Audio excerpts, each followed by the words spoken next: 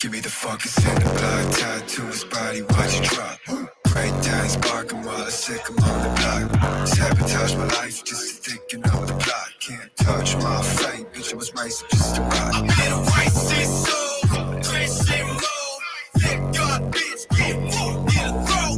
Knocking on the cage, giving the bottom of my blade. Singing the feeling I give it a beam, the man in the mountain, the ground, my name in the grave. I'm blackboard by my own eyes. They before the light, I say prayer, then I let the noose hang, yo. Cold-blooded, but a burn like a flame. I like to talk a lot, I like to watch your bodies rot.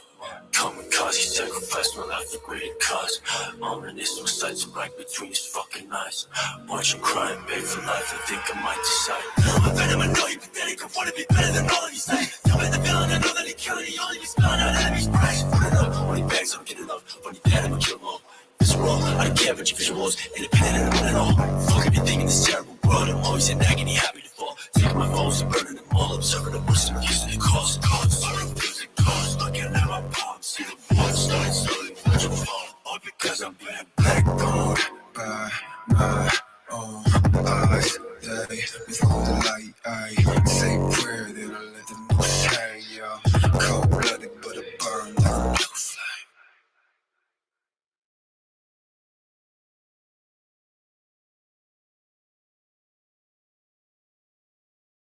Congratulations. It's time to call mom and dad. Tell them that the second mortgage they took out for your degree was worth it because you now have a job. But a job is not a career. No. A job is just a foot in the door. If you want a career, you want to be standing where I'm standing 15 years from now, then you had better listen very fucking carefully to the next 176 words out of my mouth because this is your new reality. When you walk through that door each and every morning, your ass is mine. There will be no cell phone use.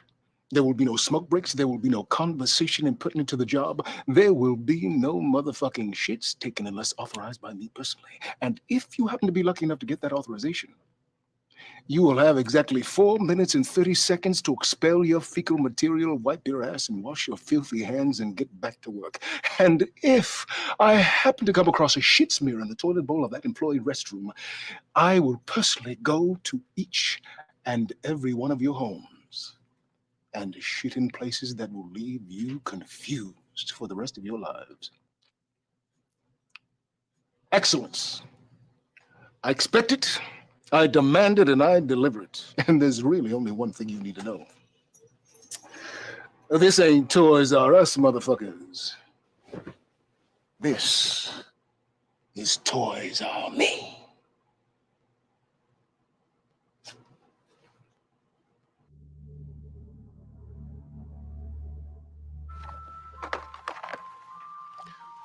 What the fuck is this?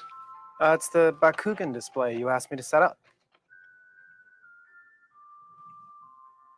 Imagine, if you can, that you are a proud and powerful Gargonoid. Can you do that? I don't know. I don't think so. Imagine it.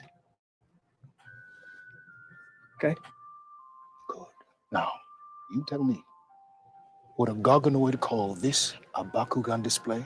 Or would a Gargonoid call this a bitter insult to his race? Not worth shitting on for all the savory dream crystals in the lavender cloud dimension.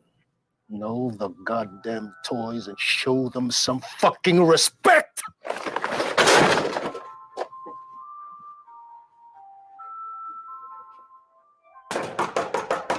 You have exactly 15 seconds to finish whatever the hell it is you're doing in there, or I will kick in this fucking door and drag your ass out. Do you hear me? Can you chill out? I'm on my period.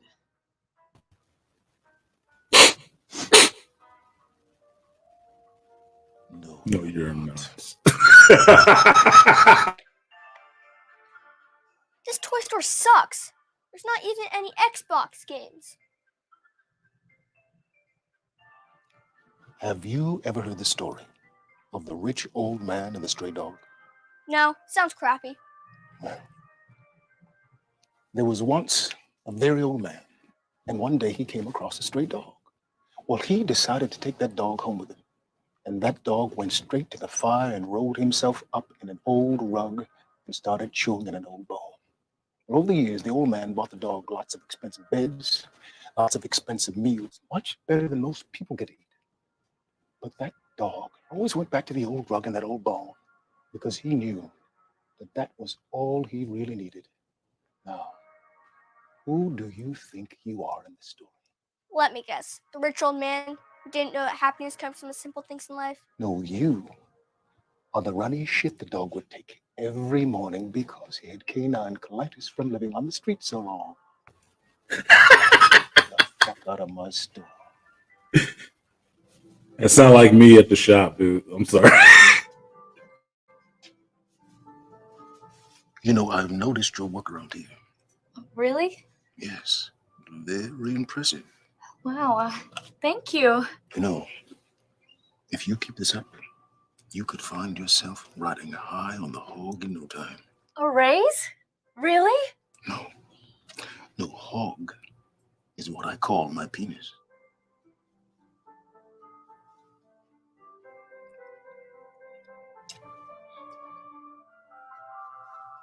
Toys are me.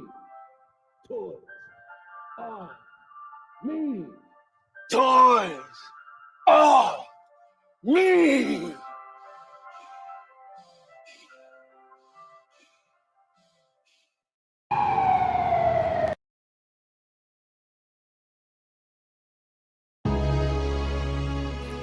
Cheer, cheer, and that's Blue Stamp official.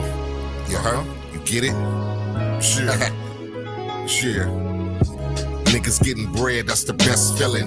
My bitch so bad, nigga, that's appealing. Money at the top, tryna push the ceiling. Hustle hard, motherfucker, if you're really willing. Live a better life, that's the reason. Niggas jump ship low, call that treason. Profile pic, really cheesing. 38 special low, that's a squeeze. Product of the block, nigga Armstrong. Fantasizing, fucking on my bitch long. Blue thong on, and some Millmatic. Never rain in Cali banging while she let me stab it. Cream on the brain, not a bad habit.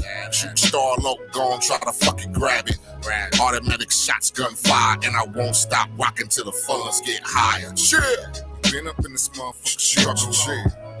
Say nigga, what you really shit.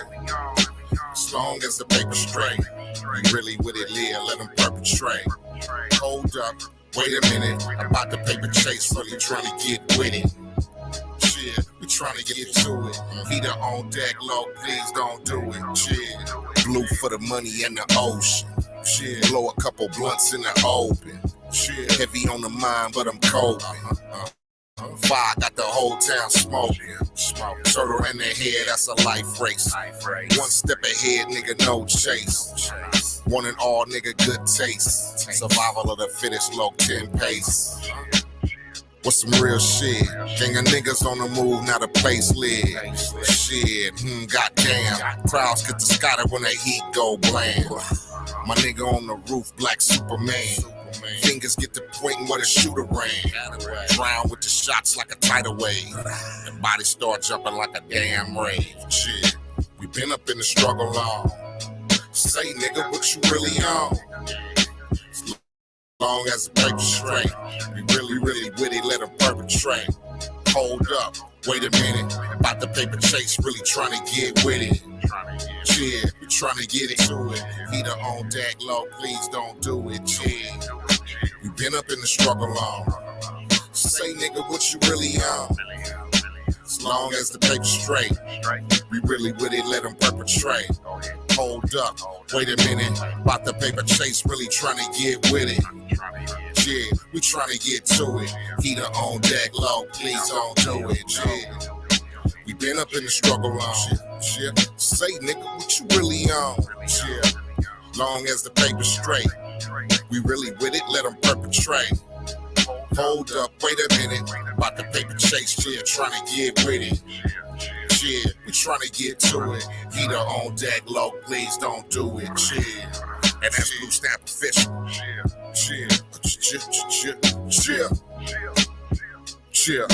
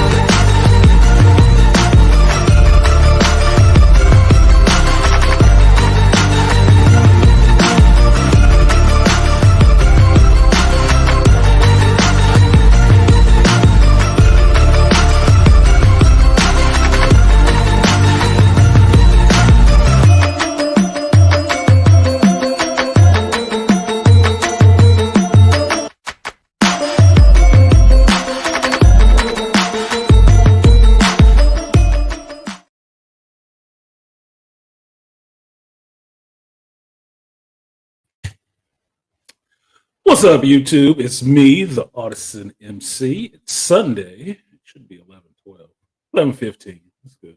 I still made it. Thank you guys for coming through today on Shop Talk Live 4.0. It is an on-call edition, so as you can see, I'm in the office. So it's kind of raining outside, so hopefully we don't get interrupted. I do have the work phone standing by, so if I get that call, I got to jet out of here. I usually don't really like these streams because they do get broken up, and it makes it a little bit irritating for me because can't keep that flow of consciousness going when it's getting interrupted and I got to stop and go. I do not have ADD, but it makes it irritating because I have so many thoughts at a time that once I'm up and moved on to something else, I may have 15 other thoughts by then. 15 other associations that you guys don't get to hear that I've made and I'm trying to keep mental note of. And I make a lot of mental notes. So it gets kind of difficult. So thank you to the people who donated in the chat early. Thank you for supporting the stream early. I am looking for 15 contributors. I will take a 10 and 5, which means 10 on the Cash App side, 5 on the Super Chat side. Thank you. Jesus Christ. Having a brain fart. Let me drink some more of my medicine and get this right. So 10 on the Cash App side, 5 on the Super Chat side. Super Chat side is for the algorithm because you know YouTube takes a cut. So you want to play in their yard, play by their rules. So I am trying to help this channel to grow. I can only do that with your support because me watching myself does not bump the algorithm up. So if you like, share, subscribe to the channel, click the bell on the channel because I do go live randomly throughout the week.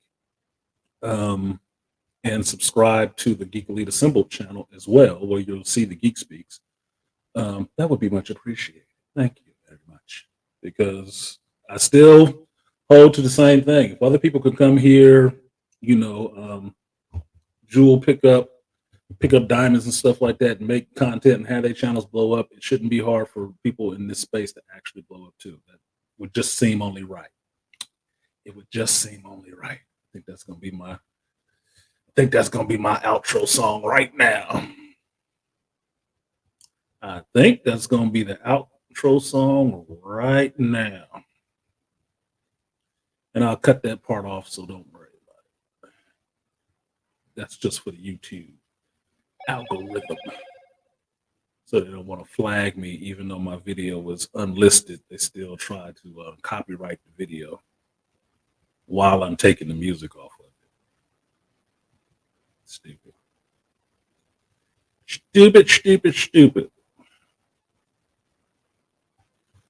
So the first order of business is to give my condolences to the Reddick family, for the loss of Lance on Friday. That is shocking in a sense, because it seems like it just came out of nowhere. It's like didn't even know anything was wrong with him, if he was sick or anything like that, right? And he was still on, press junkets for John Wick 4. It hasn't even come out yet. So it's like, damn.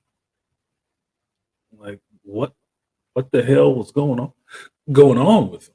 Now, I read an article today and I sent it to Malika and Dr. T and BGS that his wife came out and actually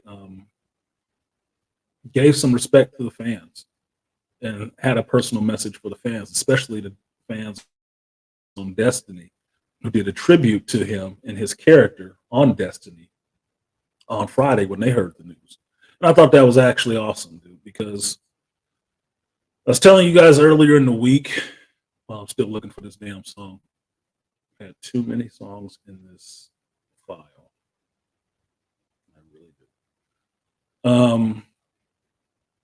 I told you guys that I do have an affinity for B actors, supporting actors, because supporting actors don't get the same praise as lead actors, but supporting actors usually support the whole movie. I mean, legitimately, it's like it's in the name, right? They actually turn in solid performances every time you see them. And that's how you end up knowing who these people are. Like before Samuel L. Jackson was Sam Jackson, he was crackhead, he was Gator, he was a Sing Your Love Daddy. He was a bunch of smaller roles in other smaller films that you might not even remember that, oh shit, that was Sam Jackson. Yeah, he has been there for a while. There's a lot of actors that I really like and really respect their work that I've been watching from my time of growing up and actually taking note of people's names and faces and stuff like that put in roles like that. Lance Reddick is one of those roles.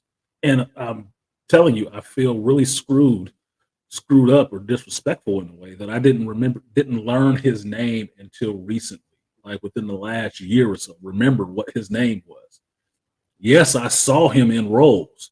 I saw his face. I knew his face. I knew his voice resonance. I knew all of that. Didn't know his fucking name. And this is why, to me, it's important to know these people that you're watching in these movies, these directors, these writers and stuff like that.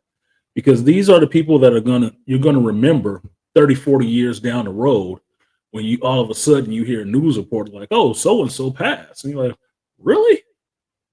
I didn't know that was his name, and I didn't know they were that old. Well, for him, he's not that old. It's not that damn 60 is not fucking old. 60 is not old. 80 is old. 60 is just approaching something that could be considered old, but you ain't there yet. I mean, there's people right now thinking I'm old as hell and I'm turning 50 this year. That's not even old, dude. Like 50 years? Dude, if you had put it this way, if you had a savings bond and you held it for 50 years, it'd be worth a decent chunk of change for whatever you bought it for. If you had stock that you owned for 50 years, it wouldn't be that big. Bridges are built. If they last 50 years, that's like half life. It's not even a surprise, right? So 60 is not much more than that. Not really. So I was actually, really shocked to hear he had passed. And they still haven't released why he passed, but I'm thinking they said natural causes, okay? Death is a natural cause, okay? Your heart stopped beating is a natural cause. But specifically, what would be of interest to other Black men? Because if you look at him, his eyes and stuff like that, you see some other medical things that possibly were going on. You just don't have a confirmation of that's what it was or not. I mean, it's like people thinking about how rest in peace Kevin had passed. The first thing everybody started looking at was, oh, he did drink a lot of Red Bull. Think Red Bull want that smoke? No, they don't. They don't. But this is one of the reasons why I say, oh, son, when I found out he was drinking them energy drinks, I said, don't drink that shit. It's like giving your old body nitrous oxide. It doesn't like it for long. Nitrous ain't even good in your car for long stints. It'll fuck it up. You need to have that crash when your body tells you it's time to fucking rest. You need that crash. You need it. Don't keep prolonging and stretching it out. It doesn't go away. It just means that you revved it over your limit. That's what it means. So heart problems, prostate problems, cancer problems, fucking diabetes. Look, dude, we brothers. There's a lot of shit out here that can kill us despite having a, unfortunate traffic stop. Gotta take care of ourselves. I keep telling you all this, and I'm not joking when I say it. Hitting 50 and looking from 50 to 60, it does look like Murderer's Row up there. It does. It looks like the Grim Reaper is up there bowling and that motherfucker having a hell of a game. He having a hell of a game because he just knocking pins down. Now, aside from Lance Reddick passing, you got Bobby Caldwell passing as well. Another awesome singer, right? Now, there's not enough that I can say about it because I'm not overly familiar with Bobby Caldwell. I've heard the name, I've heard some of the songs, but I couldn't go back and pick out every fucking song that I remember of Bobby Caldwell knew it was him. Told y'all, when I saw his picture, I was like, who's this white dude? I didn't realize he was that light. Sue me. I wasn't raised in the Black Power family. That's not where I was, okay? Excuse me. Freaking foster mother is a white lady, Polish white lady at that. So, come on, man.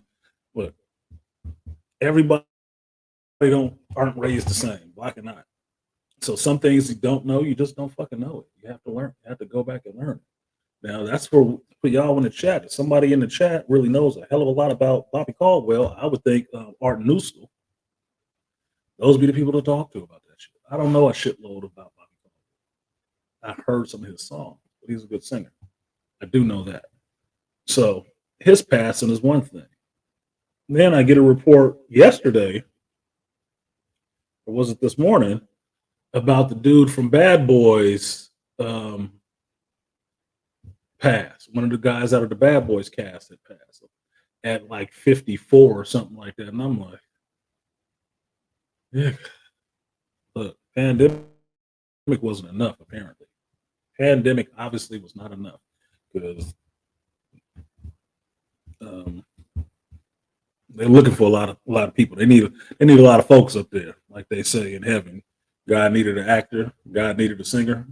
God needed 2 actors. Look, maybe I'll get lucky and hell was overburdened, so I'll wait in line. Shout out to Disturbed. But people getting snatched. It's not even getting snatched. It's getting picked up like it's an Uber, like for real, really quickly, really often. So it's been a damn near brother every day since Thursday. I'm like, shit. And notable ones at that.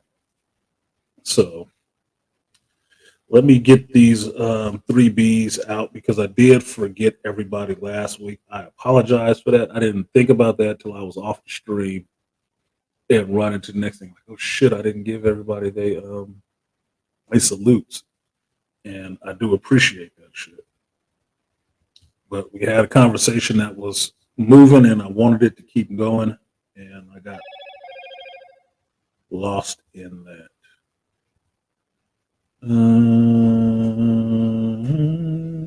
Second, I am hitting this up.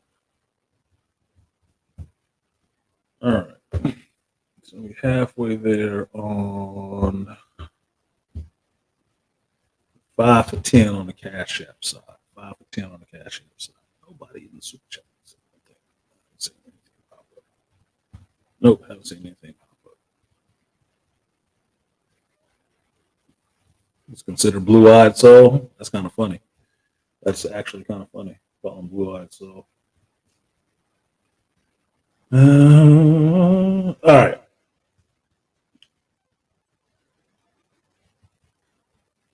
The other part,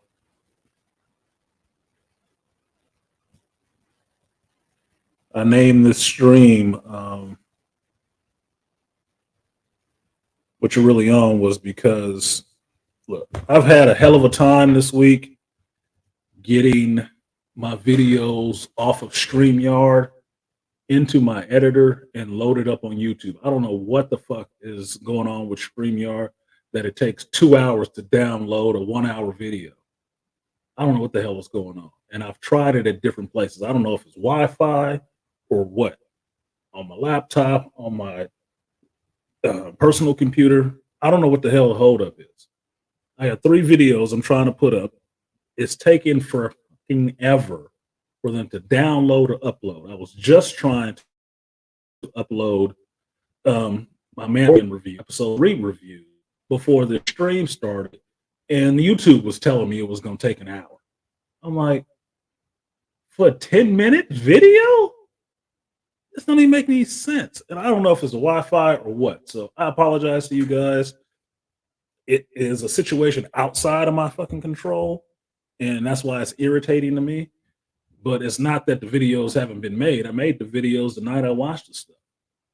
which was, I believe, that Wednesday night. It's irritating to me that I've been trying since Wednesday night to get these goddamn videos downloaded, edited, and back up. That it's taken forever. It's taken for fucking ever. Like this thing crashed before I went live. That's why I was running late, because I was waiting for it to get posted. I was waiting for it to upload to YouTube, and then they were holding it up. I'm like, what the fuck, dude? Wi-Fi is garbage right now. I don't understand this. I do not understand that this is supposed to be the most updated, upgraded technology. You pay all this money for it, and the shit does not work for nothing. Like, it's just pissing me off. So it's there. Maybe after this stream, it'll finally upload. I don't know. I've only been able to edit the Mandalorian one, but I was going to talk about it today anyway. So I guess fuck the review. But I will go into it today, as well as the ending The Last of Us and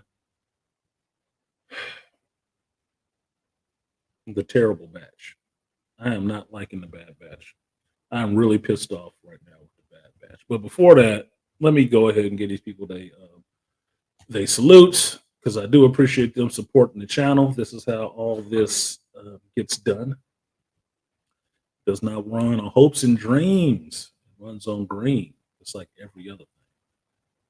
So make the Cash App ring during the stream. If you appreciate the content, support it. So first person out the gate will be the #1 wrench in the building, the Aqua Techie. Very knowledgeable. I will give you the 3B.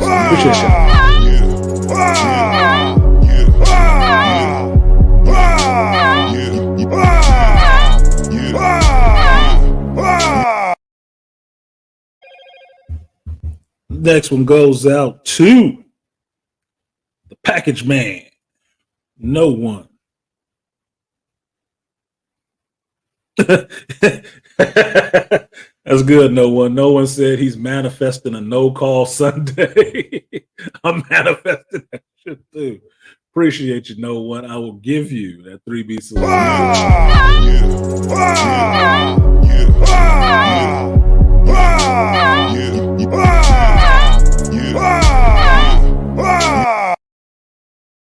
There's a man who knows how to have fun with this. You know, look, it can all be fun. You gotta be all stuffy. Come on, man. Put my happy face on this shit. Now it's gonna freeze up. Next one also goes out to no one. Appreciate you for the double up. He said, Maestro, please, I will give you the guts and butts. Appreciate you. Double up, 3 or 4 times. I ain't telling no lie, run it up. Never let a hard time on the was.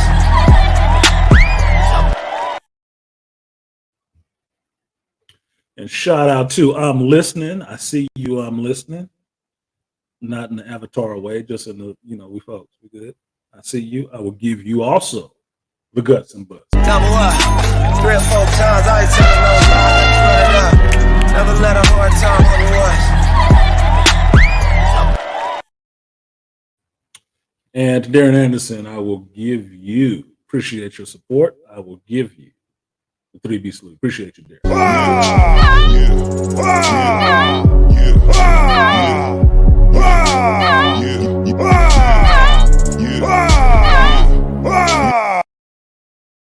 That's the other thing I'm hating. Too many goddamn updates on these phones. Every 2 days is another freaking update. I gotta get a new hobby. Fucking hell. All right, so back to the business as usual. Peace to everybody that's in here. Malika, I saw you in here. No one. Ian from overseas. Peace to you, Ian, the UK brother in the building. I'm listening. BMT, what's good, BMT? I've been away from home, so I haven't been on the division. I could use your wallet. They're going to kill off his character in the Destiny franchise. Yeah, because otherwise they're going to have to pay for the using. They have to pay for using that character.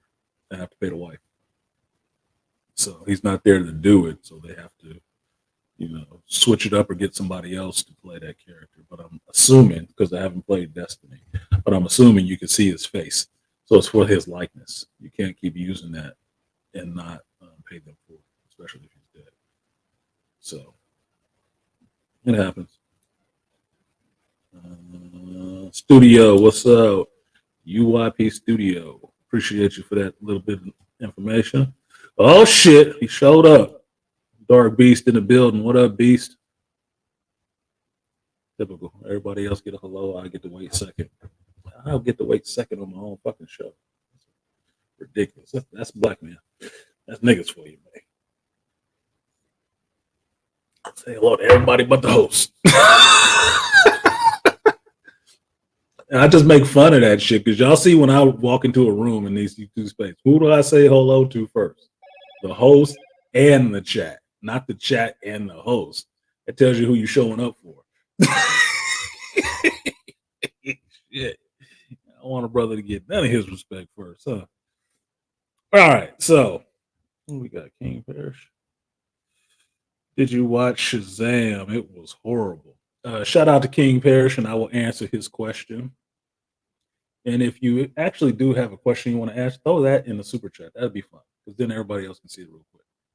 But if you just want to support, throw it on the Cash App side. If it's a message just for me, throw it on the Cash App side. If it's a question, throw it in the super chat side. It's okay. It's okay. Maybe somebody on the replay had that question too. So King Parrish, I would give you the Beano Nation. Shout out to the Beano Nation and the Angry Man, or I should say the Angry Man and the Beano Nation. Specific. I will give you that 3B salute. Appreciate you.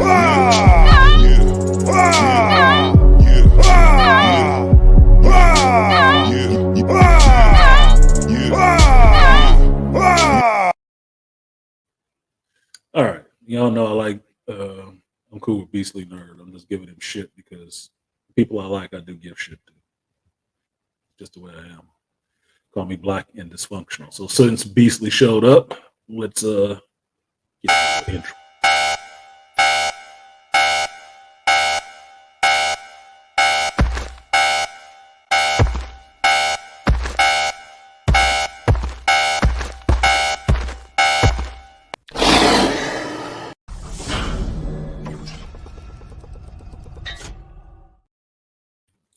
Now I got to put the old one back on here. I remember where I downloaded it. If it's on my phone or if it's on my computer. All right, so let's get into this shit. We're 30 minutes in. I'm trying to keep my ad libbing to a minimum and get to the content that you guys possibly showed up for. King Parrish's question about Shazam. I did not go see Shazam yet. I have not seen it yet. I planned on going to see it Friday night, but I'm on call and it was St. Patty's Day. So I didn't want to be out driving around with a bunch of dumbass people. I did end up going home to pick up some stuff and I was out on the road with some dumbass people. It was not fun. So rescheduled to go Saturday and then I didn't feel like it Saturday. I didn't feel like it. I just didn't. I didn't feel the need to get up. I'm still here at work. And I didn't feel the need to go to the movies because I figured I'd have to walk out if, I got a call. I didn't want to do that. So I haven't gone to see it yet. And what I've heard circulating is that the movie is trash. And my thinking is, okay. So what did you expect? Because what I tell you guys, I've been apparently watching too many fucking movies. And no, I'm not a professional reviewer. Nobody is actually, outside of you guys, well, that would make me a professional, would it? Outside of you guys, nobody has paid me for my reviewing. Nobody has. And I understand from watching some other reviewers, people who are actually film students and stuff like that, what they look at, and understanding there is a need for my type of review and a mixture with theirs as well. And doing all that, I realized that nowadays with critiques on movies and stuff like that, people just want to shit on it.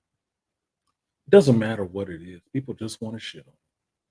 Because, especially on YouTube, the shitting on it gets more views and gets more likes.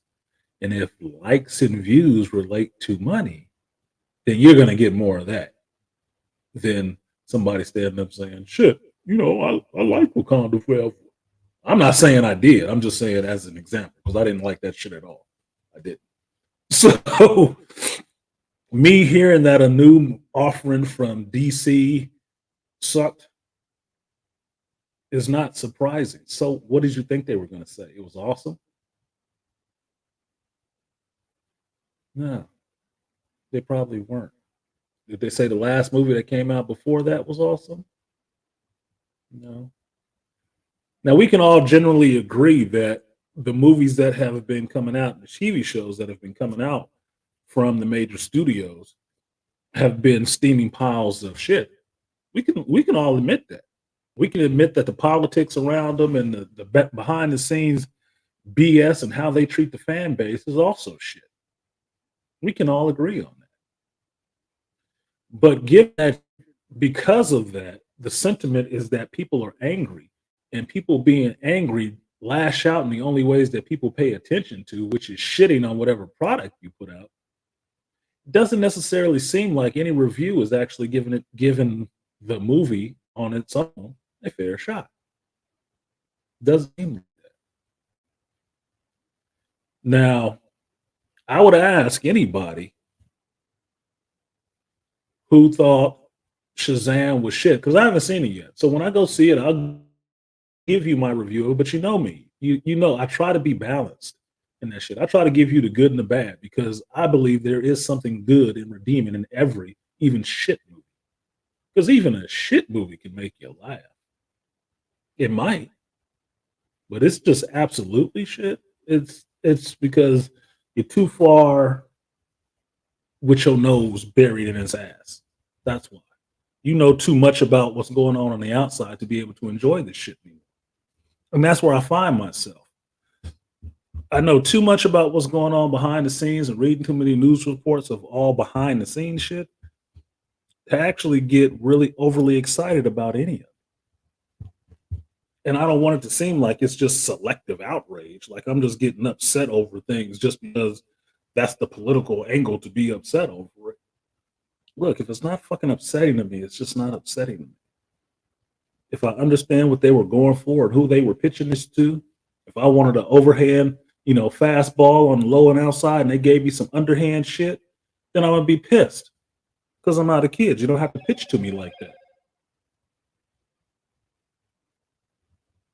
But, this is a big but.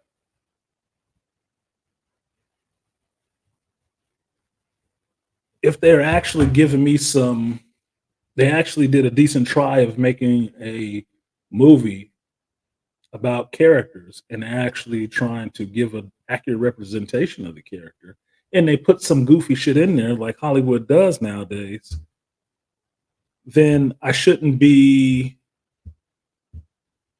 overly surprised that there was something in there objectionable. Now, for the Shazam movie, that was on his face. Dude, I like Helen Mirren. Okay, I do like Helen Mirren as an actress, right? Been watching her for years, ever since Excalibur, right? Ever since the 80s when she was that hot chick. And I like Lucy Liu. Lucy Liu, all right. I've been watching Lucy Liu since she was on Ally McBeal, right? She all right with a little goofy eyes. Okay, she all right. But the lead villains in a Shazam 2 movie was two old ass bras. That is feminism gone a fucking muck. I'm sorry. I was not showing up to watch Shazam beat on two chicks or two old chicks beat the shit out of him and his family. That's not what I would be showing up for. That's nothing I wanted to see. You know what I did want to see? I wanted to see Shazam and Black Adam meet up. Oh, I did. I wanted to see that more than I wanted to see these two chicks. because I don't know if anybody has stuck their finger in the air or felt the pulse of the geekdom right now. Nobody gives a shit and wants to watch a bunch of chicks kicking big ass buff dudes' asses. You can forget that. That is gone. That shit is done. If it ain't Wonder Woman, we ain't really buying it. And Scarlett Johansson retired as Black Widow, so we done with that too. Florence Pugh is cute, but it's going to depend on the situation. It's going to depend on the situation. Nobody is feeling that right now. And since this fan base is primarily made up of men, heterosexual white men, they ain't really feeling that shit no more. They've got kicked in the balls enough. You don't think so? Then you ain't been paying a fucking attention. They've had enough of their kicks in the balls. They're tired of seeing that. They're ready for you to move on and see something else. What up, 3T? Up in here with the red lips, bullseye.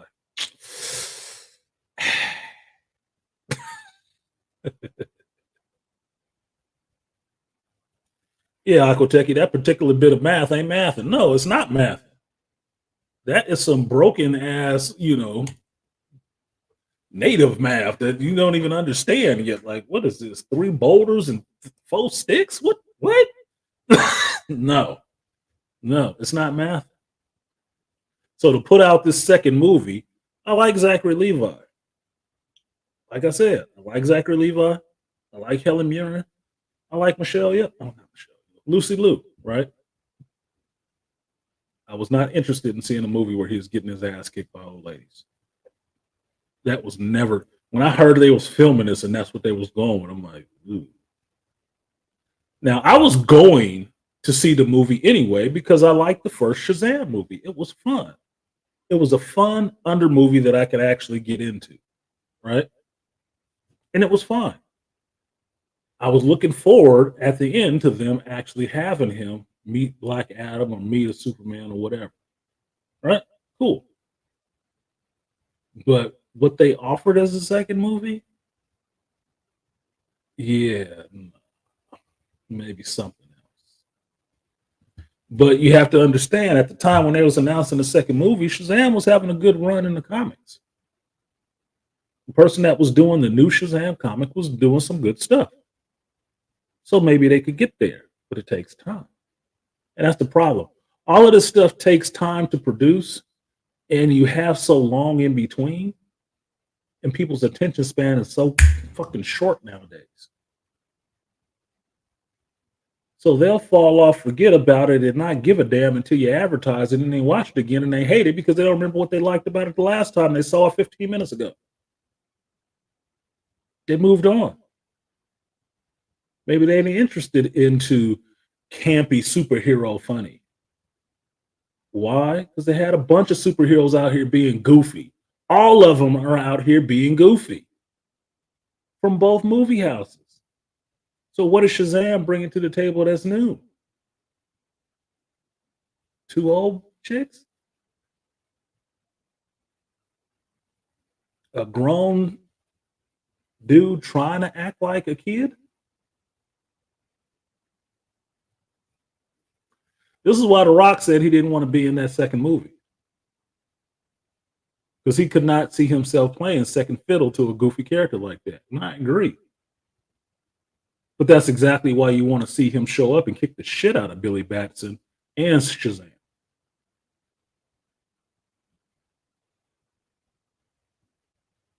Because Teth Adam is a grown-ass man with grown man sensibilities. And you would want to see him kick some growing up into that Shazam character. So he could actually be somebody willing to stand there with the Justice League and understand, yeah, he may be a kid in there, but that motherfucker man up when he put on that suit and yell his power word, his safe word. He power up and get it in and try to be the hero that he sees Superman as being. He mans up. Because a big superhero being goofy, I don't know if I'm the only. Do y'all remember Malibu Comics in the comic Prime? It's prime time. He was on the cartoon with the Ultra Force stuff. Remember that character? He's a little kid, got the little shit sprayed on him, and he beefed up to a big Superman type of dude. Okay, that was funny for a minute, and then the minute was over. Billy Batson in the comic is not always walking around grown man goofy. Yeah, he's a kid in there. He may say some kid stuff, but most of the time he's actually trying to fool people that he's an adult. Yes, he will fanboy sometimes because that's who he is at his core, but he's trying to represent like everybody else. That's why they're always so shocked, when they write it in comments, when you find out, oh, shit, that's a kid. Yeah, he was accepting them as a grown man, not as some goofy ass man child with a cape on. That played for the first movie. That main scene that made me worried about this movie was in the commercial when he sits there and pounds on the table about family. Family? That shit looked goofy. That looked dumb as hell to me. I'm like, oh God. Tell me this is not going to be the whole tone of it. Please tell me that. Don't tell me the best looking thing in this movie is going to be Megan Good in a superhero costume. Please tell me that. Because otherwise, there's if I didn't do this for work, there wouldn't be a reason to see this shit. Because trust me, I watch these movies for you because I know sooner or later somebody's going to ask me about it. So I have to watch it nowadays. But that's my fault for turning something I enjoy into something I do for kind of work. Now I gotta watch these motherfuckers. Look at my like. He said Malibu Comics talk about a throwback. Nigga, look, I am everything but a throwback. I'm a Gen Xer. I got a lot of stuff packed up in his head. That's why my hats don't fit. Like I'm not a dummy. And I know a lot. I don't say a lot, but I know a lot. This is about the most people will hear me talk in one city. That's why they never believe when somebody sees that I do YouTube content and stuff like that. Like, damn, y'all talk for 8 hours? It's like, that's nothing. Because I always think of it in terms of the Coliseum. The Coliseum would go on all night. From Saturday to a Sunday. You would go to sleep and wake up, these motherfuckers were still on there talking. It's like they did shifts. Like, oh, damn. What's going on in the chat? What y'all talking about? So an 8-hour stream ain't shit, really. It's a bar if you just start streaming content, but you can hit that real easy if you're into a topic. You can hit that real easy. 4 or 5 hours? Yeah. Maybe a lot to listen to at one time. But that's why I say break it up. Hour a day. I think I try to keep my streams down to a certain amount of time. So you can listen to it an hour a day until the next one happens. See, I'm smart.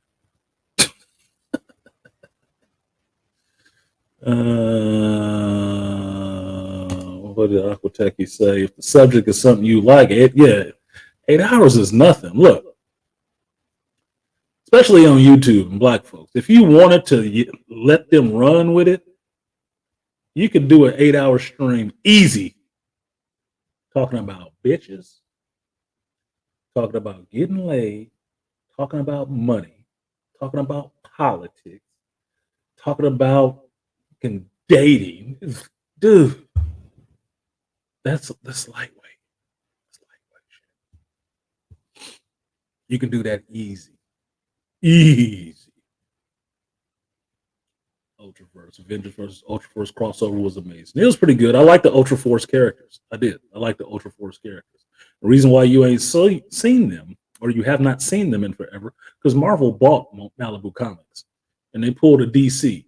They bought the competition and threw them motherfuckers on the shelf. Just like DC did when they bought Milestone. They bought the competition and threw them characters on the shelf and pick off them when they feel like it.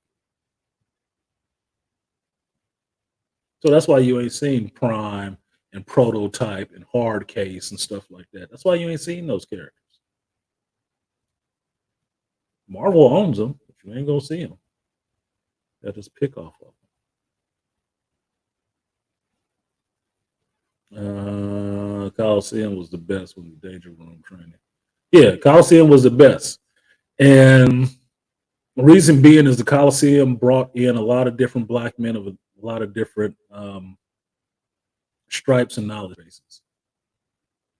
And my fond memories of the Coliseum is when it was broken up into hours, where you would have the first part was politics and stuff like that, and then the second hour was like tech and shit like that. Then the third hour was geek talk and shit like that, because all those brothers got to mingle with each other. When everybody started getting their heads blown up and wanted to have their own fucking channels, then they all ran off in their own directions, and they succeeded or failed in their own directions. But that's what it is. It just broke up the idea of what the Coliseum was. Coliseum was where everybody came together, on neutral ground, and we could all speak our piece and learn something from each other at the same time. That's what made the Coliseum awesome. Wasn't that it was an echo chamber. Is that it was brothers learning from each other. Because put it this way, y'all should know, at least the brothers in here should know Young Grizz, right? Y'all know Young Grizzly. Why would I show up on a Young Grizzly channel to see what he's doing? Because I haven't seen him in a while. Because I learned about him in the Coliseum. And I was sitting there critiquing his carpentry skills in his shop, even though he got a whole fucking shop. But I'm a carpenter. So I could see what he's doing, and I could see what he's doing if he's doing it right or doing it wrong, or how to fix it. Just from looking at it. Like, that's not the way you do that. You need to do such and such. That's my skill set. But at the Coliseum, he doesn't have access to that. And he might not be subbed to my channel either. But you know, it is what it is. Yeah, Art of Immore does still keep the Coliseum going. He does. He does. I've always given Art props for that. I actually defended him when he started doing that because somebody said he was just trying to be BGS. I was like, he ain't trying to be fucking BGS. He can't be BGS. He wasn't raised in the same time. He's not as old. He doesn't have the same experience. Only thing he can do is read the books that BGS puts in front of him or has read himself to try to gain that knowledge. But even still, he's never going to be BGS. He's being Art. Art wants to learn all of that stuff. So that's why he's doing it. And I gave him hella props for taking over the Coliseum and picking it up because nobody else wanted to. I give brothers credit for doing things that most others wouldn't, because it ain't for no personal success. I can tell you that goddamn much. It's always a labor of love and respect, and it should be respected. Somebody has to fucking do it. And that begs the question, what do you really own?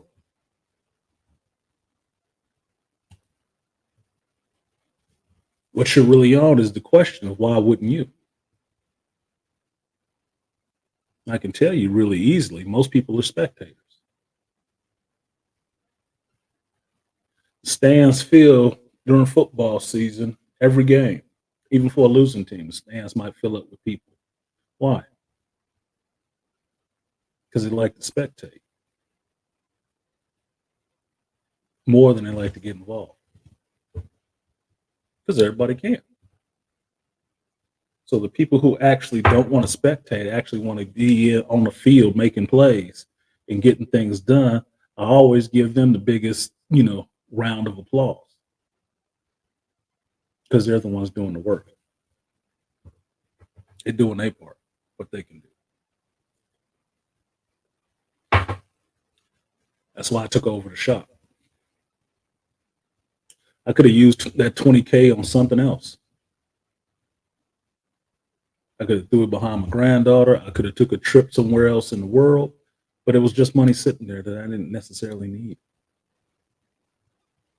And I poured it into something I loved.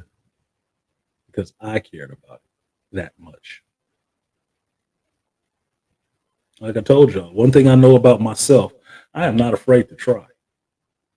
I'm not. I might not be bold enough to smack Mike Tyson in the face, kick him in the nut, and say, "You's a bitch." But I'm also not stupid either. But I'm not afraid to try. Yeah, Toy, I could have came to Dallas. I could have been all over Dallas. Could have. But I didn't. I took that 20K and threw it into something that was possibly a loser on the bat, that was already losing and already going to fail. And I jumped in with my chute on and tried to grab the controls and tried to pull that shit out of a dive.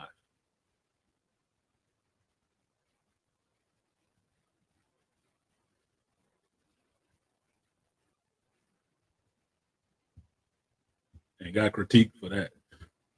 Had motherfuckers jumping on, trying to tear off the wings. Like, you trying to make this shit fly again? Fuck that.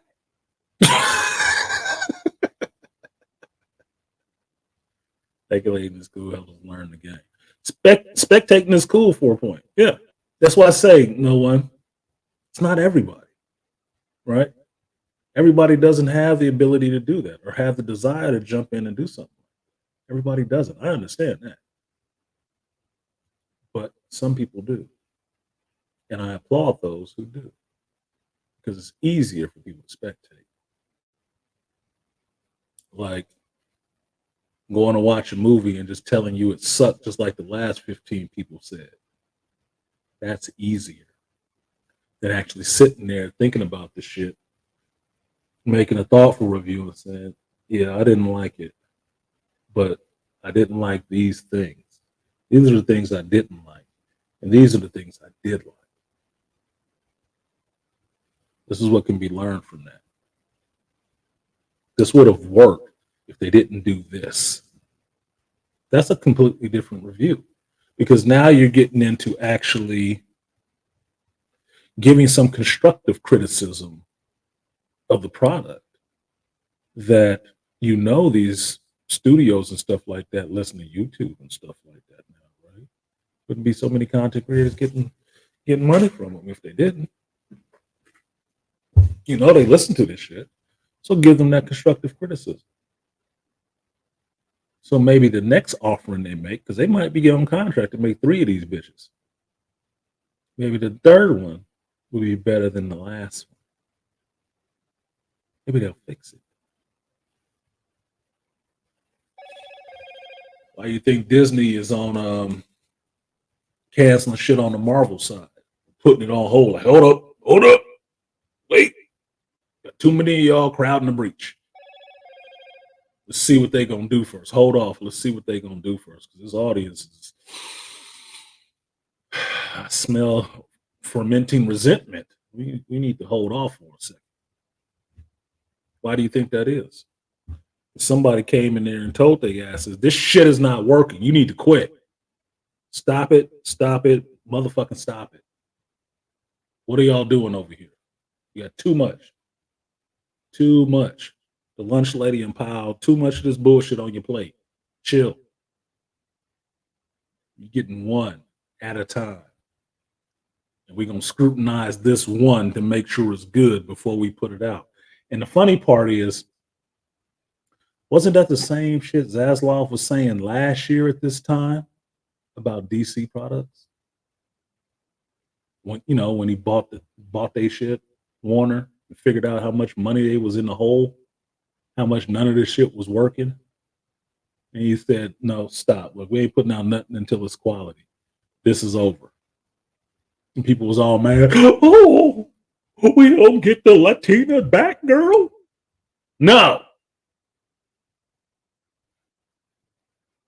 You force-fed too much of this bullshit on the audience. They ain't feeling it.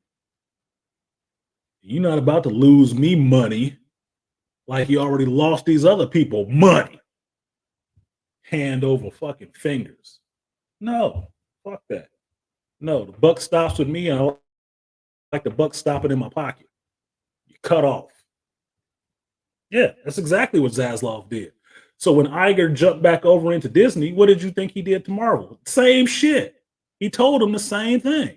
It's the same play. I said the same thing last year. It's like Disney need to pay attention.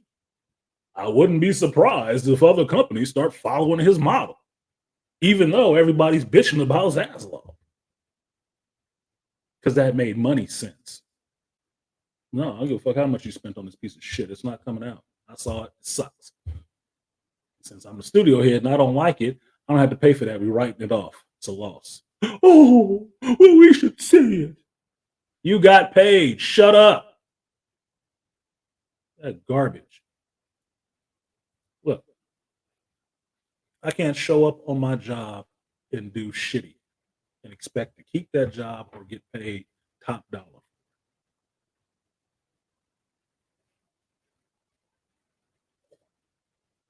I think some of you people should actually work in jobs where you actually have to produce something at the end of the day, other than a pile of paperwork and a bunch of Facebook and Instagram tweets. Either way, you know what I meant. Like you actually have to see something standing afterwards to see what you've actually done. And you're graded on what you get done. How sound it is, how good the work is, how good the craftsmanship is, on what you do. You should probably work in jobs like that. Because then you'd have an appreciation for the fact that something has to be done for the money spent on your ass. And if it's not going to recoup the money spent on you from the paying customer, what you're doing is bullshit. You are wasting time and you're wasting somebody's money. It's not free. We're not all kept ass chicks in this bitch. Spoiled fucking children who just get to get daddy's credit card and run it up. And never have to worry about, refilling it or if Papa loses his job. I'll get the damn cash ass up. You still behind. It's only an hour in. I could shut this bitch down. I have to keep sitting here flapping my lips. Because if it don't pay, I don't need to stay. Plain and simple. I do frequent this space, and I see how motherfuckers be donating. So because I ain't talking about bitches, don't mean you can't support the channel. Just saying. So that was my fucking 20-minute spiel on Shazam and certain other things. But it does feed into the same stuff I want to go into about this Bad Batch of Mandalorian. I'll take the Bad Batch first so I can get all my cursing out. Like, share, subscribe, support the stream if you feel so. I shouldn't even say feel so. Support the stream if you like the content. If you don't like the content, you should probably leave. But if you do enjoy the content, I would appreciate you supporting the stream and not just thinking it's all for free. But Aquateki said, I remember that stream with Young Grizzly and you giving carpentry input from the chat. Yeah, I was. He just wasn't looking. He couldn't see the chat the whole time is what it was. So he was reading the comments late for what he was doing. But I'm watching the stream closely and I'm like, yeah, don't do it that way. Use this. Because I know he probably got it. Right? But I remember when he opened his, salon down in Miami or whatever. Grizzly be on his shit. Grizz on his business-wise, he on his shit, dude. And he could help a lot of brothers if he wanted to actually help y'all like that and you want to listen to him and support him. He could help you. At least tell you what to do. Motherfuckers won't do that shit. He ain't talking about bitches enough. Oh, well. There's other things in the world besides vagina.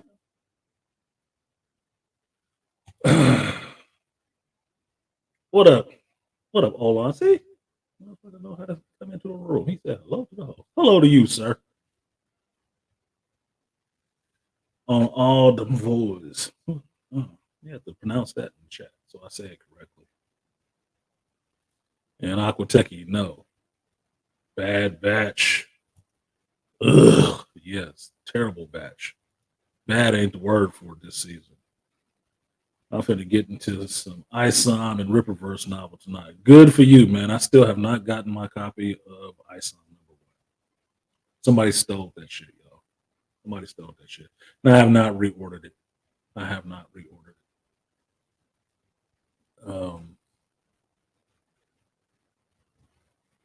eventually I will. So I never got my copy.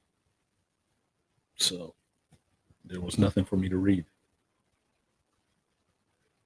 That was $50 well spent, good intentioned, still was spent. I still ain't got what I wanted. And it's not Ripple's fault.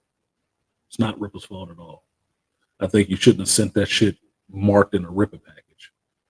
But it's not its fault. That's USPS. That's their fault. And probably my fault because I should have put sign for. But when I ordered it, I was not thinking about what was going on with the store. So the motherfucker either took my copy of that book or left it sitting out in front of the goddamn store and somebody else took it. Either way, it's dumb as fuck.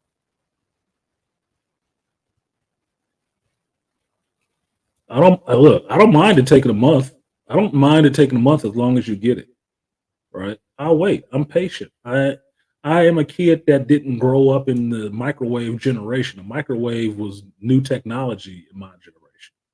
We was already cooking food on the stove and in the oven and stuff like that. Like microwave, that's some new shit. We wasn't raised on that like it's Chef Boyardee fucking D, dude. That's how you learn how to cook. It was on a microwave. That's not cooking. It's eating. No. So I can wait. I have patience. I can wait for certain things. Like adults should be able to wait. Just saying.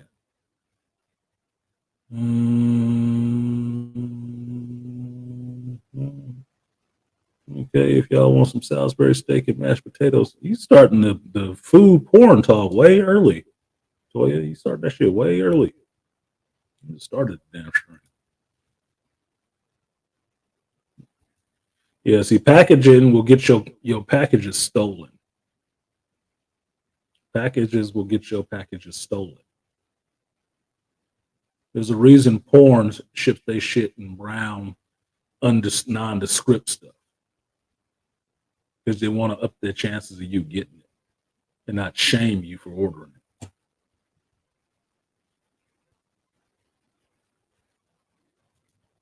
Yeah, it was USPS. It came right through the regular mail.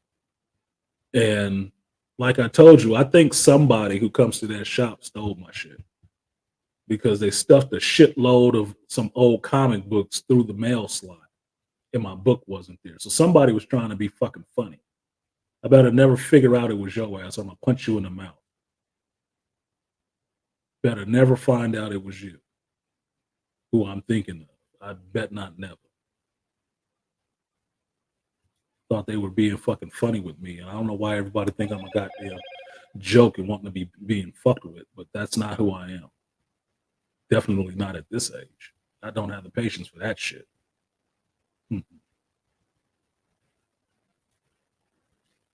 It's G, by the way. That's going to be my channel name. It's really on all the moves. Yeah, that's what I figured it was. It was like a play on words. I figured shit like that out. It's G. What up, G Serotonin? On all the moves. So, this terrible bat shit, right?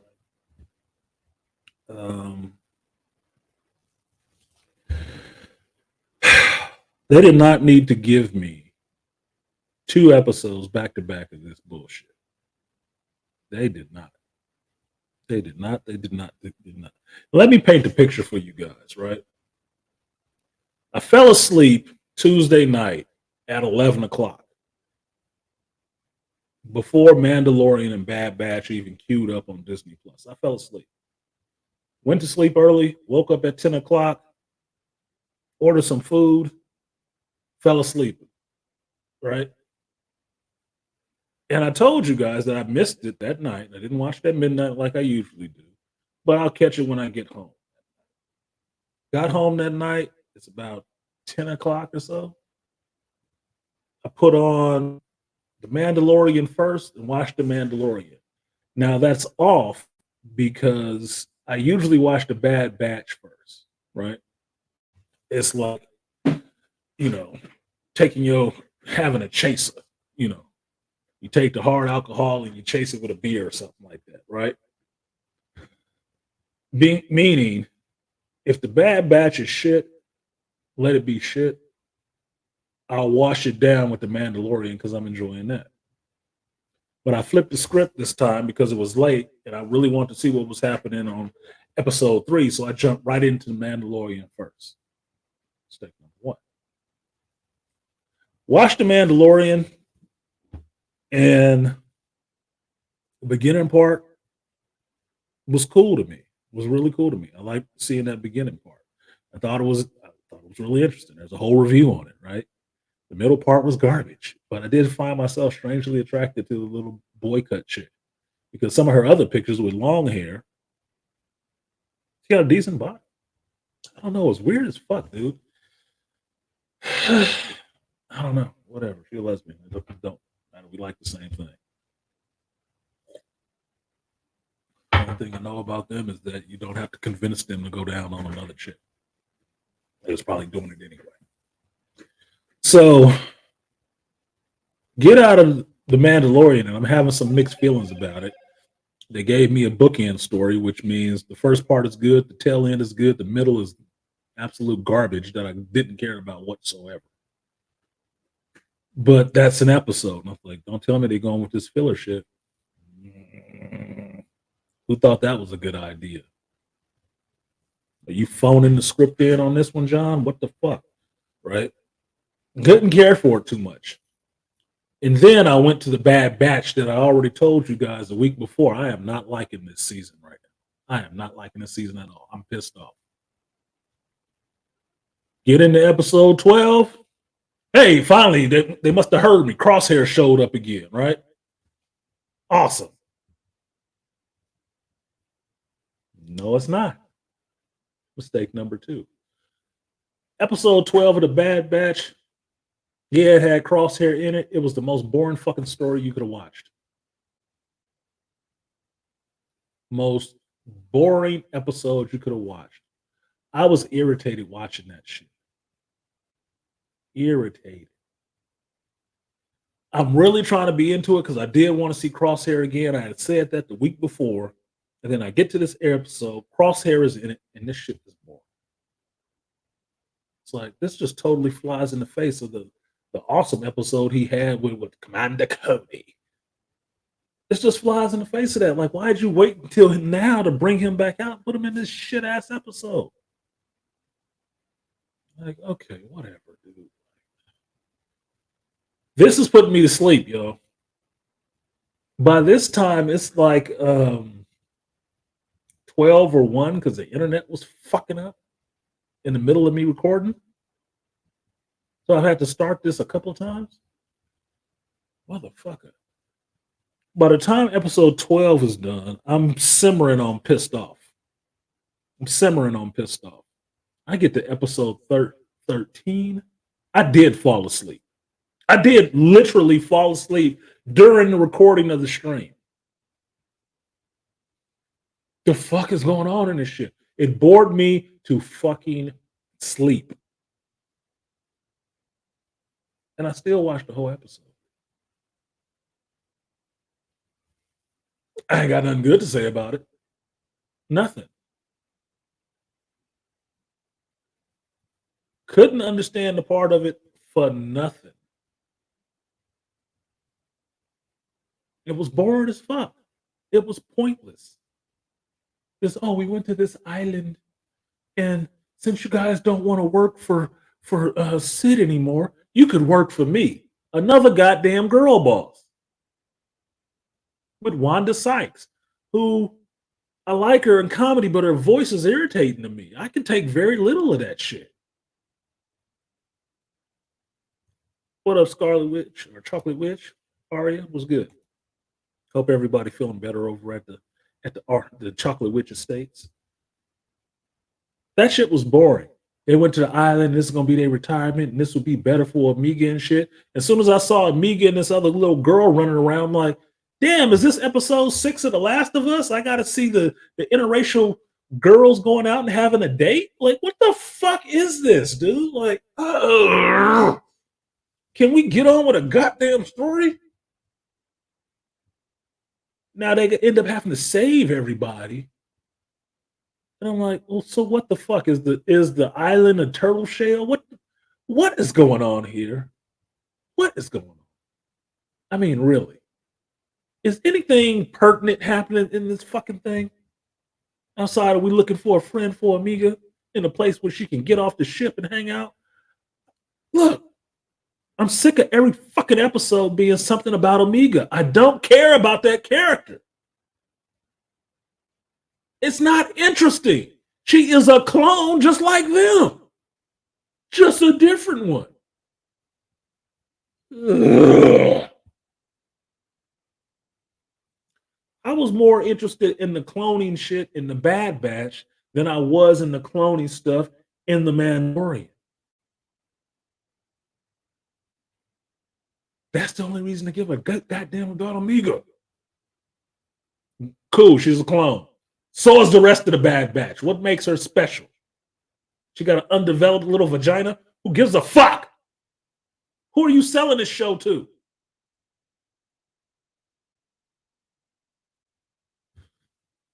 Yeah, Aquatechy. Empty fucking calories. Empty calorie, no filler. All filler, no thriller. Like, what? I don't care about none of this shit. Introducing some more pointless characters and some more simp ass dudes, some more weak dudes in the show. I'm like, look, y'all really gonna have to explain to me what took so long for this season, why this season was delayed to give you this shit. You really need to explain that shit for real. And you don't have the Marvel excuse that they're using since they tried to go to a lot more females doing the rendering in the computer graphics and stuff. Oh, they're just so overworked and they're just so. Then quit. Quit and give me some 20-year-old hairy palm dude that wants to sit at his computer all fucking day and get this particles right. Give me that dude. Instead of the diversity hires who are complaining about, oh, they just don't care about me. It's just not fitting my purpose. Then purpose the fuck on. I don't give a shit about that. You picked this career. Fuck. Oh no. Studio, stunning, brilliant, and brave. Fuck you. Fuck you. The inverse of that is none of the men are any of those. They ain't brave. They're definitely not handsome. And they ain't brilliant. They're dumb as fuck. They need to be led around by the nose by some female somewhere else. Which makes no fucking sense in the world to me. But this is what they keep pimping to y'all kids. This is what they keep pimping to y'all kids.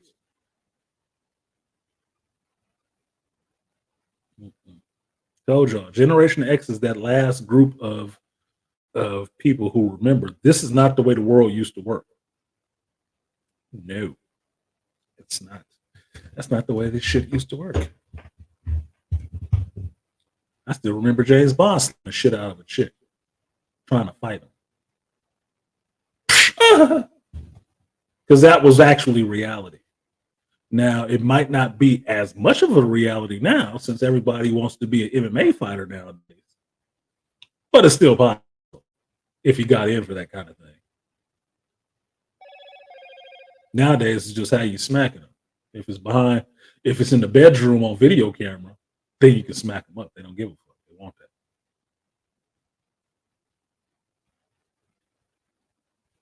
Yeah, they have retards and weak as fuck. They even found a way to make Hunter weak as shit. He keeps deferring to Omega and every other female around him. Like, stop calling him Hunter then. He might as well be called Scout. Because he ain't no fucking Hunter. What the hell? Got the instincts of an underdeveloped penis.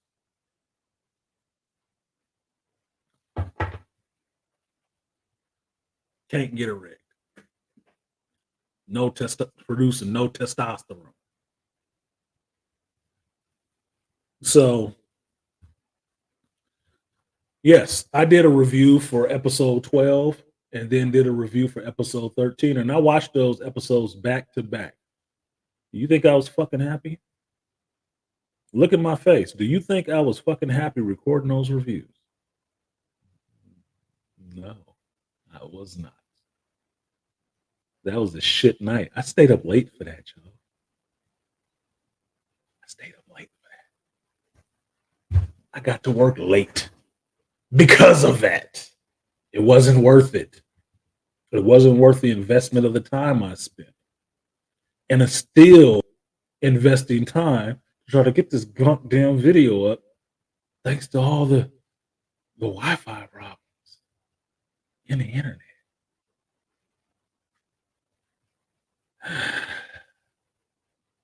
But I digress. Sorry. Like, share, subscribe, support the stream if you feel so inclined. And understand, I tell you guys this every time because I just feel like I need to actually preface this. I do not hate women. I actually really love women. They're tasty. But I have a problem with feminism. I have a problem with the deconstruction of masculine men and turning that into a bad word and totally effeminizing or emasculating every male character in the geek space. I do have a problem with that shit big time. Because we've never tried to debase women in that fashion. No. If anything, I'd say we like women more than women like women. Because that's the only thing they're trying to walk away from. Men are not trying to walk away from their masculinity. They're just putting up a fight to keep it while it's still constantly under attack. I had a conversation with a lady yesterday, and I had to tell her that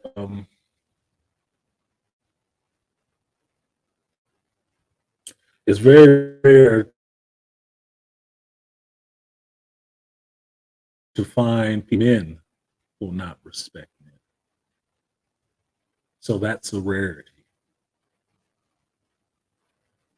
Because sometimes even men hate men. They do. There's a certain type of guy that I don't fucking like. And those are not the ones you ever hear me call a friend. Homeboy, none of that cool shit. Because I don't like their asses. I don't. That's why my guy circle is small. There's standards and shit. Just like my female circle. Small. Because I got standards and shit. There's certain things I don't like. And don't want around me. You can't bring it just because you brought, a box lunch with it. Sorry, I can't fuck around. When you say at least Rebels gave us Thrawn, Rebels didn't give you Thrawn. The novels gave you Thrawn. As far as I know, Rebels just capitalized on the shit. All this stuff in Mandalorian and Ahsoka and shit like that is supposed to be building towards Thrawn showing up in the Mandoverse. Their end game, their building of the Star Wars Avengers, that thing. Yeah, that's what they're doing. But that's been known for over a year. That was the play. So watching how they get there is apparently by a bunch of goddamn filler, while they still keep trying to work out the beats. Like they building a train while the motherfucker is running. And started at the caboose.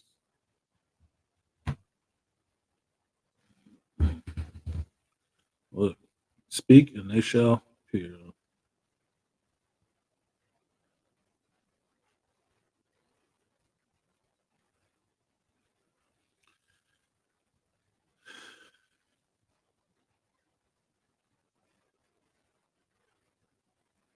One second, you guys. I have to answer this real quick.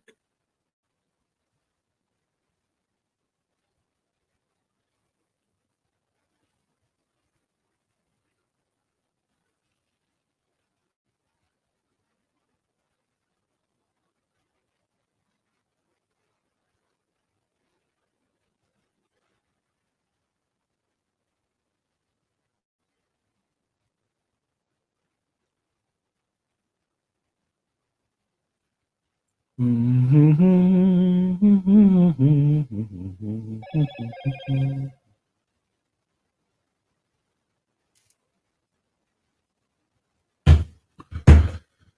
right.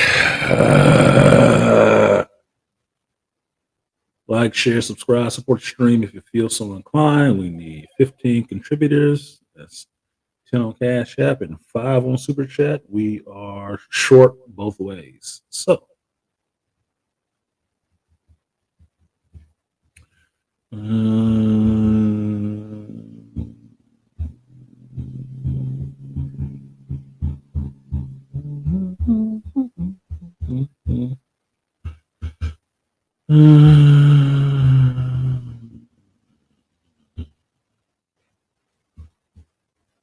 apologize, you guys. Should have shut this off. Support. I gotta get in that angry man habit. Just sit there and stare at y'all motherfuckers until the support shows up.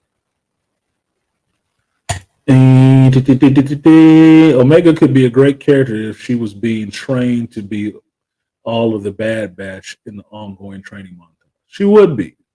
She could be. And that's what would be cool about Omega. If Omega was getting trained by each one of the Batch in their particular skill set, you would actually grow to like that fucking character. You would. You would really feel some affinity for that character. Even by season 2, if that's what was going on. If Tech was teaching her his tech shit, if Hunter was teaching her his hunting skills, if fucking Wrecker was just teaching her to strengthen up, you would actually feel something for Omega. You would have some investment in Omega. But Omega is just awesome at everything because that's how they cloned her to be, right? So she doesn't need any training that shit. She's just good at it. That's not the way it works. In the feminine mind, it works that way. You're just good because you're good. But nobody wants to look at the hours of practice and training and the months and years of developing yourself to get better at anything, to be able to stand up and say, I'm the best at this and prove it by dominating other people. Nobody wants to see that because women don't want to spend that kind of time. It takes too long. Oh, I'd be wasting my time. And you don't get the benefits of the time. Microwave. You want it instantaneous. It doesn't happen instantaneous. You got to work for all of this shit. It's like men work for all of this shit. None of it happens immediately. So that's why I don't feel anything for Omega. She showed up from one episode. She was just walking around on fucking Camino. And then the next season, here she is with a bow and arrow and she's a crack shot. Since when? Since fucking when? Now, at least we know that Clone Force 99 was cloned off of fucking Jango Fett. At least we know that maybe some of his skills transferred over and they've had to have some training and stuff like that where they were getting matured up. They've been in some battles and shit like that. What's she been in? Do tell. Walking around the fucking cloning labs like a stray pet. What's she been into? Do explain.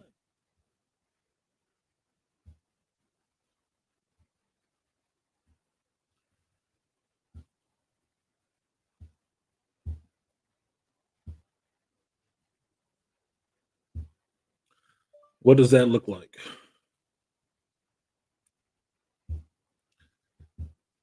Sorry.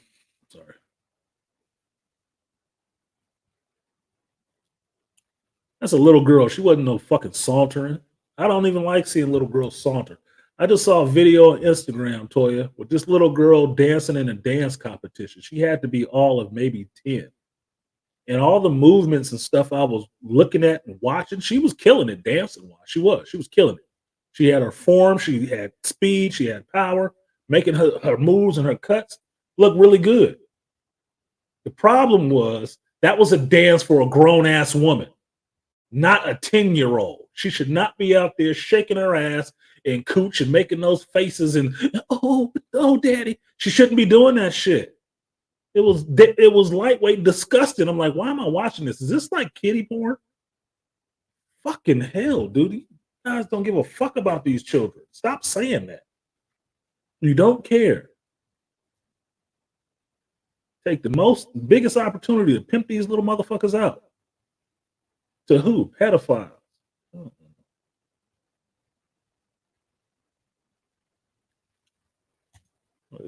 Skills say Omega could be Ahsoka level in popularity if they did that. She would be. And if they did it right, you would want to see Ahsoka and her team up or share a scene together. Right now, I don't give a fuck. Two characters I'd rather see team up in some shit would be Ahsoka and Bo-Katan. Because at least I know both of them can fight. And they have some reasoning why they can fight. Not just woke up one day and got it like that. The fuck out of here. Maybe they manifested the ability to be able to do that shit.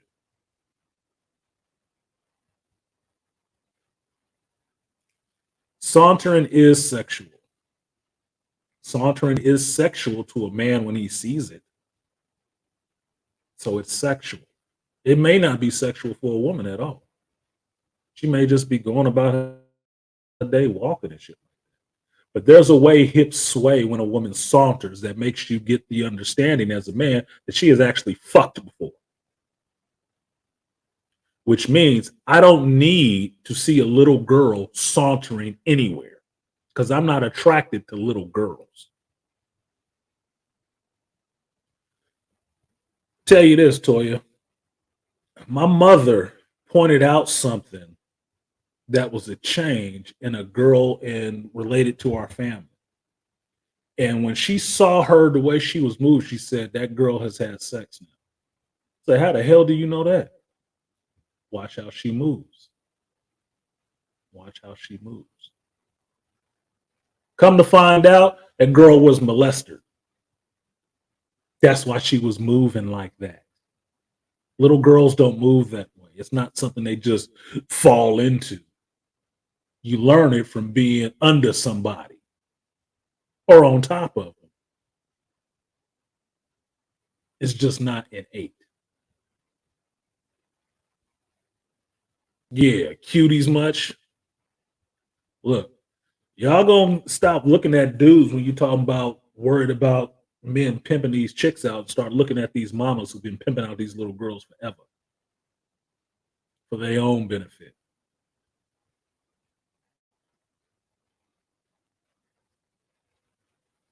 Momager is a word for a reason.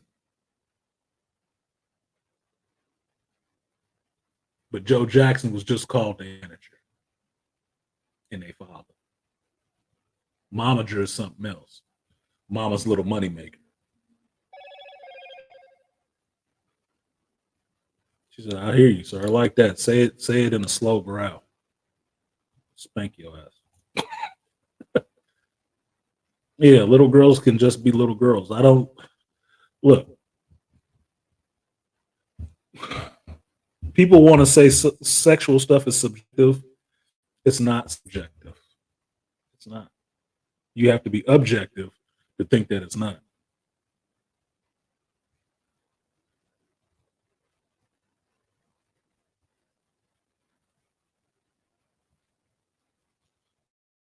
Or delusional.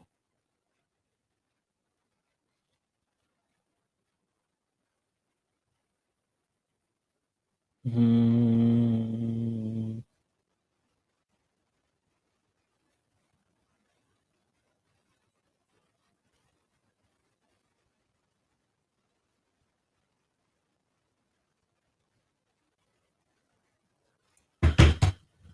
right. So, Star Wars is pissing me off at the moment. It is. It's pissing me off. I don't give a shit about Omega. I wanted to like the character. I'm not liking the character because every episode has to be somewhat tied to her and involving her. She got to be the key to everything. I don't agree. I do not agree. Key to everything should be why the Bad Batch, each one of them are kind of different out of all the other clones. That should be the key to everything.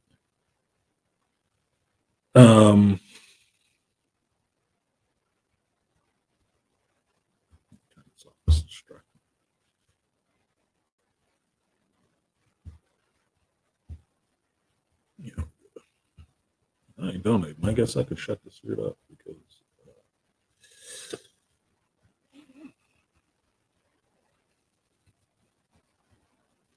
it's not even gas. That coffee money.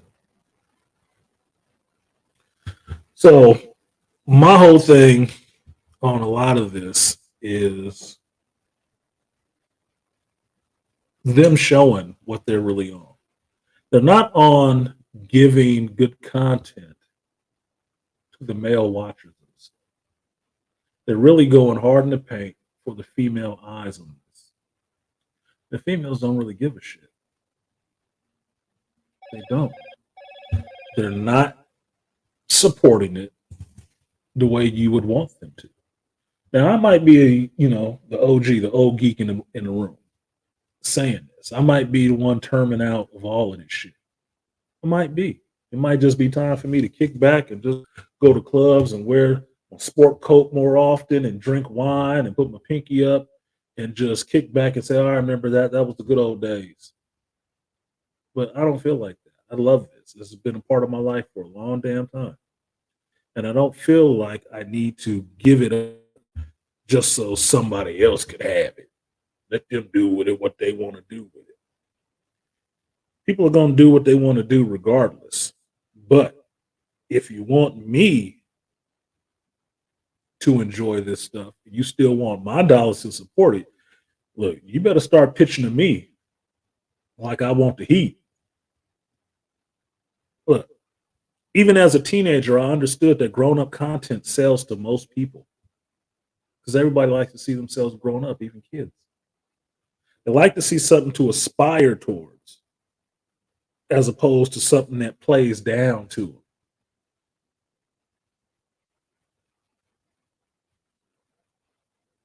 And what they're doing now is just pandering. It's just pandering. That's probably why the women ain't into it, because if you know anything about women, women only want to be where a bunch of guys are. If it ain't nothing but a fucking bun factory,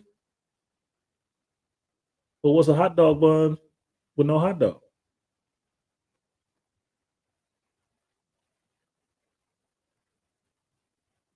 It's a meal not happening, motherfucker. It's just carbs.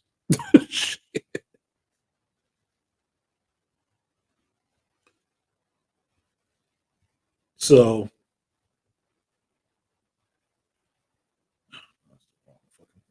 God damn it. Sorry, guys. I realized I didn't put this on the Instagram.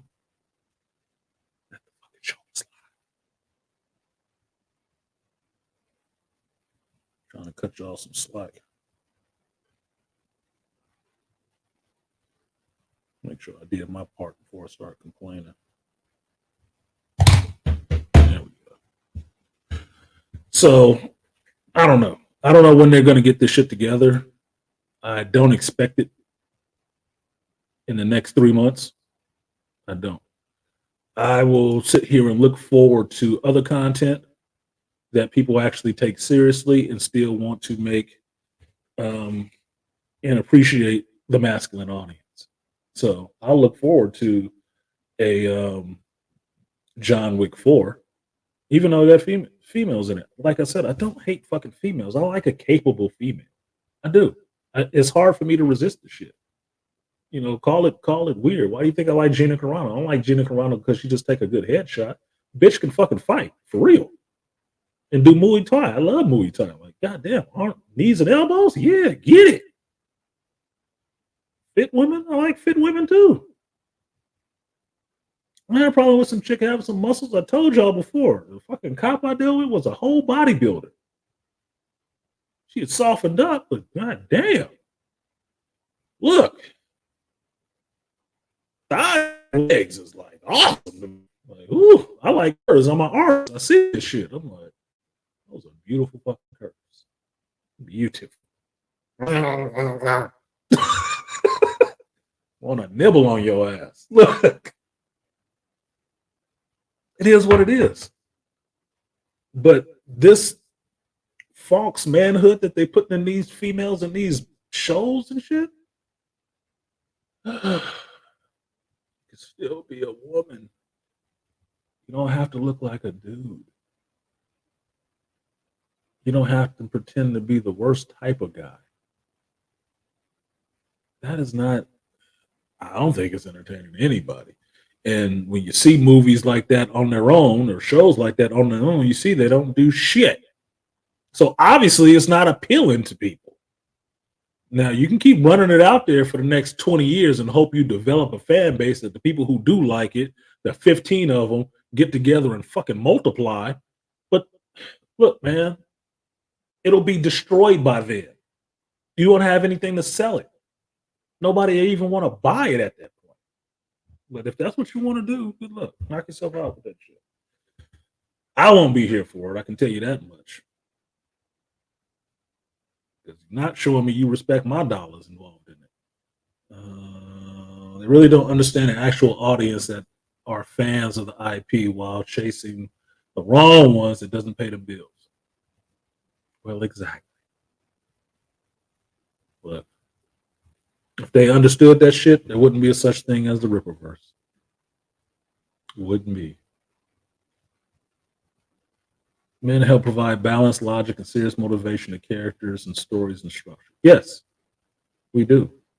Why? That's what we bring to the fucking table. If you get on the level to talking to women or younger people, right, about how they interact and interface with the world, you can learn a lot, even from your age, range, your advantage. Because one of the things you have to do, especially if you don't have kids, is you still need to pipe into that younger generation so you understand where their heads are.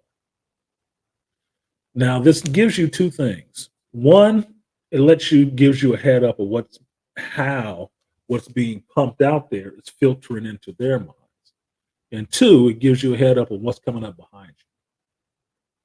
Like the story that Nick Fury told Captain America in The Winter Soldier about his grandfather walking home with his tips in his bag. And when the dude asked him what's in the bag and wanted to rob him, he showed him what was in the bag, and in the bag was money, but also a 38, because he liked people, but he didn't trust them. You're gonna be that old person one day, and these are gonna be the people around you.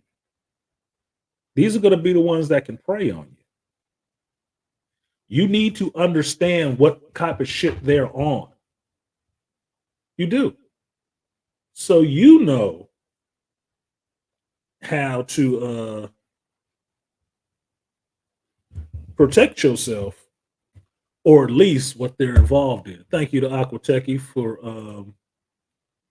hitting the cash app. Appreciate you. Not the cash app, the super chat. What do you think about Dr. Pershing arc in the last Mandalorian episode? I went over this in my review, Aquatechy, but I'll tell you this. I thought the Dr. Pershing arc, if it could be considered that, in the last episode of Mandalorian was a ripoff of Andor, Cyril Karn's arc, and Winston Smith's arc in 1984.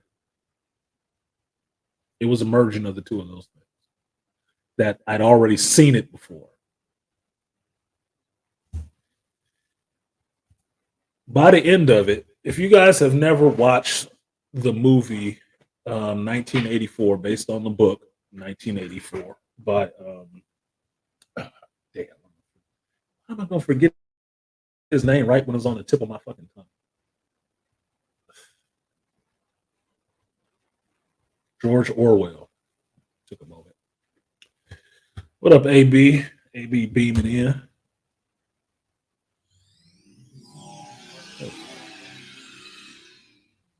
Yeah, I got an Aquatech. It just took a minute. by George Orwell.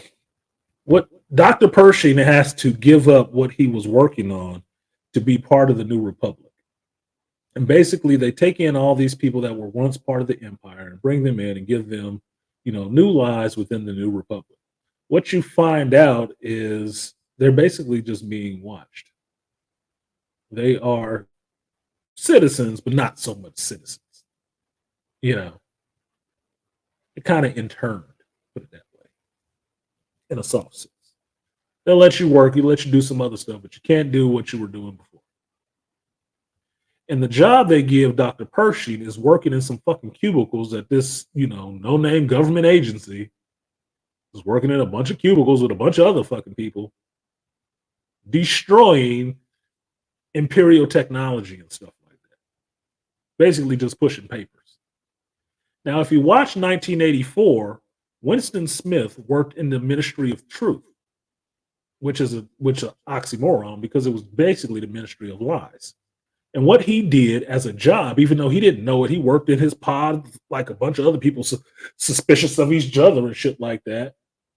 Kind of like being on YouTube. And what he did was destroy fact-based news and stuff to put the company line into the news article to make sure that Big Brother was always right.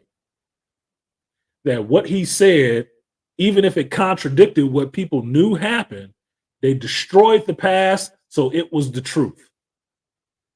Nobody could say anything different. And that's what his job was. He would go back and read these articles and take that part out and reframe it so the new company line was the old company line. It had always been the company line. He was miserable. He was a miserable, lonely fuck who went home and drank his shitty gin and smoked his shitty cigarettes in his shit of a house with a big screen TV in it that could listen to everything and see everything happening in his fucking home. Like I say, kind of like YouTube. Or your Siri or Alexa. That they can tune into and listen to sometimes if they feel like it. Just saying. Your smart TV.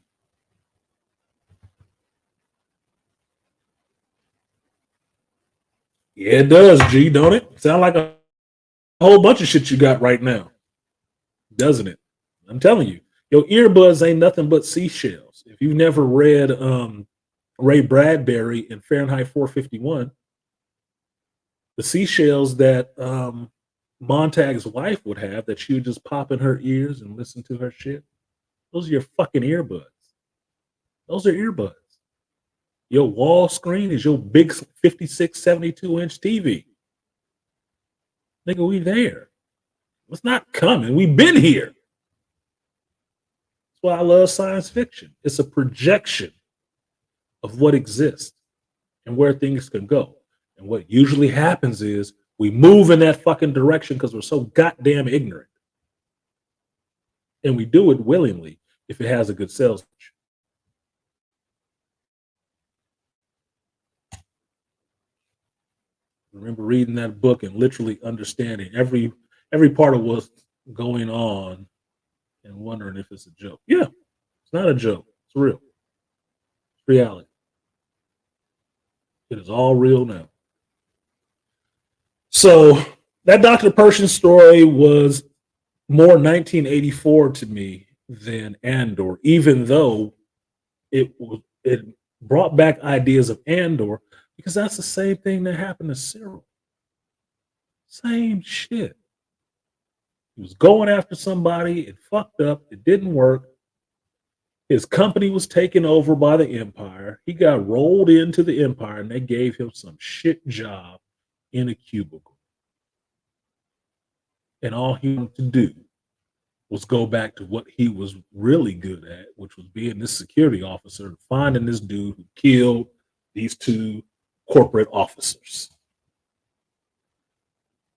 And it took him putting in so many false fucking complaints to get the attention of Dedra Miro to come down there and see what the fuck is going on with this crazy ass. And then he was kind of infatuated with her.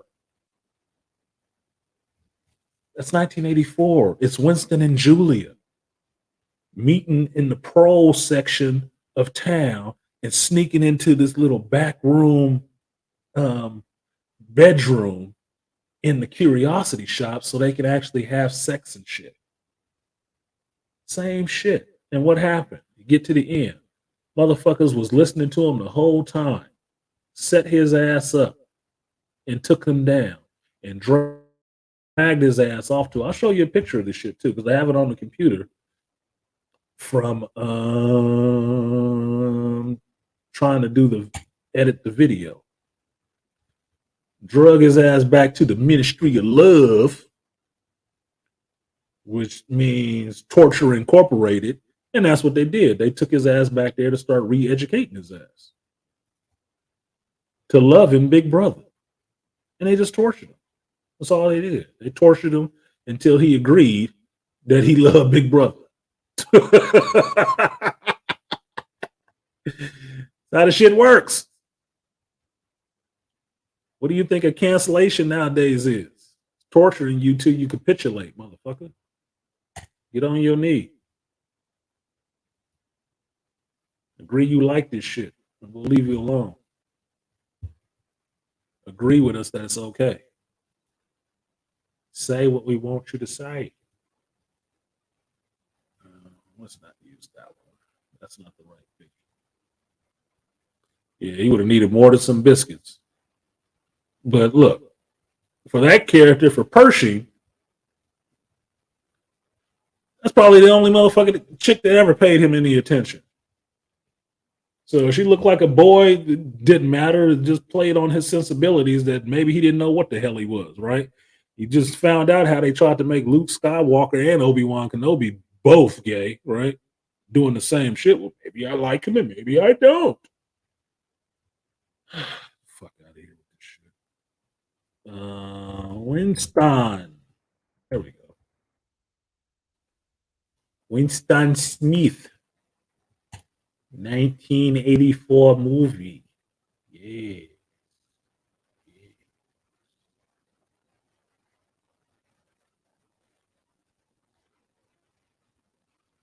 Here we go. This will work.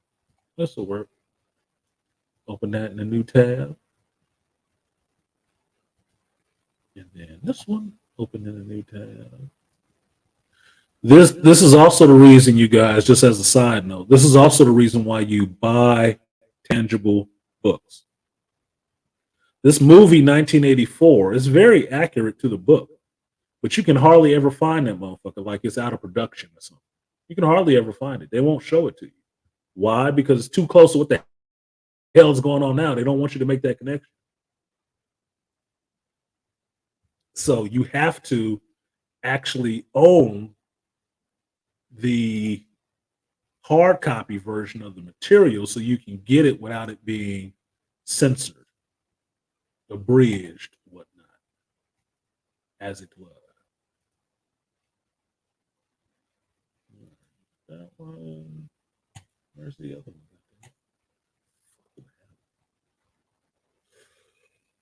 I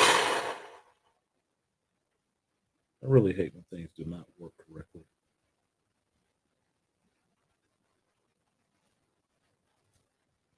That's a good picture.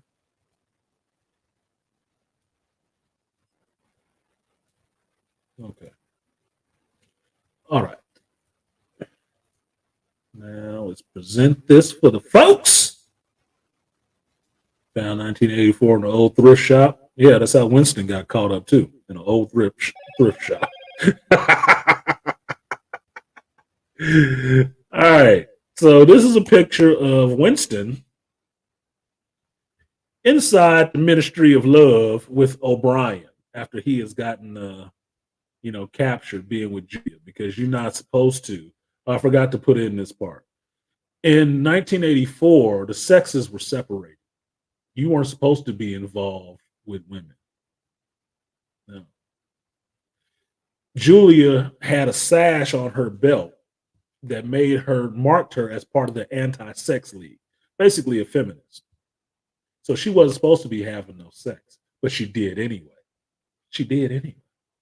She secretly went off and had sex because she was into that shit. And then she would put her sash back on and show up for the 2 minutes of hate, yelling at whoever they're supposed to be hating and canceling on the screen for that day, louder than anybody. She played her fucking role and then got it in behind the scenes. Sound any different than today? Sound any different? Now, this is Winston after he's been caught by old O'Brien in the Ministry of Love, getting that love treatment. Do he look like he having a good time? Does he looking like he would be loving anything but freedom? He's being tortured. That's the interesting part about the book. When you read it, all that, this is love, this is truth, it's an oxymoron. It's the opposite of whatever the fuck they said. Just like PC talk. It's the opposite of what it is. Like toxic masculinity. Nothing toxic about it. It's just masculinity.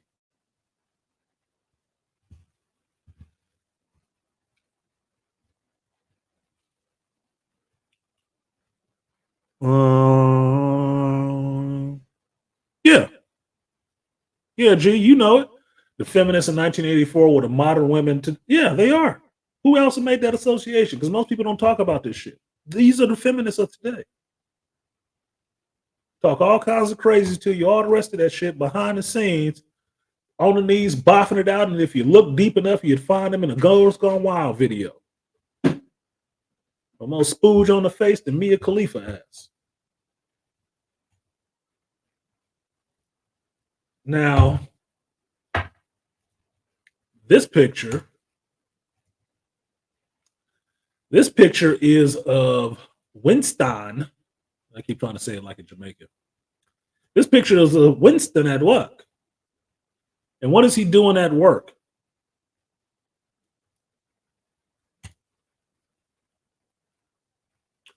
He is changing a news article.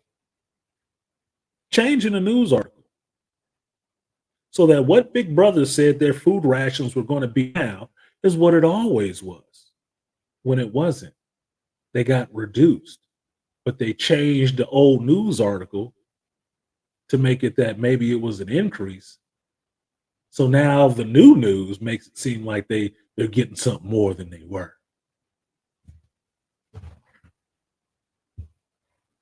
What do you see now? What the hell is a spin doctor? What is the point of talking heads out there to spin a narrative on movies, culture, people, what they did, what they ain't doing? What's the difference now? There is no fucking difference. It's all the same shit. If you got eyes to see it. Or you know the texture of shit. You have a discerning palate for shit. Like, no, this is horse shit. This is not cow shit because there's not enough grass in it. Yeah, splooge, Toya, splooge. You know what splooge is. I'm playing. Yeah, fake news and all the rest. That's what shit is. News speak in 1984 is PC talk now. It's all it is. It's a bunch of goddamn gibberish that don't even mean what the words used actually mean. That's all it is. You want to find out? Look up these like the lunch lady I was showing y'all last week. Look up the article on her and see how they turning it. Or better yet, look up the Tennessee cop. You know, the one who was fucking all her coworkers. And them talking about she was groomed. What is that? That's newspeak. What does that mean? She's not responsible for her actions. We got to find some man to be responsible for her bad behavior and bad decisions. Now, who's to say they were bad? Look, I don't have a problem with a chick knowing that she like having sex. I don't have a problem with that shit. I don't necessarily have a problem with her fucking everybody she wants to. Her husband ain't got a problem with it. She married to a dude. She got a whole husband. Okay, people get into a lot of weird shit nowadays. They do. Only problem is one of these motherfuckers decided to talk. And my guess is that motherfucker got in love or he wasn't getting enough of her sex. Or, third reason, he didn't appreciate her bragging that the black dude had a big old Johnson. He didn't appreciate that shit. So he busted up the whole party. But she ain't been groomed for a damn thing. She's 20 goddamn years old. So what? Somebody caught her when she was 10, had her dancing around all sexual and throwing her box on everybody? Or did the culture tell her it was okay to be a modern woman and fuck whoever the fuck you want to fuck like you a dog in heat? And there's no accountability for you. It's all their fault if they do it.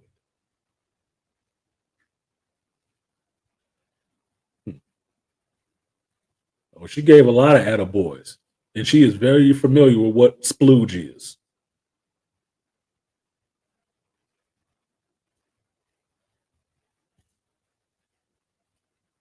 Shit, you mean that awesome female co-worker that worked in law enforcement? Yeah, stunning, beautiful, and brave, right? And she got a gun. And she did the shit willingly. Here's the funny part of it. She wasn't the one who told, was she? So you can't say that she was doing the shit against her will or it was no grape. She was doing that shit herself, willingly. She wanted to do the shit. Nobody had to force her to do nothing. Get the fuck out of here. If I worked on a police force and my coworker wanted to take me in the gymnasium, drop to her knees and buff me off right in the gymnasium, did I make her do that shit? She's a police officer. I think she knows what the grape laws are. So it probably wasn't that. Probably was a consensual act between two adults. Only problem is it shouldn't have happened at work on work time. Should have clocked out for lunch.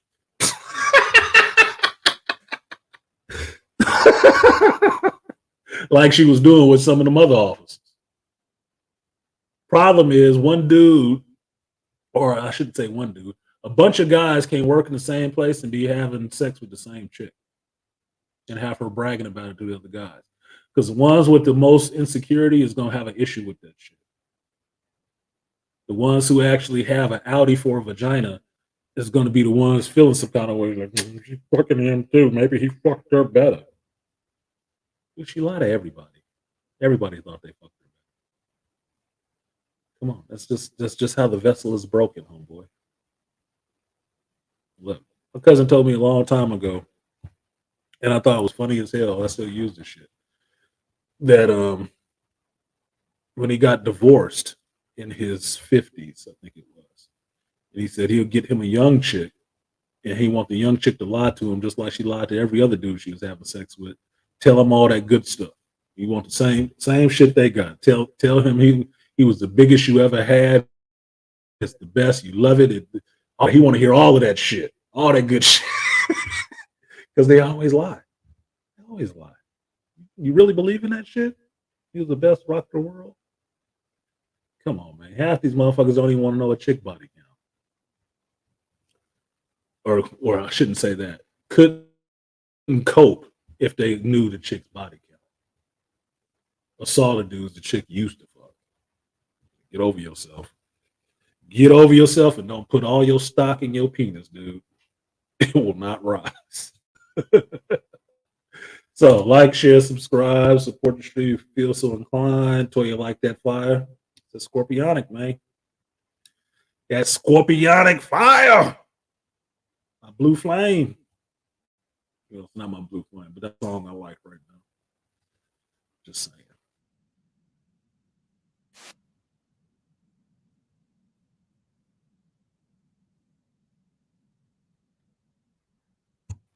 Sorry about that. Some music came up that I was not looking for. All right, so shout out to Aquatechie for supporting two times. Once on the Cash App, once on the Super Chat. Appreciate you, Aquatechie. I will give you Double up. Appreciate y'all. Money for the crowd, double lag. Pussy on fat, double lag. 100 on the sack, double that. Block like a ghost town, still double bag.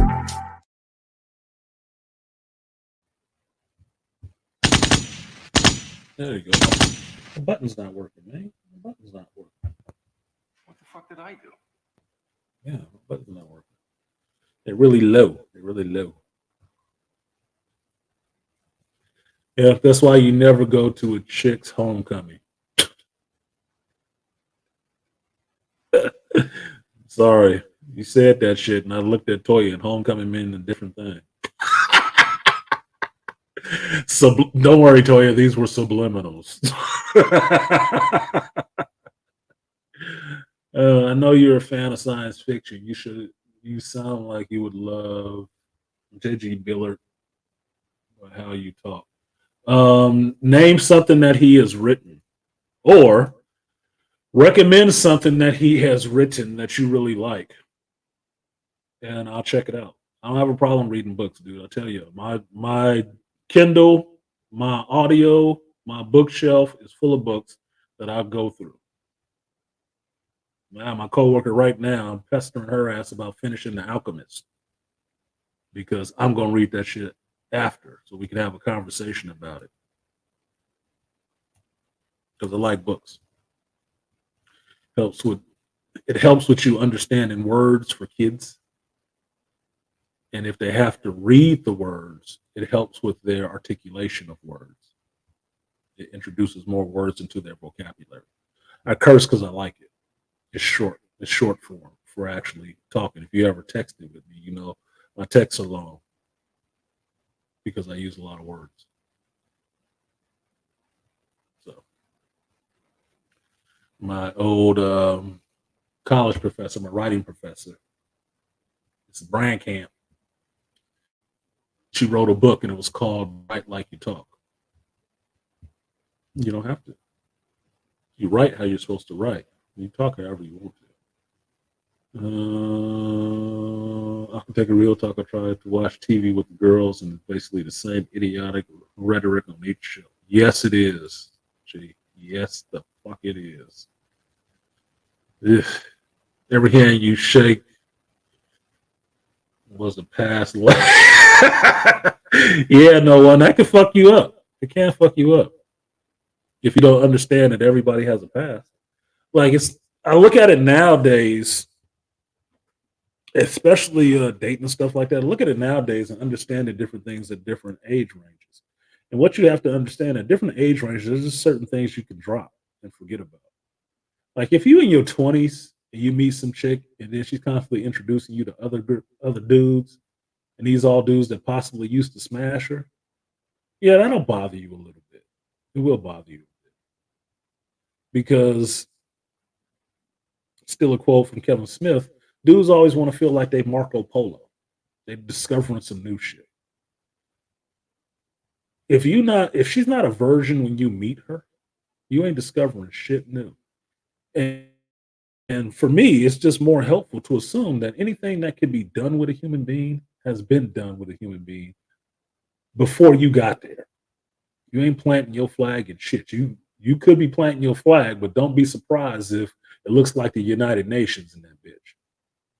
Standing out in the UN Plaza like, damn, look, the Russians, the Russians, the Africans, the Latinos, everybody's been here already. It's just what it is, dude. It's just what it is. The looser the chick is, the more people have been there. That's why I was never into like really popular fucking chicks. It usually meant that a bunch of motherfuckers had smashed them already. Dude, look, it's either sloppy seconds at the moment or sloppy seconds, a month ago or a week ago. Ugh, it sounds disgusting if you say it like that. But for me, that's just the place to be in. So you ain't coming up on the simptitude level to where you just thinking you just the first and only. You're not. If she ain't the first and only that's ever been on your dick, then you ain't gonna be the first and only that's ever been inside of her, dude. Just get over it. Just be you. Maybe you do something different that she'll remember that shit. That's when you need to get up on your game, who you are. Then she'll remember your ass. Otherwise, you're just taking a number. It's just your turn. Get on the merry-go-round and jump off and stick the landing. Shit. Stop being silly. That's the foolishness. Yeah, that's the male delusion, because that's the male delusion. You're right, Malika. It is the male delusion. And for all y'all who don't think this is geek talk, it is fucking geek talk. I told y'all, this is another thing that I geek out on. Relationships and human beings, how we interact with each other. Okay. That's part of the male delusion, is that I have to be the only one somewhere. But that's part of male insecurity. That's the thing of it. It's based in an insecurity. It's an insecurity of believing that I cannot be enough if it's just me, if there's been anybody here besides me, which means you undervalue what you actually bring to the fucking table. What is unique about you? Because there is something unique about every fucking man. Even the simps. It is something unique about them individually. But they don't fucking know it. Problem is, most guys always fall into the same patterns of doing the same thing somebody else did or somebody else fucking said. You never embrace your uniqueness and own it. I tell you this, one of my exes that I liked her a lot, right? Some of her other exes or dudes that she fucked with after me knew me as the comic shop guy. Why do I have that moniker of the comic shop guy? Because that's unique. I am unique in who I was. So like me or hate me or upset that I wouldn't go the way that she wanted me to, she ain't never gonna forget me. Couldn't if she tried. Because I'm such a list of delicious dichotomies. Yeah, I'm the comic shop geek. I'm also a sexual tyrannosaurus. I'm actually very intellectual, very passionate, very knowledgeable. And I can get very angry. You know, all that shit. So it's confusing to her sometimes because I don't fall neatly into one category that she has been used to from all the guys she used to fuck. I don't fall into any of those categories. So I have to stand in one by myself. I'm fine with that. Because that means when you deal with me, you have to deal with me as me, not the cavalcade of other dicks that came along. You have to deal with me originally. And that's what makes it confusing for chicks. Because human beings in general want everything routine and the same because it's lazy. It's easy for their mind to process. They don't have to put any thought into it. But when they have to think about who you are and how to deal with you, that's where the work comes in. That's where the work comes in because it doesn't neatly fall one camp or another. And that's when they actually have to see you for who the fuck you are. And not just what you brought that the last dude brought.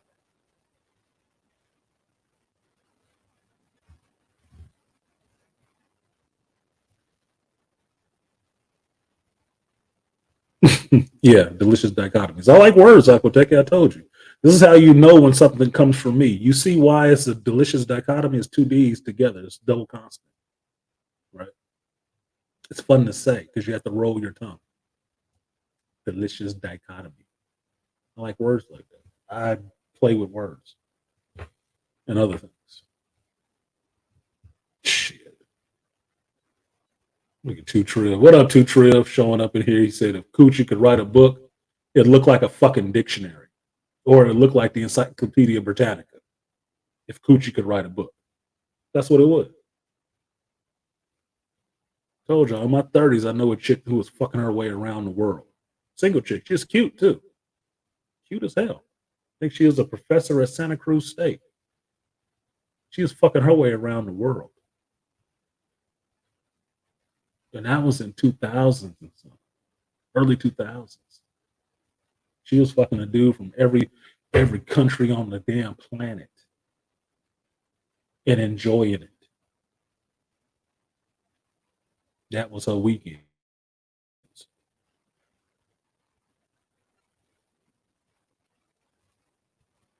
She said, I love the ratchets, no cap. I need them in my life. Ratchets are a headache, but they can be useful for something because you know ratchets is about that business. They're not gonna bullshit with you. They want to fuck you, they're gonna fuck you. It's just that simple. It's easy. You don't have to play all them games like maybe, she do, maybe she don't. It cuts out all of the bullshit. And at my age, I don't like bullshit. I do not like the subtext of waiting around and having to hurdle these fences and scoot around the bush. Look, man, stop bullshit. It's too old for this shit. Can't go backwards. You cannot go backwards in life. You can only go forwards. I was disease free and she's generally wants to sleep with me. I'm with that shit. I made this comment yesterday, G. And there was a conversation about a woman's friend, it was a sister, only likes white dudes. And I told her, I said, she probably, if you talk to her long enough and delve deep, you'll probably figure out that her only liking white men is related to status and security. Probably would. Because I told her I could juxtapose her with my Italian friend, who's a white chick, obviously she's Italian, who only likes brothers. And hers breaks down the color and contrast and shit. But beyond that, there's no reason why she really likes brothers. Outside of contrast and colors, and they usually have big dicks. That's it. But she don't necessarily respect them. She was like, fuck him. Same shit. She's still waiting for a rich man to come save her.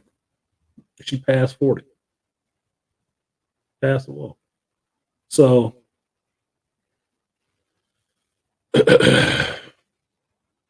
everybody got their weird shit.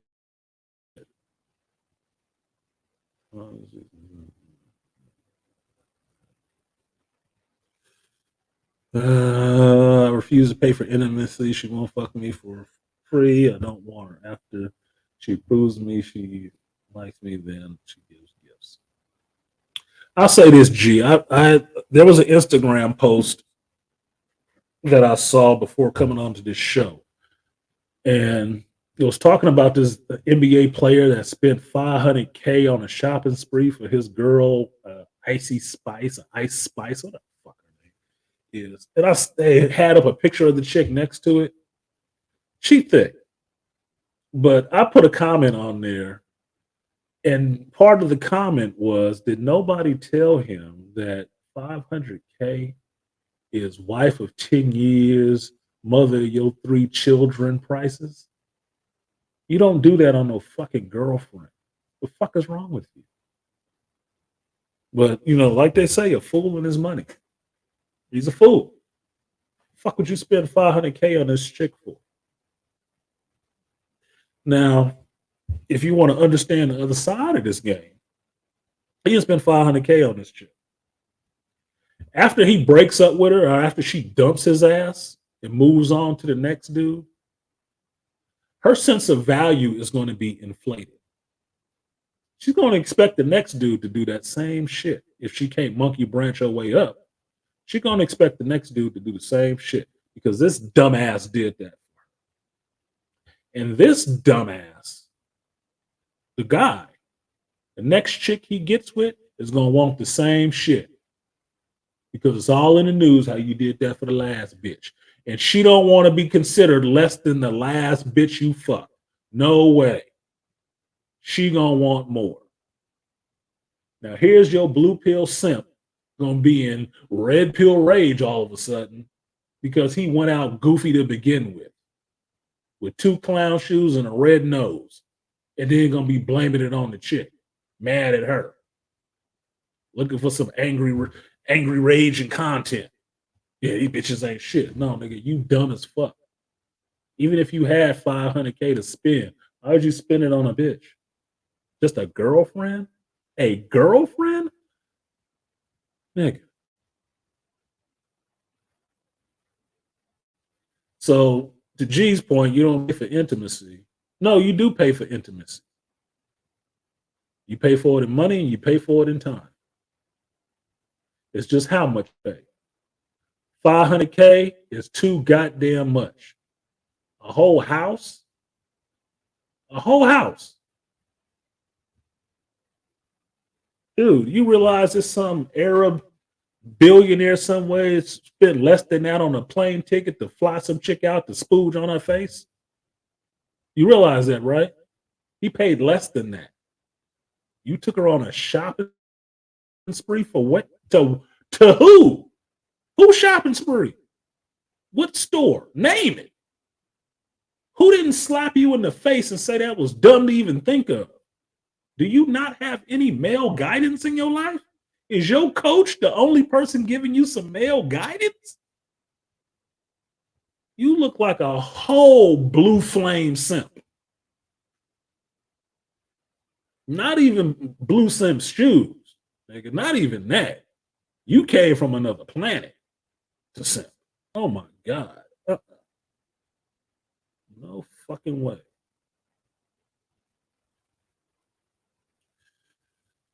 What'd he say? Space Tyrant, David Eddings, good series. Let me write that down.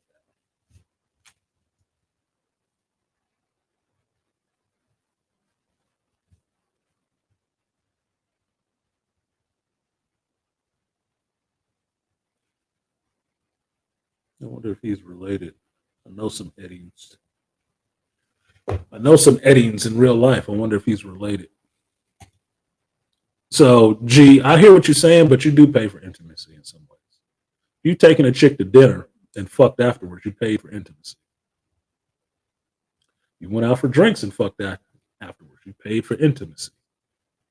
I'm of the state of mind is whatever you spend before you have sex with that chick is what you paid for. And you always pay for it in time. Because that's the one thing you don't get back. You have to be willing to spend it in order to get it where you want it. If you want some time to fuck her, you have to spend some time talking to her. Just what it is. So you always paying for it. It's always paid for. It's just how much. How much are you paying? Yeah, Sisters of the Traveling Cooch. I like Sisters of the Spring-Loaded Cooch because apparently nowadays the legs just fly open. And I'm serious. I must have not been applying myself in grade school because I didn't know I could have fucked that many damn teachers. I really didn't know that shit. I didn't know it was that easy to fuck a teacher. Shit, I was not applying myself. I was thinking of the wrong thing. I was thinking of chicks my age in my grade. Oh my God. Or older. Shit, I should have went for the teachers. I probably could have got laid way earlier. Fucking hell. I had the game fucked up. If I don't, the things you know. Yeah, Coochie San Diego. Where in the world is San Diego's cooch? And the ain't shit award goes to, I hope I win. Hope I win. And I hope I'm in the running this year. Trophy yellow smiling, trophy yellow smiling. Here we go. Toya getting the trophy. Yeah, okay. As the scallywag flies. Yeah, too triv. How to say no to running the train on a hood chick in park and rec bathroom.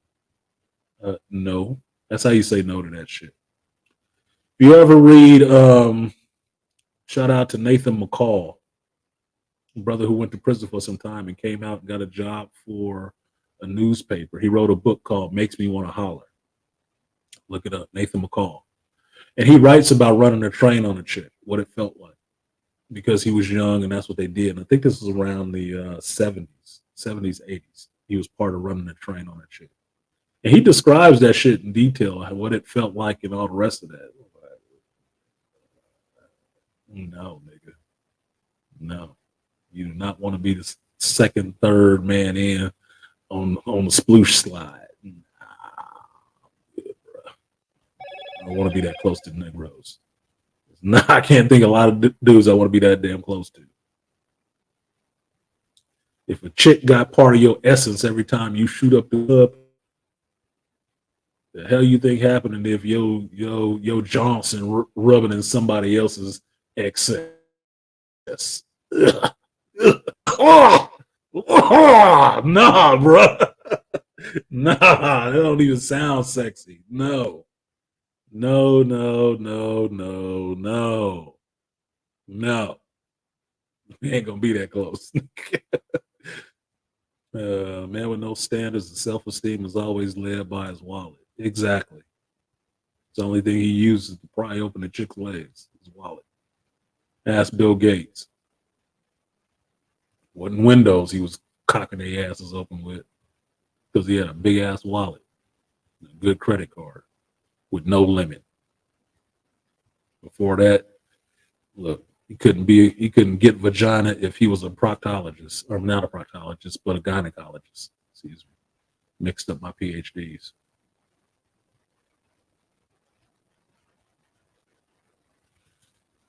A couple. Look, put it in context. No one.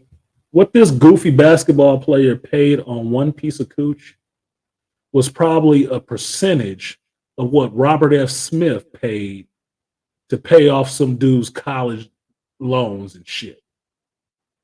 Percentage of what he paid. Now, $500,000? $500,000? Look, nigga, I got a daughter. Shit. Think she cuter than this chick. She got more on the ball, apparently. Hell. Yeah, I'm like $500,000 on the strap that ain't worth 2 cents. $500,000 on the strap that got ass pictures all over the internet? Trying to be the next Brittany Renner? Oh no, my nigga. Y'all got the game fucked up. No. That's not how we play. Your main chick. That's why I said your wife. Your wife who has birthed you children. You children, not somebody else's kids, your kids. After years of being with you, being loyal, being devoted, being supportive, all that shit warrants maybe $500,000 on some shit. Girlfriend. Not your motherfucking girlfriend. Understand, I told y'all I use union shit in life. Marriage is a union. You are a union. She ain't paying her dues into you. She don't get money like that thrown up front. Nigga, that's stupid. That's absolutely stupid.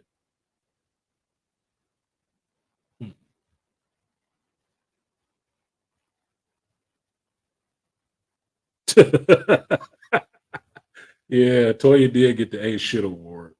PJ Washington walks so Jordan Poole could run. No shit. Oh my God. Stupid asses. And the award for the last line. Best role in a supporting show. Toya, the Texan. Yeah, makes me want to holler. Yeah, he made it off the song.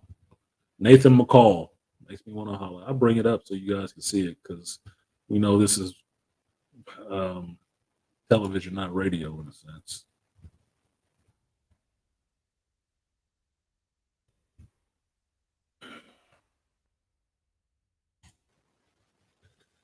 Makes me want to holler. And I own this book. This is one of my good pickups from Marcus Books in Oakland back in the Dizzy.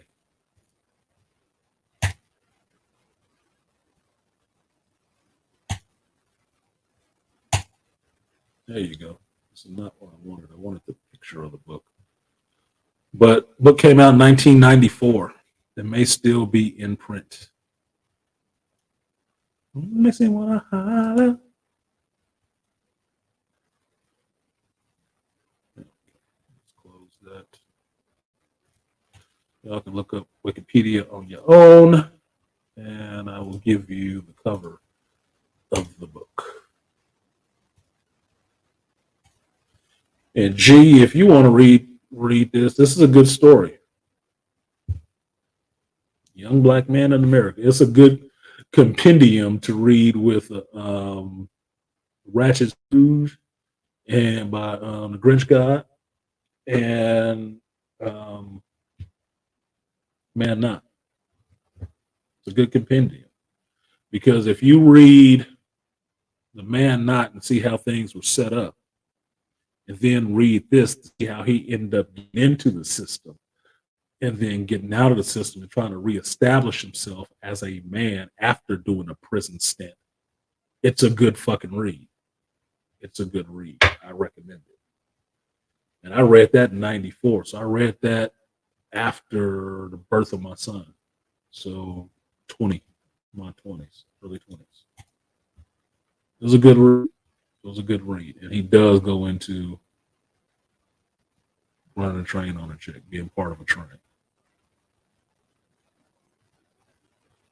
And it wasn't no grape situation. The chick wanted to be there doing that shit because they always do. So, yeah. Nathan McCall makes me want to holler. G said he read that book in prison because Nathan McCall was in prison. He did a prison bid. I think he did like 10 years or so in prison, East Coast. No easy time. And he came out and got his life kind of together. I don't know where he is now, but yeah, it's a good book. Yeah, it did. It helped me a lot, and I hadn't been to prison. Simps are given signing bonuses and MVP status to strags who are only good for being a bench rider or the water boy. Barely that. Barely that. Anybody who's had enough pretty women know that some pretty women can't fuck it all. You know why? Because they don't get approached a lot.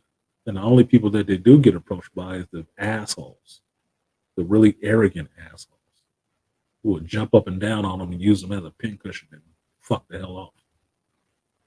So they never really have to develop that shit.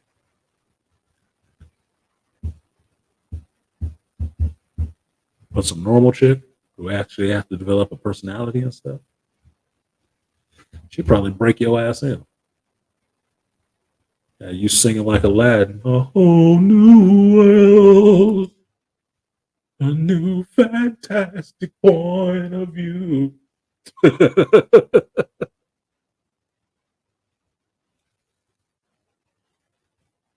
Somebody hung over.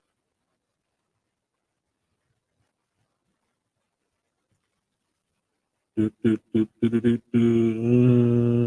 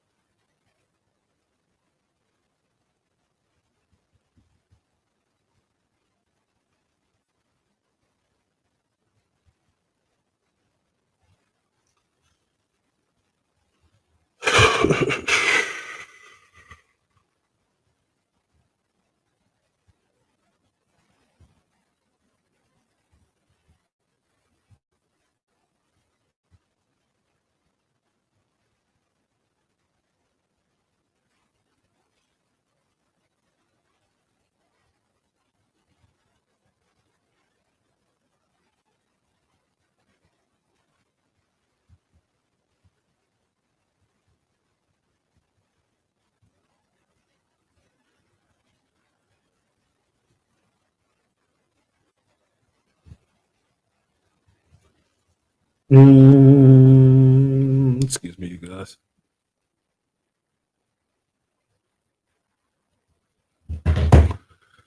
All right, so like, share, subscribe, support the stream if you feel so inclined. Coming up on the 2:30 mark, got a couple of people who did drop into the Cash App. Appreciate you guys.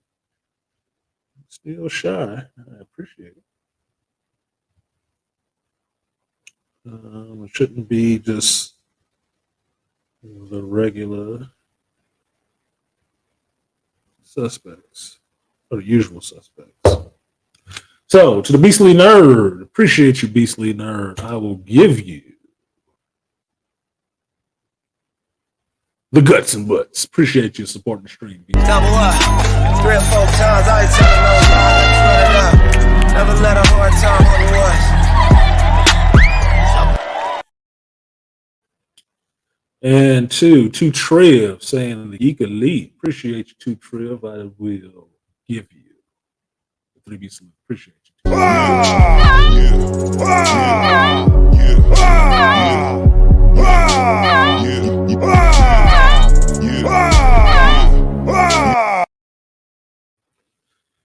All right.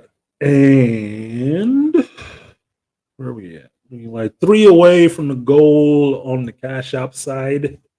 Still need 4 more people on the Super Chat side. 15 is the goal. 10 and 5. 10 on Cash App, 5 on Super Chat. Super Chat helps the algorithm. Cash App helps me. So help the algorithm, help me support the stream. And I'm still waiting on Ian. Ian, did you find that book of that author you was telling me about? I just need one, man, so I can get on to him. Let me scroll up real quick. Oh, okay. I see. You wrote it in here. So J.G. Ballard wrote Crash, the Atrocity Exhibition in High Rise. There's a Cronenberg movie of Crash in High Rise. Is it the same Crash movie with Thandoi Newton and what's his name in it? Ryan Philippe, Terrence Howard. Is that Crash movie? Don Cheadle? Because I do own that Crash movie. If it's a movie you're talking about based on that book, then I have seen the Crash movie. But I will up some of his other work. Just get his name.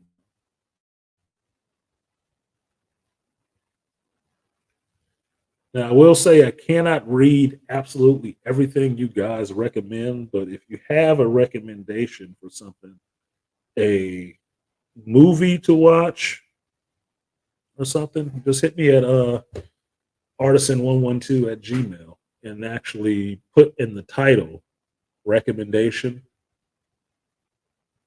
and then go into the text and tell me what it is. Because then I know not to throw this shit away as like some of my other junk mail. I'll at least read the title and say, oh, recommendation. Okay, what is this? So I know what it is. As long as it's not too long. I can't do absolutely everything, because if you do like Black Bane and send me 15 fucking clips in a day, I can't watch 15 clips all in one day. I don't have the time for that. I work with my hands. And I don't work in an office. So I need some time to get to these damn things. I need some time. So 1 a day would be useful, would be helpful. I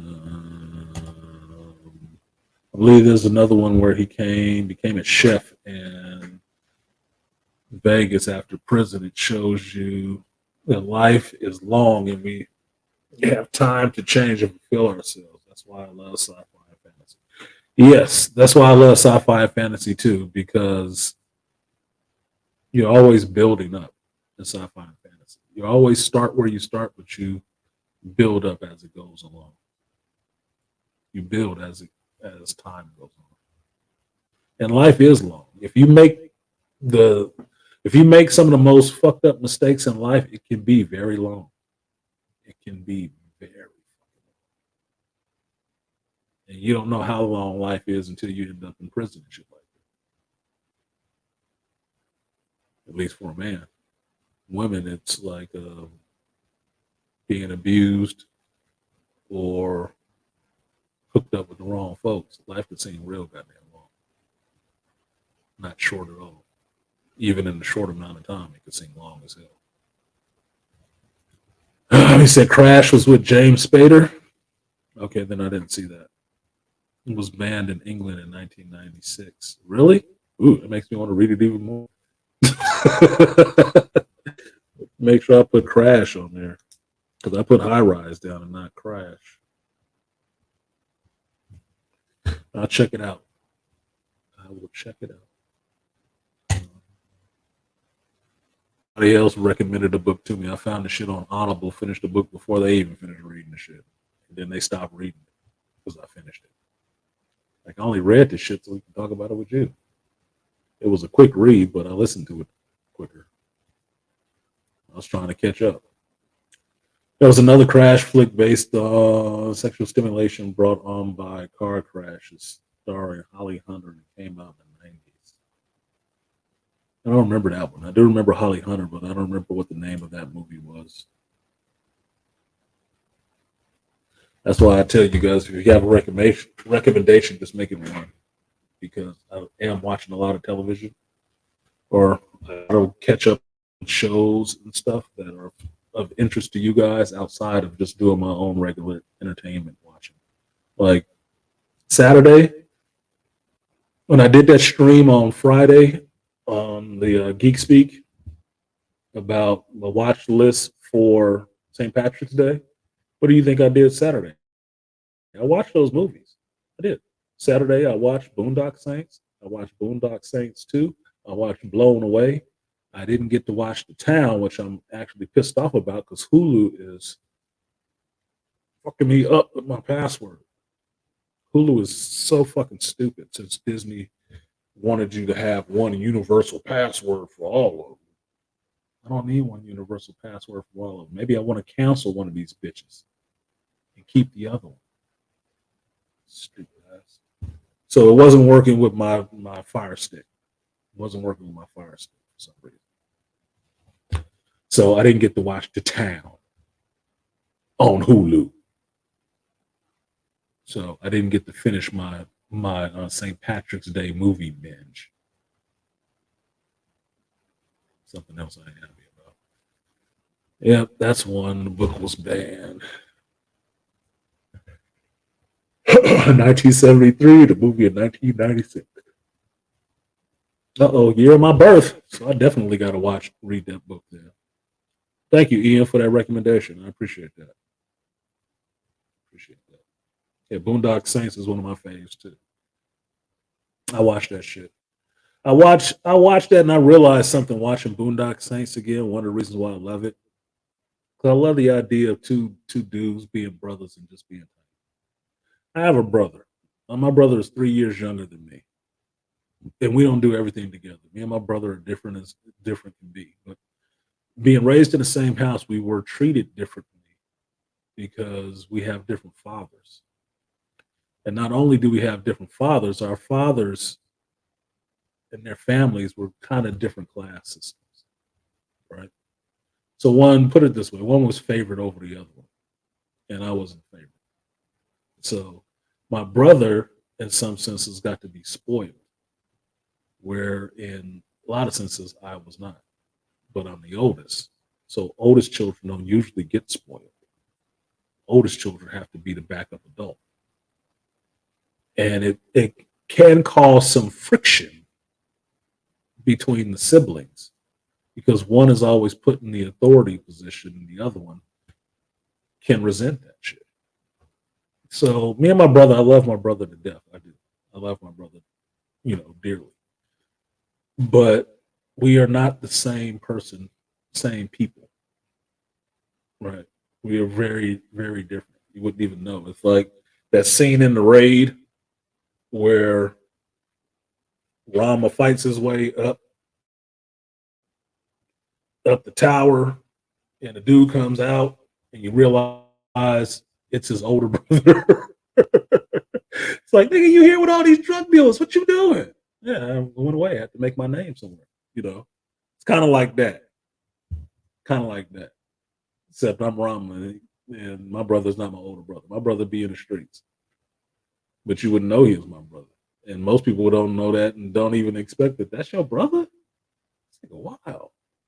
That's your brother? He's square as fuck. That's your older brother? Square as all hell. Different lifestyle. Different shit. So when I watch Boondock Saints, yeah, I am. Yes. Aquateki, that's exactly it. The experimental guinea pig. That's how I felt. I was the crash dummy for a lot of shit, parenting and everything. I was the crash dummy. If it happened to me, nigga. Figure out it didn't work. Anyway, what I like, one of the things I like about Boondock Saints is that they're two brothers and they're close and they love each other. They love each other, they protect each other, and they do everything. Even if they fight sometimes, they are close. But that's something that I wish I would have had, even though I love my brother and my sister. I do have a younger sister too on my father's side. We are not close as I would want to be to them. It's just how it is. It's just what it is. Now, it doesn't mean that over time, as we age and the parents and shit like that start falling off and falling away, that we cannot become close. It doesn't mean that shit at all. It's just the nature of how I was raised that a lot of these people I am not very close with because I was distanced.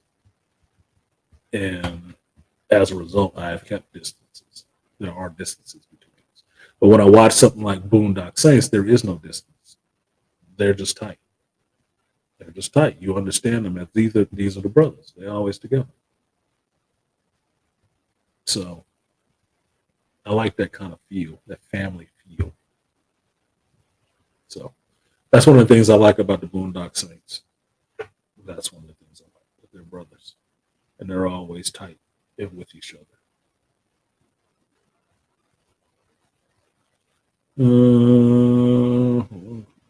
Yeah, from one crash dummy to another. Salute to you, sir. Yes, from one crash dummy to another. And now you guys understand why I always harp on accountability, because I have never not been able to be accountable.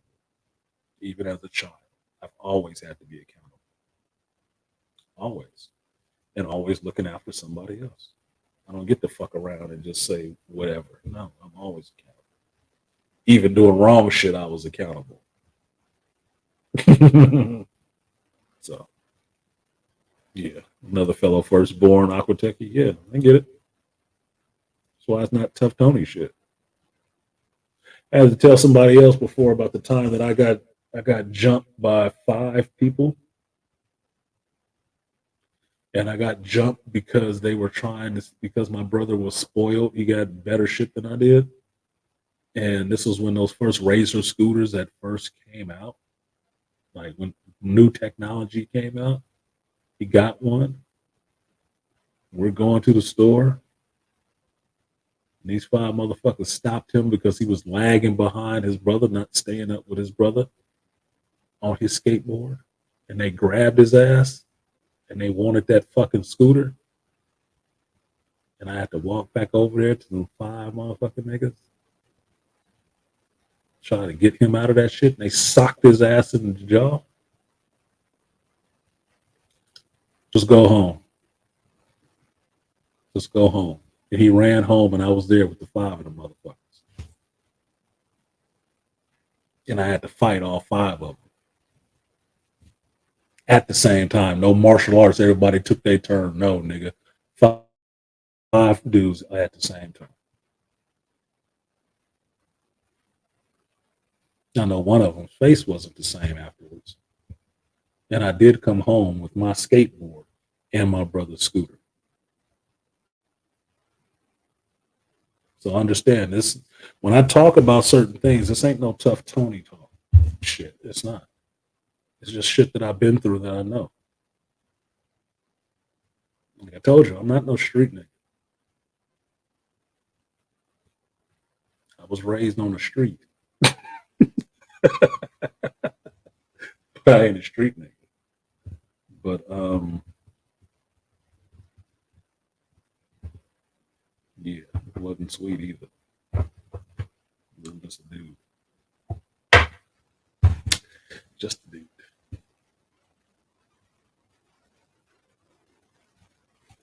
Five Fist of Fury new meeting. It's what it was, man. It's what it was. I could tell you, I'm not saying I was in there being like, Faulkner in this bitch and I'm super dominant and shit. No, I wasn't. I went down to one knee, but that's usually what happens when you got, 3 dudes on your back.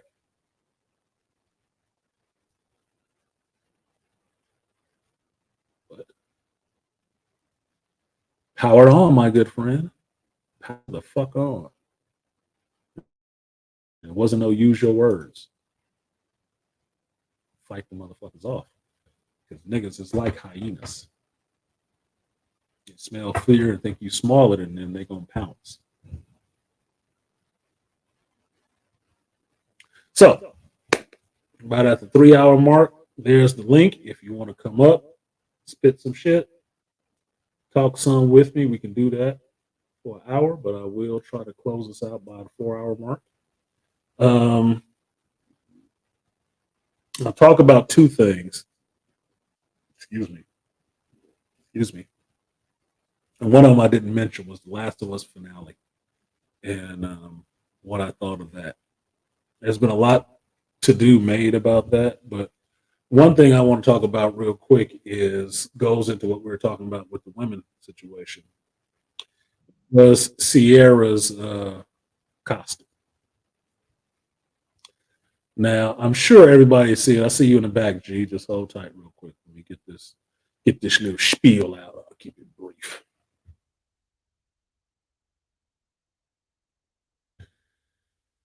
Now, Sierra's Oscar dress. I've never heard so much fuss made over a woman's costume in my fucking life. Who should wear it? Who shouldn't? Should she have worn it? Is he a simp for letting her wear it? Look, what the fuck are we even talking about? Fashion? So I don't know if I'll catch a strike for this, but catch a warning. So this is Sierra's Oscar dress. Now, I see you in the back, G. Just hold tight. I don't give a fuck about Sierra in general. I don't. I really don't. I don't care. I don't care about her or Russell in the sense that I'm indifferent. Whatever the fuck they doing, they doing. They grown, married people doing whatever the fuck they feel like doing. Do I need to make judgments on if Russell is a simp or an alpha or whatever? Look, the nigga doing better than me. So if he a simp, he a well-paid simp. And if he an alpha, he's a well-paid alpha. Because he got alpha shit. Large bank account, hot chick for a wife.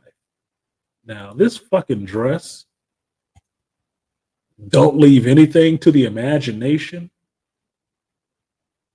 But it ain't like she fucking naked. As far as I can see, she got on a little one piece on here, which is equivalent to underwear or a swimsuit. And a pasty top so you can't see her nipples. Other than that, it's a girl in a cage. So fucking what? Look, she wearing the fuck out of that shit. I'd say that much. I'd say the hell out of that. She wearing the fuck out of that dress. Now, when I heard all this little kerfluffle going on about this dress and what it means, and oh, she's a mother of such and such, she shouldn't do that. Look, man, I don't know if y'all ever been married, but one of the things married women hate after they've had children and stuff that people don't look at them as sexual objects anymore. They fucking hate that shit. They hate it. You know, they actually work out after having kids and stuff like that, so people still see them as an attractive woman. You know that, right? So why the fuck do I care that on Oscar night, this mother of 3 or whatever decided to hit the carpet with her husband and show that she still got it? Up into her fucking, I don't know how old Sierra is. Is she 40 now? Is she showing that she fending off the wall successfully? Is that it? I don't give a fuck about this. She look hot. She do. And she's with her husband. I don't know. It's not like she was parading around like this with her fucking boyfriend or her son's friend. She's with her husband. And if her husband ain't got a problem with it, what the fuck do you got to say about it? Do you know there's whole husband and wife couples that the husband will let his wife go fuck other people and watch? The hell do you care? The fact that you actually give a fuck is the reason why you probably ain't married and never will be. Grown people do what grown people do. And if she has the figure and the confidence in herself to wear some shit like that, then knock yourself the fuck out. Knock yourself out. Because it wasn't too long ago, I remember J-Lo showing up on a red carpet wearing something that was less than a dress, flowing in the wind, and everybody grinning at Puff Daddy ass about how long did it take her to get on that dress? And what did he tell them? Not as long as it took for me to get her out of it. Because that's all that means. Russell didn't do nothing with Sierra but take her ass home and bang her the fuck out again and try to get another baby out that ass. That's all he did. She got splooged up that night. You know why? Because he felt like the man that he got a fine ass chick on his arm, and everybody that saw her in that dress that ain't her husband just home jergens in and out. What it looked like. That's what he got the thrill off of. I got something that can't none of the rest of y'all have. And I'm about to go take it home and bang it out again tonight. Thanks for coming out. Yes, make her feel exalted over everybody else by making all this fuss over the fact that she wore a dress and she looked good in the motherfucker. I don't even care about Sierra, and I knew that. Like, damn, she wearing that shit. That's sexy as fuck. That's a mother. So what? Look. They all mamas. You realize most of these stars, most of these female celebrities are all mothers? You know Scarlett Johansson is a mother too? You know that, right? A lot of them is mothers. What the fuck does that mean? You know Demi Moore was a mother? MILF, yeah, Aquateki, MILF the motherfucker. And I'm sorry, she is fending off the wall pretty well. She's fending off the wall pretty well. Her wall game, she must got a rope ladder or something. Oh no. She's shaking and baking. There's somebody out running with their baby in the stroller right now to try to get some snap back like that. Get the fuck out of here. She's still sexy. I ain't got a problem with that shit. Look. She want to be out there showing it, that's her fucking business. Her husband fine with it, that's his business. Not ours. You can speculate all the fuck you want to, but look, dude, she look good in that shit. I ain't mad at her. Thank you. I wish I had a gift of that shit so I could put it up here on the screen every time y'all dropped into the Cash App. Let me see if they got a gift for that shit. Need me a sexy chocolate woman gift on my Cash App. On my StreamYard. I do need one. I don't see one with her moving on this bitch.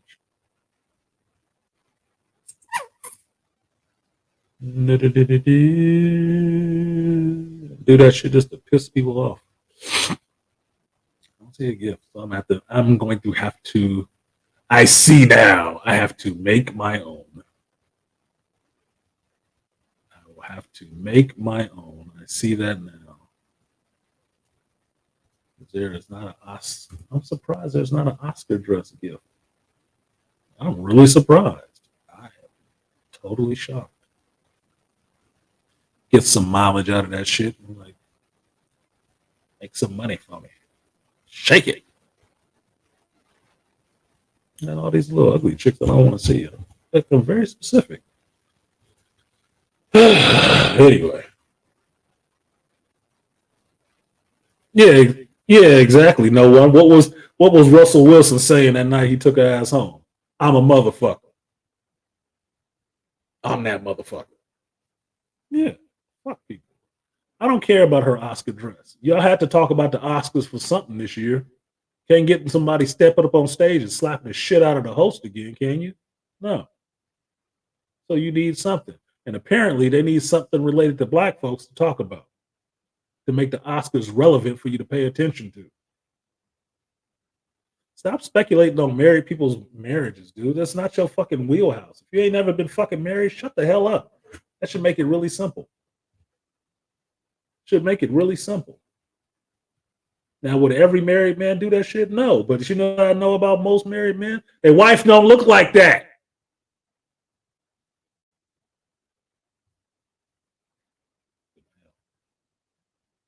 Let me add these brothers to the stream. What up, BMT? What up, G? Oh, and so y'all know, the Danger Room is now. Hey.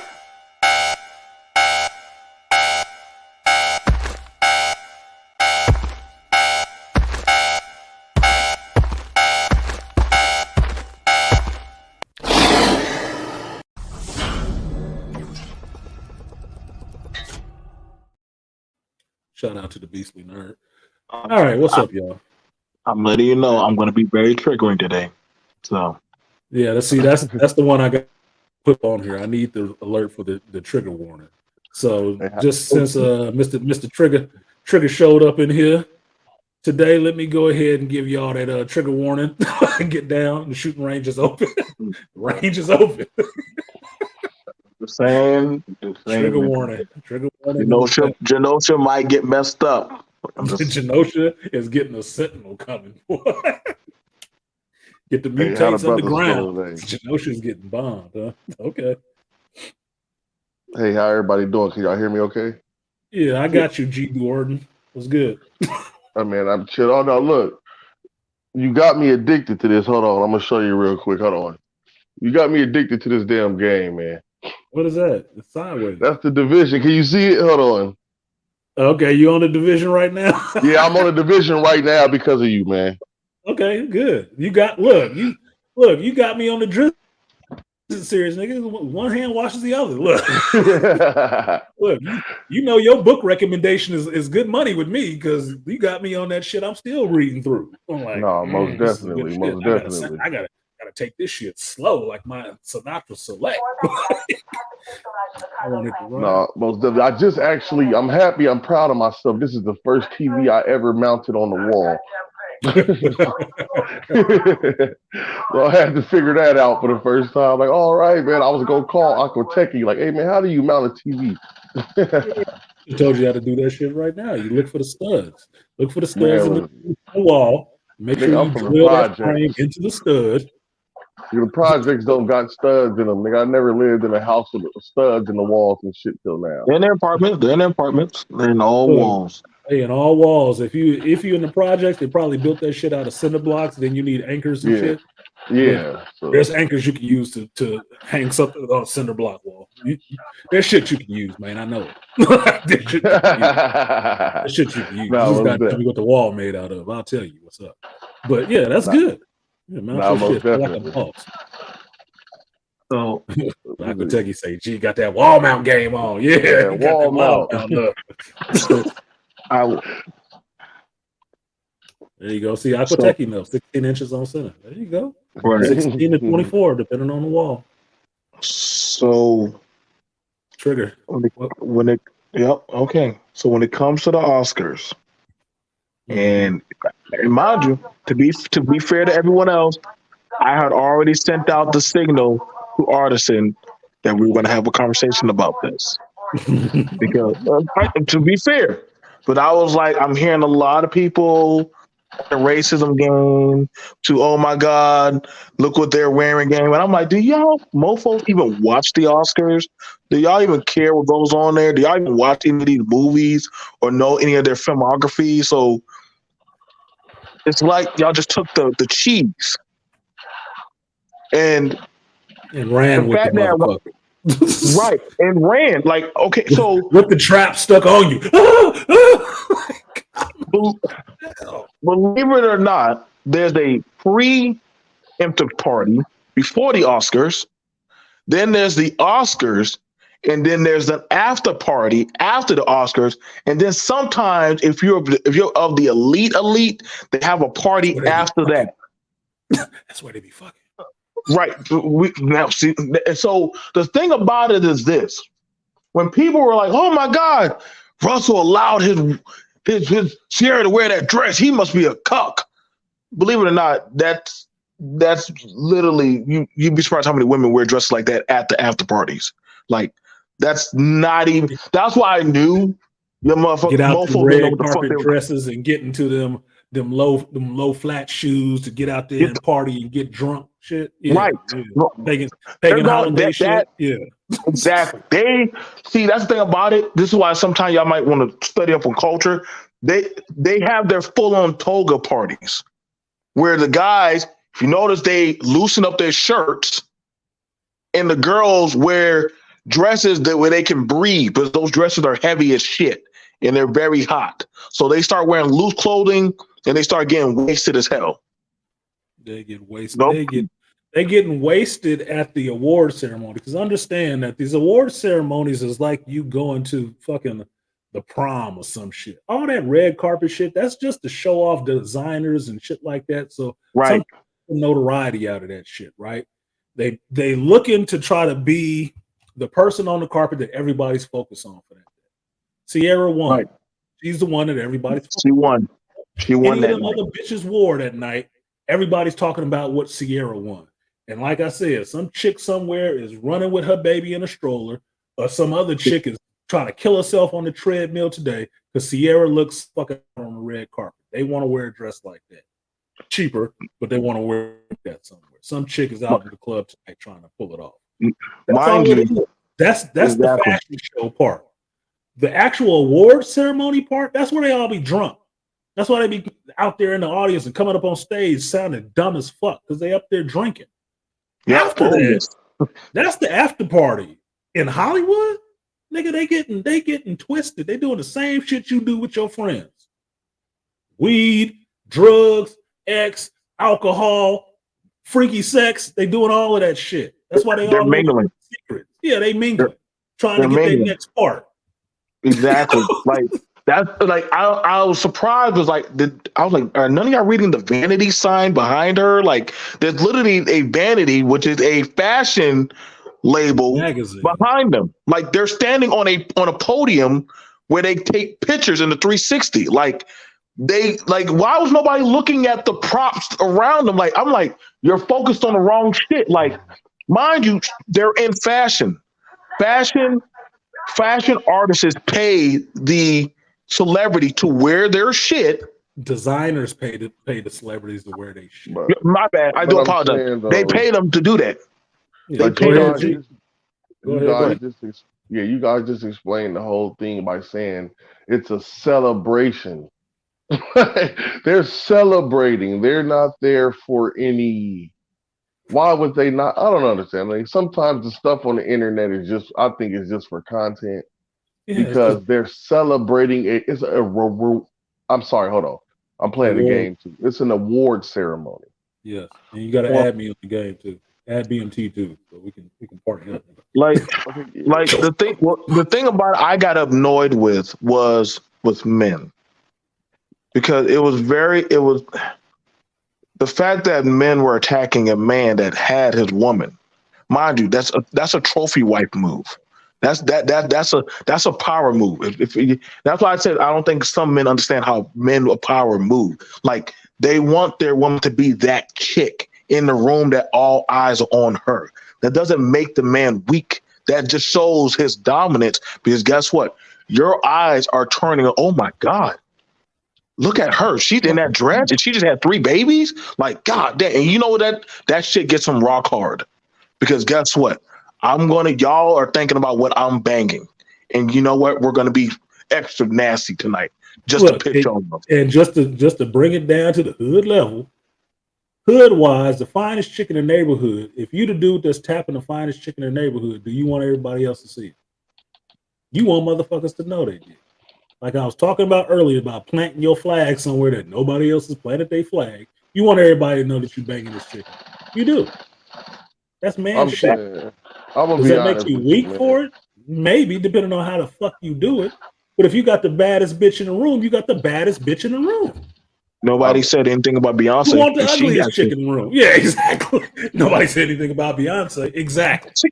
and she does But that all the Beyonce's time. saying something about Beyonce right now because she's still in the game and Sierra been out for a while. So what you think Beyonce doing? Beyonce Fun somewhere fact, working it the fuck out. Fun fact: Beyonce was Working it at the the fuck out party. and upset. Beyonce was at that party. Yeah. Beyonce was at that party. You know what? Well, You said my see, bitch better than yours. Beyonce was at the party. Yeah. Grinch got a whole game for that. Bitch for bitch. Grinch got a whole game about that shit. That's just what dudes do. Because if you got a bunch of ugly fours, you ain't running them out there like, oh, look at my fat roly poly bitch. Like, but this is what I'm saying though. Like, I get into that rhetoric, but it'd be like, do you dudes like girls? Like, do y'all like women? Like, I like women. I like to look at good-looking women. I don't know what. I do too. I don't see the issue. Of a pretty woman. I'm saying that's part of going out is to look at the women. Like, I don't like what are these dudes like? I don't know. I like to go hang out with the bros looking at women.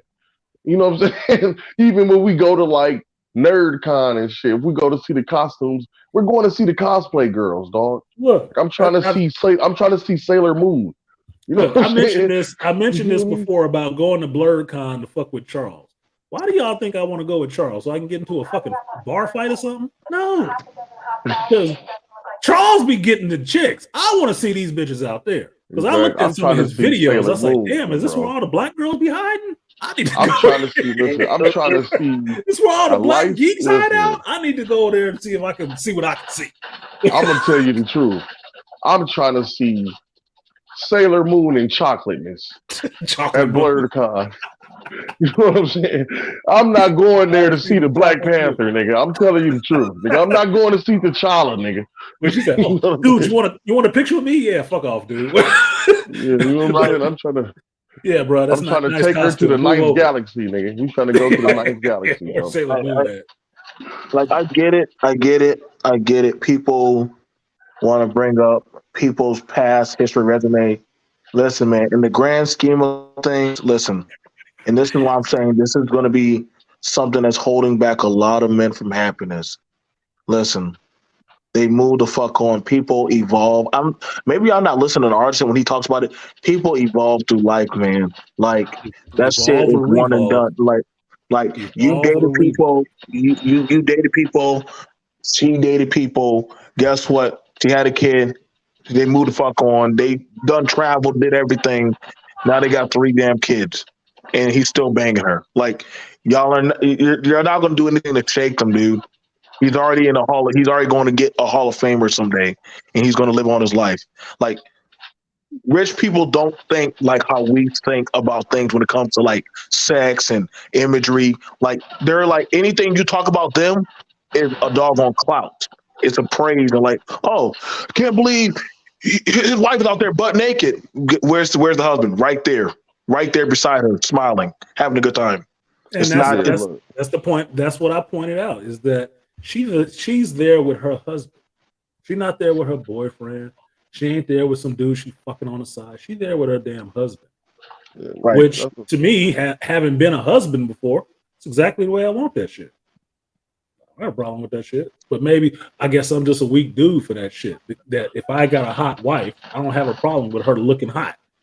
I'm sorry, I forgot she's supposed to wear a whole fucking hefty sack to the goddamn Oscars and look like she don't look good at all. I forgot about that shit. Oh my god. You're not an alpha artist. You're not an alpha. Yeah, I'm not an alpha. I'm definitely not an alpha. I'm not alpha. You're not an alpha. I'm not alpha enough for that shit. I expect alphas to have ugly bitches. I'm sorry. The thing about it that the Christians are banging at was because they have a Christian prison ministry that Russell and her have. And I'm like, dude, if y'all think Christians don't dress up like that, y'all are crazy as fuck. I mean, so we will cool with Mary Magdalene. Man, she was a hoe. Yeah, hold on. We will revisit my stream from earlier in the week when I was talking about religious people and my problem with religious people being fucking hypocrites. So if you Christian and you got a problem with that shit, why the fuck are you watching the Oscars anyway? Christians, what are you doing watching the Oscars? You know, movies with debauchery and all kind of shit in it. Shut the hell up. You're not actually practicing your faith like that. Not in the way that you could be swinging that shit at somebody like a weapon and say, hey, he's not living his Christian faith. If you Christian and you was watching that, you even saw that shit, what the fuck you doing looking at? Why was you watching the Oscars? Gotta ask yourself some of these damn questions. Shut the hell up. Your sword and your shield. Can't be swinging that Christian shit at somebody else and thinking they supposed to be following those rules. You supposed to be following them. And if you ain't, shut up. He without sin casting the first stone. That's goofy motherfuckers. Y'all forget that's their job, like literally. And I try to explain to some people, like, listen, y'all, Sierra and Russell sell clothes and perfume and colognes and stuff. They have other things outside of what y'all think they do. They have a whole brand. So a couple of brands at that. The fact that the people are talking about her dress all over YouTube and social media, I'd say that was a pretty good marketing day for her. That was literally a pretty good marketing day. And make them money. She beat the Kardashians, she beat Beyonce and all the other young chicks, and she was the milk. And you can't think of the last album she goddamn. She like the dark horse, boy. She came out of nowhere and took the Kentucky Derby. Like, who the fuck is that? Yeah, man. He pulled a Gandalf the White on them. She pulled a Gandalf the White. Like, wait, where the hell did you come from the mountains? I wasn't talking about Sierra before that shit. And I'm tired of hearing that shit about who she used to fuck. It's like a lot of people only. I had a chick like this. I told her, you can't live life looking in the rearview mirror. You cannot live life looking in the rearview mirror. Some people always want to look at the past shit. Look, how old is her Future's baby? Is she still fucking Future? Are we still talking about that shit? That boy about to go to high school, man. So fucking damn near 15 years? 15 years ago, you still worried about what dick was between her legs? Yeah, it's just really, these dudes is really just talking, trying to get dudes to come to their channel, because any man with common sense understands this is a Super Bowl winning. He can have any woman in the world, or he has one of the most attractive women in the world. He shows her off. He's on the highest stage of social life. She show herself and off. I'm not trying to. I don't even listen to a lot of the stuff. A lot of that stuff because it's nonsense, bro. All of them dudes would mess with Sierra if she tried to talk to him. No shit. If Sierra called them and DM'd them niggas would fly there. We'll be tricking like this other little asshole was tricking 500K. Listen. All of them know. And some artisans. Listen, bro. Suspiciously moist panties. Yeah, man, if Sierra hit any of them, if Russell hit them up in the DM, like, come talk to my wife, they would be on that shit. And they'd be talking about I'm Christian. That's what I'm saying. I live in the real world. I don't want to hear that. I don't want to hear that. If Russell Wilson called them to hang out or Sierra called them to hang out, they would do it willingly. Okay, man. Look, my Cialis ain't showed up. You want to fuck my wife Sierra for me? What? What am I? Yeah, do you want to watch, or is this a private thing? You know what I'm saying? Like, I'm trying to say I'm with all this shit. You know what I'm saying? Right there. My only pushback is like that I see is that, and this is why I got angry with a lot of different black men. We're attacking the wrong men. We're attacking the good guys because they're not acting rowdy, abnormal, crazy. Like this is you can't say, well, I was called a cornball, but then y'all call Russell a cornball, and this is a successful black man that literally is taking care of a household. And I'm like, you're contradicting what the imagery that you do want. And I'm not saying, and that's the thing that I'm like, you got to make up your mind. Where are you leaning? Like, do you want, like, this is a man that's in the top of his field, sports, making money, I mean, come on now. Like, no, man, he's corny because he got a woman. Like, first of all, any man where his woman is not stepping out of line, that's a fucking win. Any where you're not doing crazy shit, a man, you can't put a price on peace, especially your woman ain't doing no dumb shit like Jada. Like, I'll take any. And that's why I use Jada as an example, because if you look at some of the pictures with Jada and August Alsina out there, she doing the same shit, and that ain't her fucking husband. That is not her fucking husband. Same shit. So what makes one okay and the other one not? I've never had an issue with Russell Wilson hooking up with Sierra or none of that shit. That's his choice if he want to do that shit. He can pick whoever the fuck he wanted to. That was who he fucking picked. He been with her all this time. You want to say he a Christian and she out there acting unchristianly? You said he was a Christian. You didn't say she was a Christian. So whatever the fuck he doing is he squared it with his guy. You don't have to agree with it. You know what I'm absolutely sure of? They didn't ask for your fucking approval on it either. They don't give a shit. So he gonna do whatever he want to. Because I can tell you this. I've been in Christian church and I go into Christian people's homes all the time. They usually have some fine ass wives. If she stepped out in a nice, dress and know how to talk and act, the fuck am I supposed to say about it? Oh, how dare you! Artisan, though, not only do they got fine wives, they got 10 kids. And so they doing some serious fucking in there. And they fit. Yeah, and the mama is still fit. And I'm saying, I can see why he come home and give you the gospel. House full of fucking kids. What he's splitting the Red Sea with the staff of Moses. Yeah, he's doing it, boy. Turning water to wine and everything. Fine, boy. What? You know what I'm saying? Bunch Feed of the kids. fishes. Have a fleet of kids. A prosperous farm. Prosperous farm. So I'm not mad at him. The Pentecostal. What you do? I didn't understand why everybody was getting all up in arms about this shit. Like they got money on Sierra to be a sucker. I mean, to be a dumb bitch. Like, oh, she out there like she's single. How's she out there like single, standing right next to a fucking husband?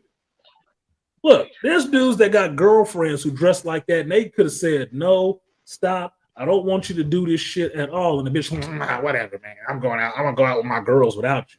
This wasn't no girls trip. This was the Oscars with a husband. Nigga, fuck you. I'd rub your face in it too.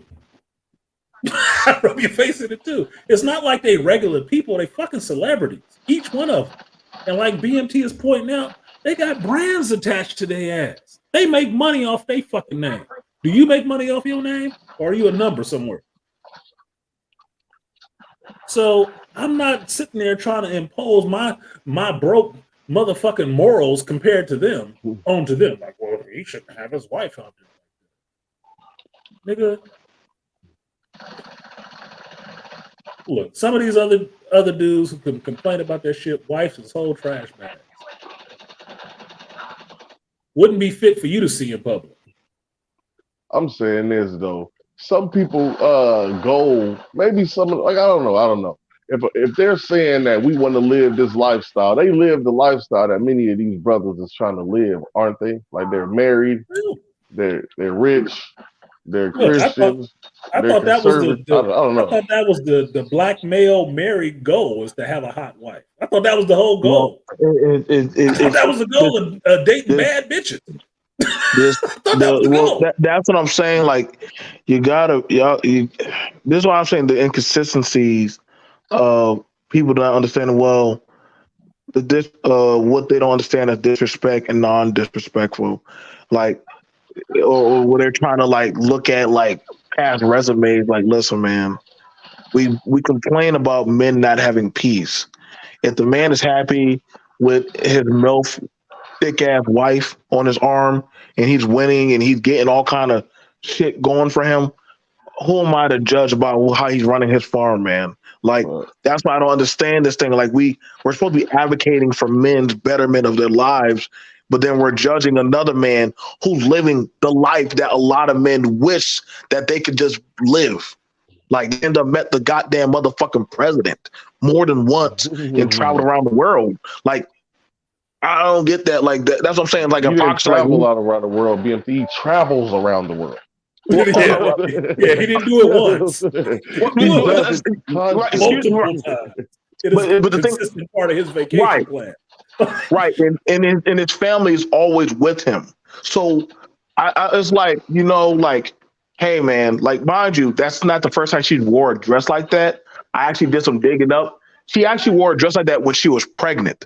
So this is how you know it's selective shit, because y'all, everybody's Chris Rock freaked out for the says, Aisha Curry. selective outrage, motherfucker. It well, because the thing about it is, for some people who don't understand, and Artisan will tell you, one thing as a husband that we have to incorporate to our wives is that you're fine as fuck, baby. You're sexy. Women have insecurities, and sometimes they're gonna feel off. So as a man, baby, put on that dress. I'm not sure. Like I just had the baby. Put the motherfucker on. You look fine. So she probably put on the goddamn dress, and You're still beautiful, baby. you're still beautiful. That's a move that men we have to make. Go ahead, bro. You got it, man. Like, have y'all ever read The Great Gatsby? Yes. There's a line. I remember a line in The Great Gatsby, and the lady it was at like one of his parties, and she told another lady, "Darling, you're nobody in California till you get paid to live here, baby." You know what I'm saying? Russell got paid to live in California. You know what I'm saying? I think people need to consider that. Like you when you get paid to live in California, you're somebody. You know what I'm saying? Everybody else is paying to live in California. That's what I'm saying. Like, you can't leave. we just, like I said, man, we gotta like. Was Sierra's dress any different than this shit right here? Was it any different than this right here? Just a different color. I'm saying them same dudes. You know what's crazy? Them same dudes talking shit was probably playing with themselves when watching My Goodies video when they was 16. Like, that's what I said. They get their jerkins off, man. Shut the hell up. Only people complaining about some shit like this is chicks. Well, we used to talk about. You would see the movies where the main cheerleader would come into the school, all eyes on her, and the star athlete would grab her ass in front of all the other football players and everybody else because they were the eyes of the school. They were the jewel. You saw with all eyes on her. The lady in the red dress. Remember how did Morpheus say it? Neil, were you paying attention to me or were you paying attention to the lady in the red dress? Like that's a thing that we've always had a trope in that of society, that one woman that was the crown jewel of the room. And the guy who commands that or has control of that, that's a machoism move. That's a move of power. And so you got to understand, that's not a sneak diss. Oh man, I can't believe his wife wore it. If that was my wife, she would be clothed up. She would have said, okay, that's your wife. Your wife would have been in a full burqa for the Oscars, right? Get the fuck. But then you ask them, do you have a wife? And then they're like, I don't have a wife. So why are you talking about your wife? You don't even have one. You actually got a wife, nigga. You haven't even acquired that possession yet, sir. You have not unlocked that achievement yet, sir. You cannot talk on what that means to be there. You're not at that level. Stop it. Married man, true. Yeah, my ex-wifey was hot as fuck to me. Ex-wifey was hot as fuck. And when we would go out, ex-wifey looked sexy. She just looks sexy. That's just the fuck it is. I saw a picture of her ass recently. I was pissed off. I'm like, this bitch. Look at this bitch.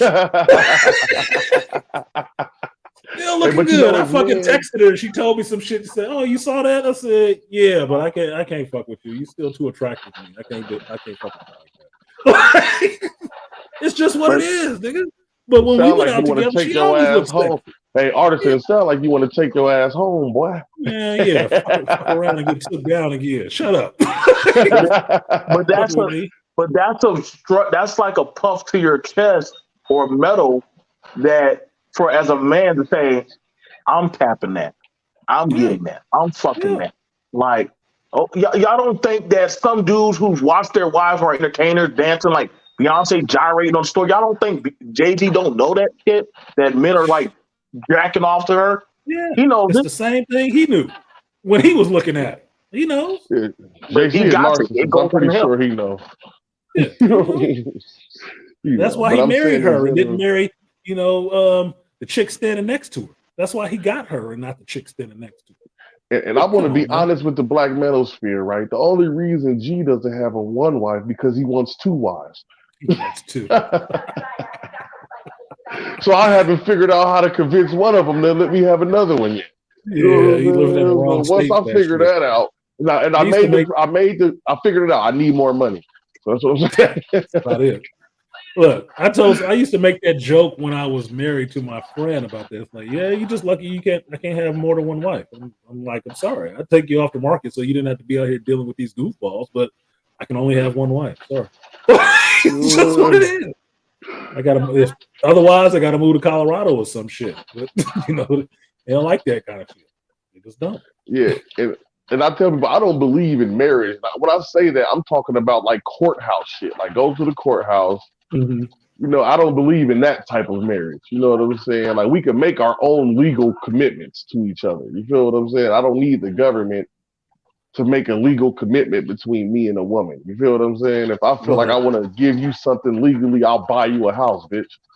You know what I'm saying?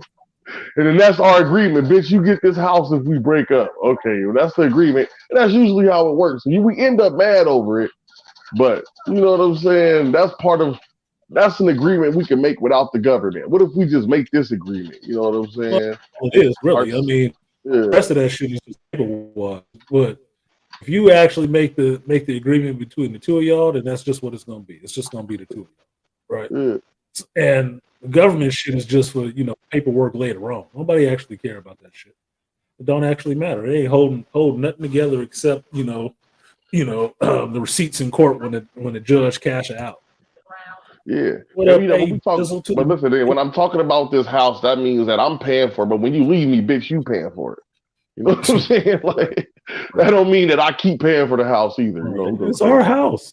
And I bought this before I met you. Yeah.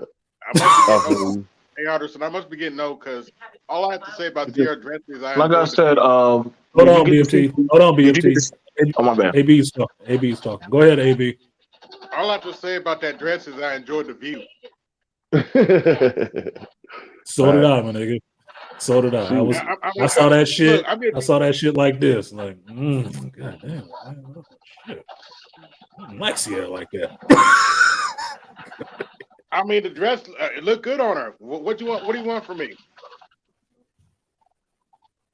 I don't know. Shame the devil. I don't fucking know. Well, also, you got to remember she's going to a show that gave Halle Berry an award for Monsters Ball. So, what's the issue? Damn, AB just gonna bring it the fuck down. He just gonna make motherfucking shame, right? Like this is the same award show that gave Halle Berry an Oscar for fucking Billy Bob on camera. Make me feel good, Billy. Yeah, she just want to feel good on that carpet. She's advertising. Hey, Billy Bob a bad motherfucker, boy. Billy Bob done hit everything. Yeah, every movie Billy Bob in, he fucking something. And he don't look like shit, but a hillbilly. He making sure he let you know he's fucking something. Yeah. Well, good. Make me feel good. I probably need that gift somewhere stashed. Go ahead, BMT. Go ahead, BMT. Yeah, like I said, there's a lot of stuff happening. Did you already address the Angela Bassett? Did you already chop at that tree? No, I did not, because I didn't read the article on Angela Bassett having an issue with not getting nominated for Wakanda, and I'm like, no, you not. So, what is you upset about? Like, look, I thought what Angela Bassett did was good. It was a powerful performance, but it was in the wrong fucking movie. It was in the wrong movie.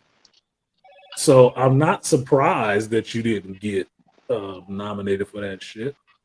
But you bitching about it afterwards, it makes you look like, sour grapes. That's what makes you look right. Angela Bassett. Y'all know I love me some Angela Bassett. That's showing no class. I mean, really, did you think this was your last chance to actually make that shit? Is that what it is? Come on, man. It's a comic book movie. They're not about to give you no Oscar for no comic book movie. It don't matter how many people died in that bitch. Stop tripping.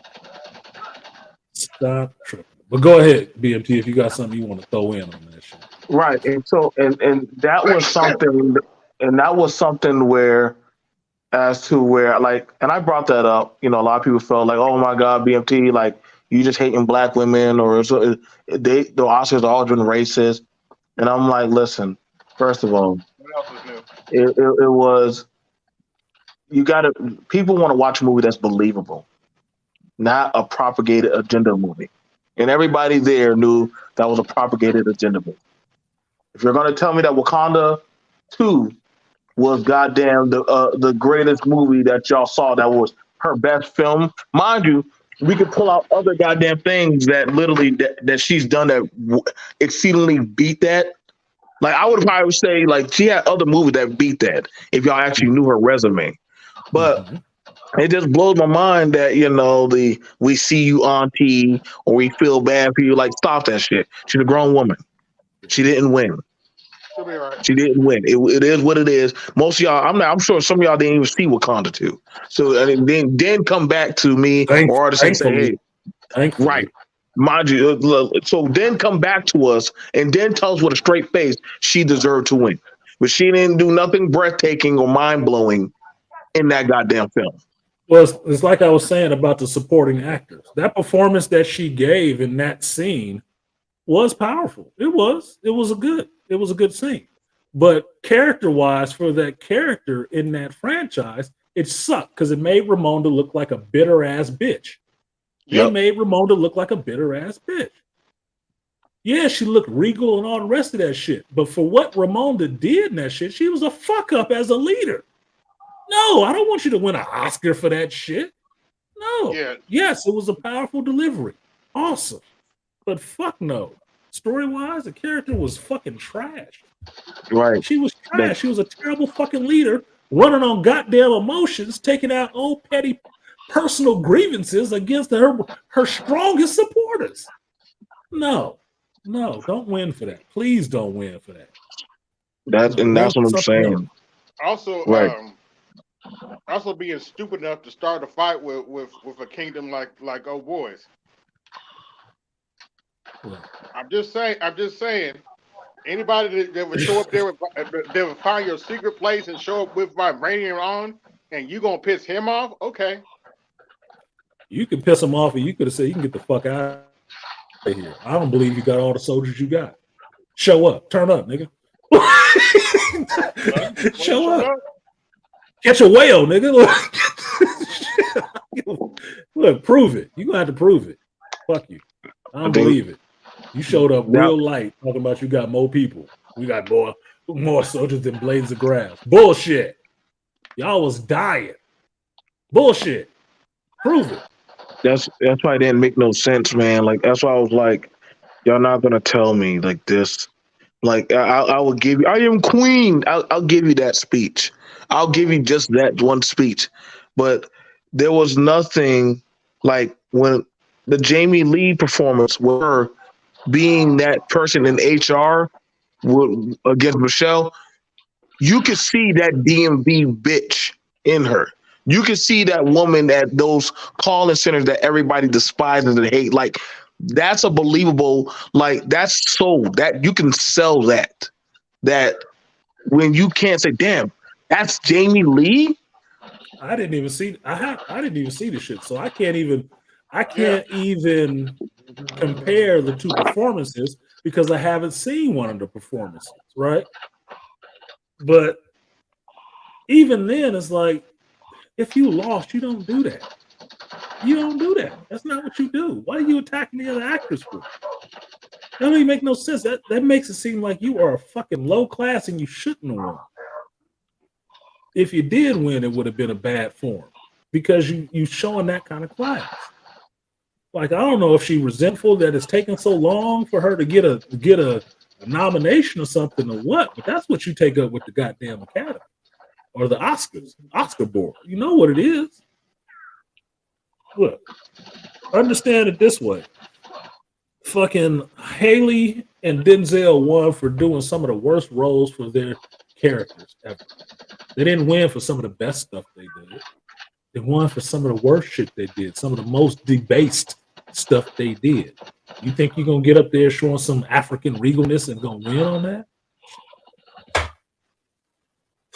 Okay, whatever. I bet the Woman King was nominated too, and that was the biggest load of fictitious crap you've ever seen. Okay, whatever the fuck. Don't stop believing. Uh-oh, you gotta mute that because I don't want to get in trouble. Oh. Unless you're talking. Here, let's just get this for AB so we can all get this out of there. She looked good. Looked like she do a squats. Just saying. What up, Ray Hammer? Look like she do a squats. Leg game on fleek. And like I've told many a big booby chick, small breasted chick, she look like she got a little B, C cups. They can get away with doing more shit. Because if she had some big D cups, this shit would look trashy as fuck. But it looks kind of elegant. Look like she's wearing a shark cage. She working that shit. Even with the little boobies. I don't have a problem with this. Look, if they had some butch lesbian wearing this shit, y'all be clapping like, circus seals. Because you're supposed to like it. Oh, she's so avant-garde. I'm going to say that fucking picture, too. I'm not saying I'm jerking off to it later on, but I'm just saying. Just saying. That was a good dress. It worked. So fucking what? What everybody all up in arms about? Stack of Starve, what's up? Bundles, he said Chloe Bailey. Do I know who the fuck Chloe Bailey is? I'm not drawing a picture. I say Chloe, and I'm thinking of that damn chick that was on Agents of S.H.I.E.L.D. Let's see. New chocolate hottie. You look young as fuck right now. You better make sure how old this chick is. I'm not bringing her ass up on the screen. How old is this chick? Damn, she's short. She got Beyonce thighs. Jesus. Fucking with Chris Brown? You know Chris Brown got a type. Chris Brown got a legit type. Yeah, Chris Brown type fine, nigga. Yeah. Whoever she is, if she fucking with Breezy, she's fine, nigga. Yeah. Brown don't be fucking around, boy. Yeah, he don't play. He got stunners. Yeah, stunners. He got more stunners than Steve Austin, boy. 316. There she go. Chloe Bailey. She kind of hot, but she look young as fuck to me, dude. I feel sketchy about looking at this. Shorty like 22, 23. That little Chloe Bailey girl, she young as fuck. She younger than my daughter. I can't be looking at this chick. Hold on. Yeah, she's young like that.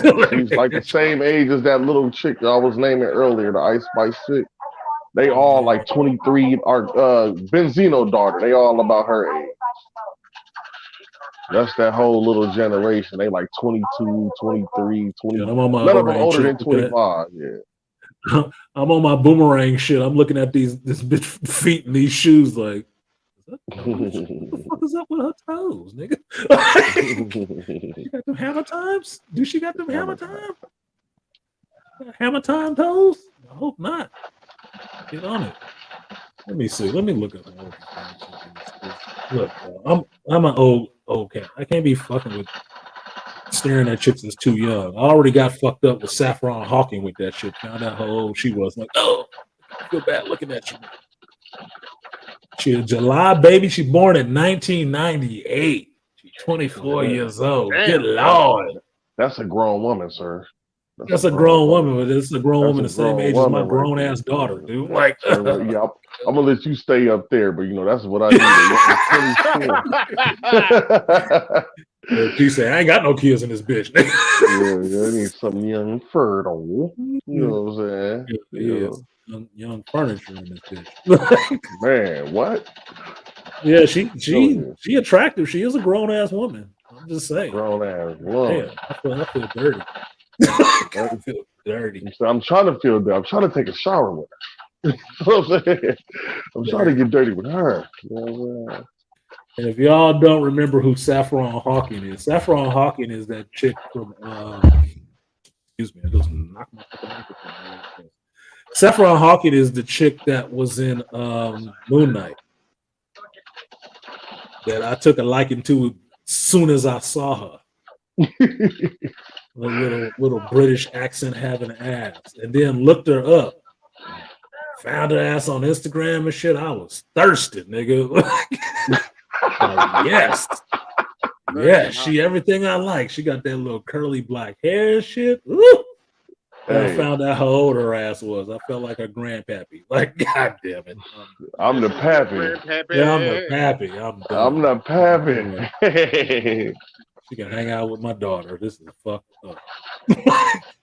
Yeah, I'll show y'all I'll show you two pictures that fucked it up for me.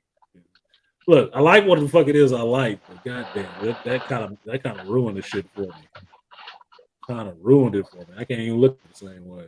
Like, shit, this bitch. And I didn't boot her off of my Instagram, but I saw off the pictures like, yeah, she's cute. She's too young. Cute, but too young.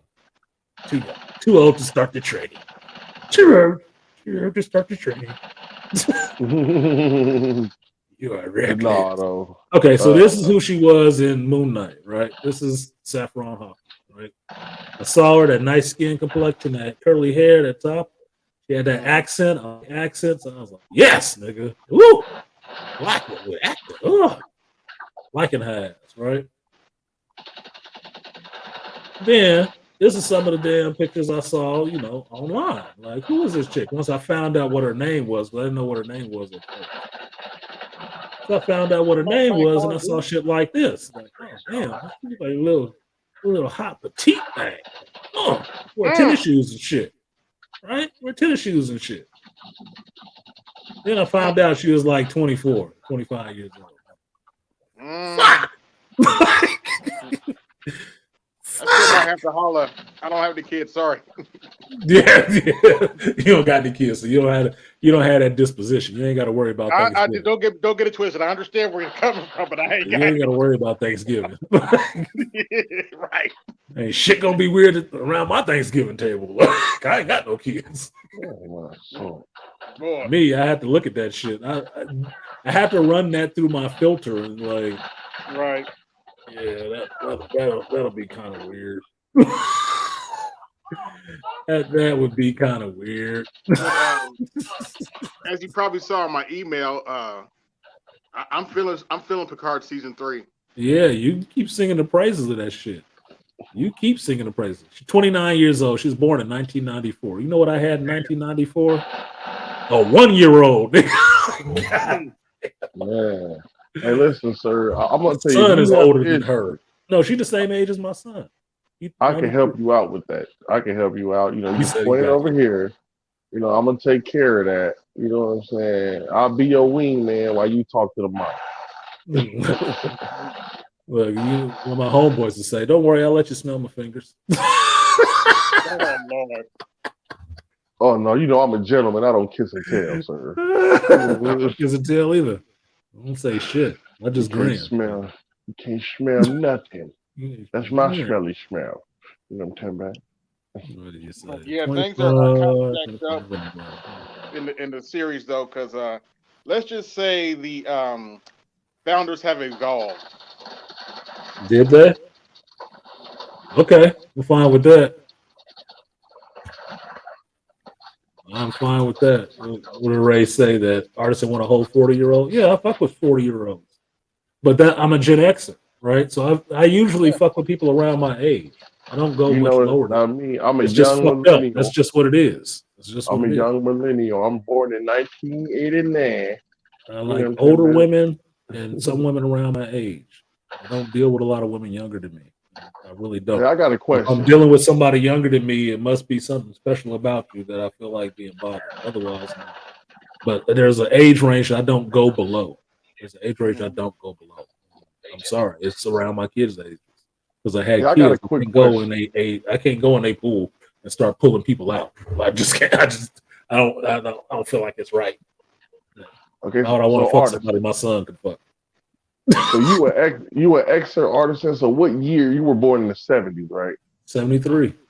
Okay, I was born in 89, right? Mm-hmm. And that's what I always ask people. So am I still a millennial or am I a Gen Z person? You're a millennial. You're a millennial. I'm like the last of the millennials, right? I think you're an elder millennial. I think you're the last. Because the millennials are like from 80 to what? I forget where the cutoff is. I forget 90, where the cutoff. Probably 96. Because my kids are millennials. My son is a millennial. He was born in 93. Because I'm part of that generation that I remember nothing being on it, but I remember the internet being like started being prevalent. Like, and then I don't remember a time like I know how to do everything on the internet. Like I know what an email is, I know what all that. But we learned that stuff because it was like the Gen Zs was born with it. But I also remember when there was no internet. Like I could still write cursive. You know what I mean? And I remember when they started teaching That's cursive. a good indication. Can you write cursive? Yeah. Did you learn how to write cursive in school? You are definitely a millennial if you can write cursive. No shit. I write cursive. We learned cursive. Yeah, we learned all the basic stuff that it seems like the millennials don't learn. So that's what I'm saying. Am I millennial or am I Gen Z or am I Gen X? Like 80 to 99 is millennial. You are a millennial. Yeah. I remember the first cell. I remember the Razor coming out. That wasn't the first cell phone, sir. No, it wasn't the first cell phone. It was. I remember like the first real ones was like the little ones was the Nokias. That was the first little cell phone I had seen was the Nokia. I remember pagers and like the two-way pager. Yeah, two-way pagers was like third, fourth wave technology in pagers. Look, I'm laughing at that shit because a Gen Xer remembers the brick phone, the brick cell phone with the battery pack and the big cable, the Gordon Gecko shit, right? Yeah, my uncle had one. But y'all remember had one in '95. razors. Y'all remember razors, and I remember back when razors came out and the phone I had before a fucking razor. Like, damn, y'all picked up in the middle of the story. Yeah, that's kind of where we was born. We was born in you were born in the middle of the shit going on, right? Yeah. Gen Xers grew up before any of this technology got into your home. So where Gen Xers sit is most of this technology, corporations had it, but it wasn't mass available produced, to everybody. And we're there when it starts being mass produced. You start getting stuff into your home where everybody can have it, and the prices start going on to this in this stuff where you start seeing it in everybody's homes. Not just they married, they got a husband and wife in that house, and that's why those kids have that video game system. You got to go over his house and play because he actually got a family. You know, that's why they got that shit. They got a daddy in the house. No, it wasn't that it's prevalent that everybody can have that shit. It was the same thing with the fashion and stuff like that. Everybody didn't have fucking Jordans. Too expensive. Oh no, everybody didn't have it. No, you didn't have single mothers going to Foot Locker to get Jordans for their fucking baby who can't walk. No, nigga, no, that's not what it was. That was not something that happened. That was weird when it did start happening. So yeah, different generation, but it's only in the span of maybe 20 years, if not less. So both of my children, as no one is lining it out, both of my children are millennials. My daughter is right at the tail end. So she is the youngest millennial. Yeah. Like I remember the first email account we had as millennials was like Yahoo. When we was in high school, we was coming up, it was like yahoo.com. And I remember when it switched over. I missed AOL. Y'all missed AOL. We never had AOL. AOL was the older people. They had AOL. You missed AOL. I had AOL. I grew up with the dot. I remember seeing that movie. You know, listen, I'm gonna tell you a story. I remember going with my aunt and my mom to see You've Got Mail. You Got Mail. Like I remember going to see that movie, and we didn't even have a computer yet. Which You was know another what I'm What year saying? were you born? What year I were was you born in born? '89. Yeah, I was 89. born in '89. Wait a minute, dude. You grew up in AOL era. What are you talking about? But He no, didn't I'm talking have it about. then. I'm He just talking didn't have it. about. Yeah, no, I'm saying this. It was the AOL era, but we were kids. We weren't using AOL. Yeah, You know, era it still wasn't. behind. Yeah, we were kids. That was what the adults were using for work. There was no gaming and all that shit yet. You know, we didn't have none of it. I remember the Yeah, first they were like still getting on Black. I remember I was like 5th grade when Black Planet came out.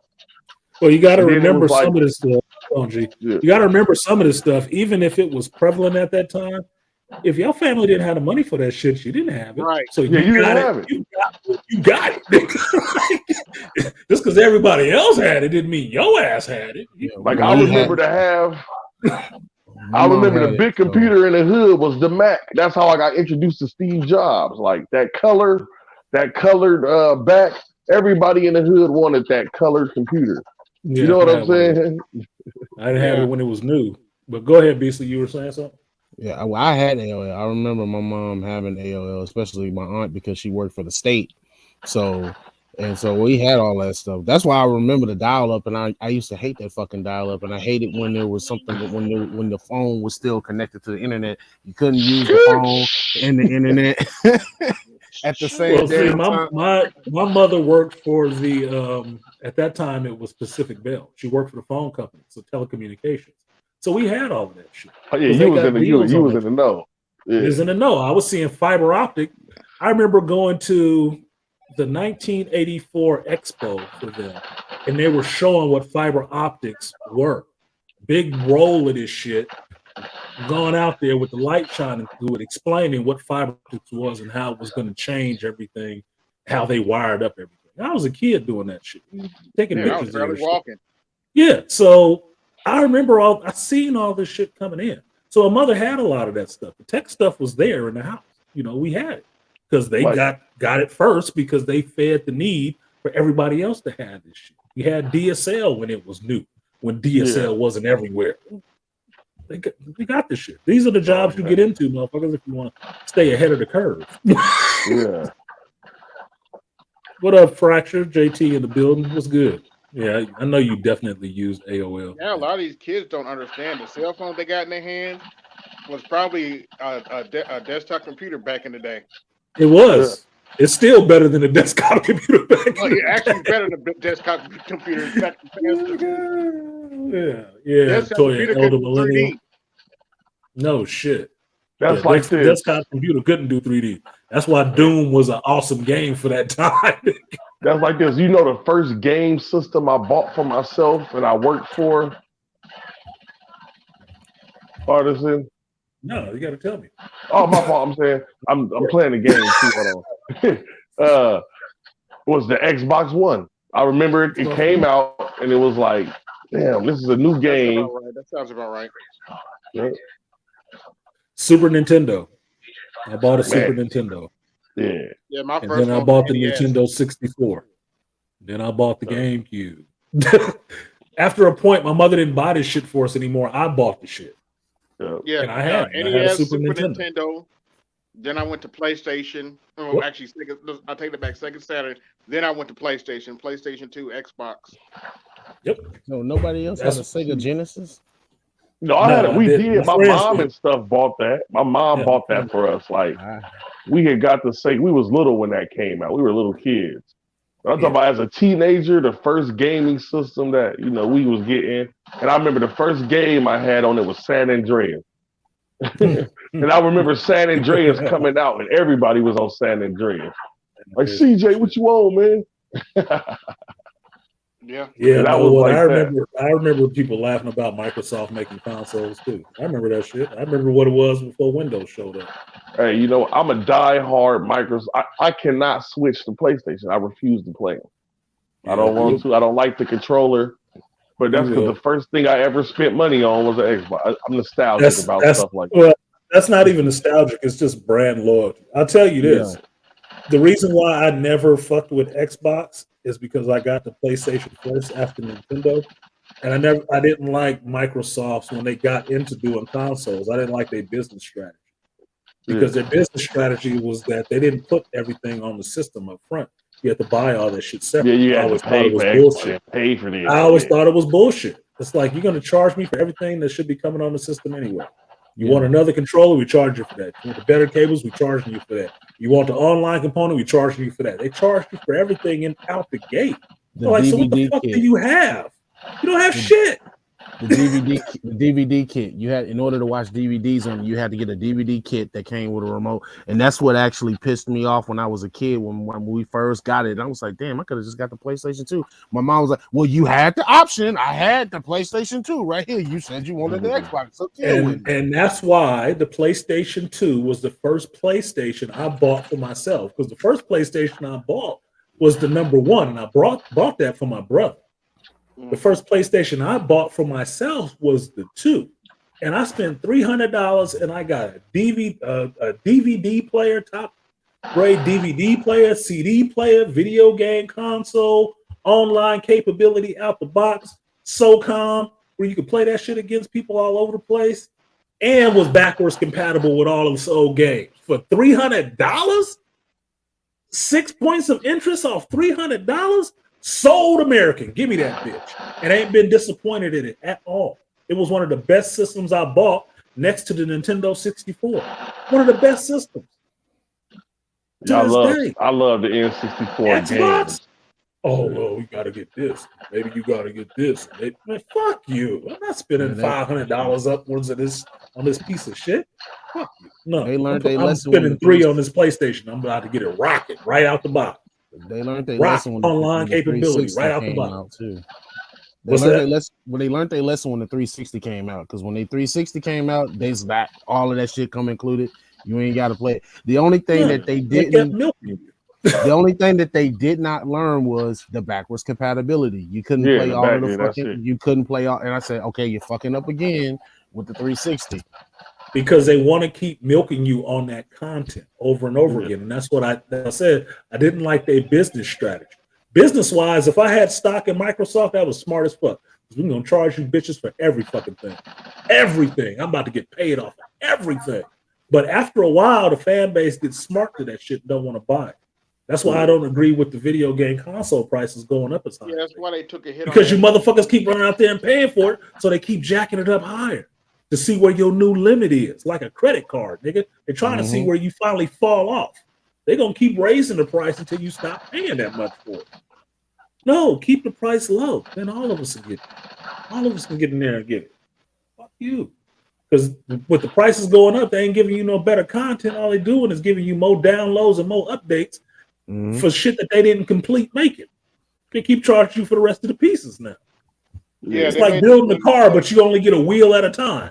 What the fuck? We sold you a chassis, but you can pay for the update to get the steering wheel. What the fuck? They made the same mistake with the Xbox One when they do that always online bullshit.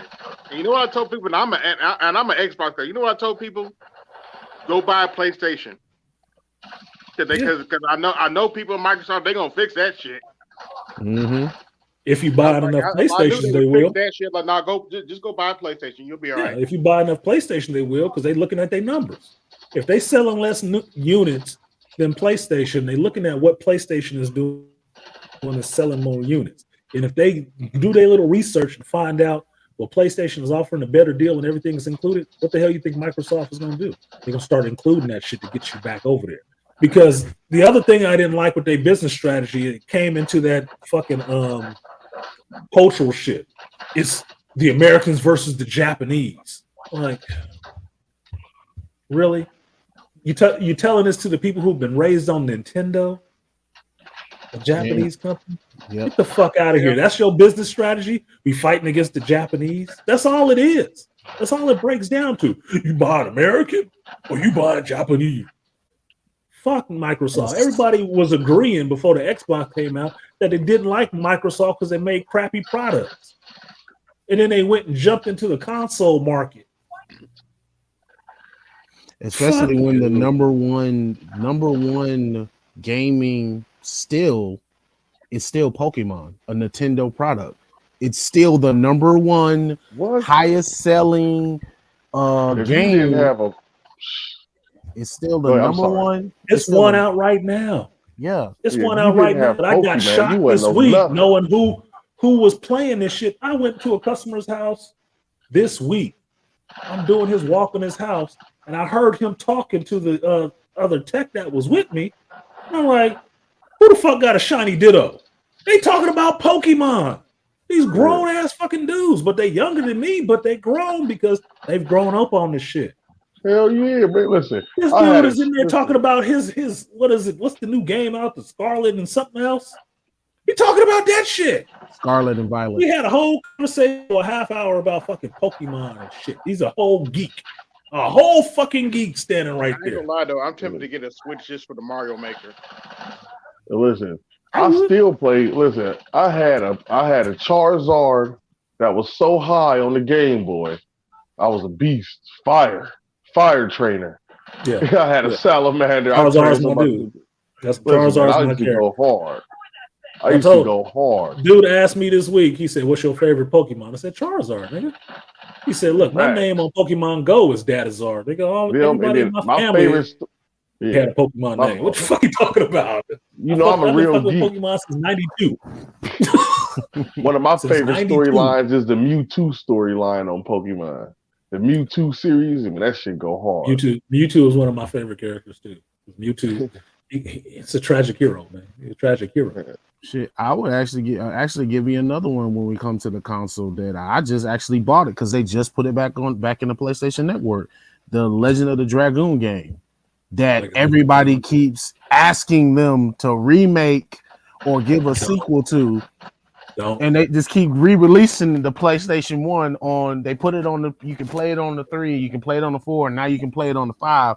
And everybody's like, "Oh, just give us a damn remake or either a damn sequel to the game." I wanted a remake of Chrono Trigger because I have Chrono Trigger on my phone. It fits on your fucking phone. I can play the whole game of Chrono Trigger on my phone, and I love that RPG game. Love that shit to death. I'm playing it again. Even though I played it on Nintendo the first time. I love that game. They need a remake of that one because I didn't like Chrono Cross so much. I really did. Hold on a second. Aquatech is talking about Commodore 64, Texas Instruments, T1. Yeah. I had a bunch of Texas Instruments stuff. Speaking spell, speaking read, speaking write. Love that shit. Love that shit. Love that shit. That was 80s stuff, though. That was straight up 80s stuff. Like, share, subscribe, support the stream if you feel so inclined. If you like our little tech talk on console wars and whatnot. Aquatech said, "Word, nobody ships complete game released on day one." No, as soon as they got away from cartridges or discs, they don't ship you shit fully made, but they do charge you fully made prices for that shit. That's why I like it. That's why I wait. That's the same reason why I don't want to buy anything at launch. It's not done at launch. I don't want it. Fuck you. I'm not paying full price for half a product. No. $70? It better be fucking finished. Because I can tell you this from being a gamer for so long. When I went and bought a Super Metroid and paid $75 for that fucking game back in those days, it was a complete game. It was done for $75. You motherfuckers want to charge $70 for this shit and it's not finished?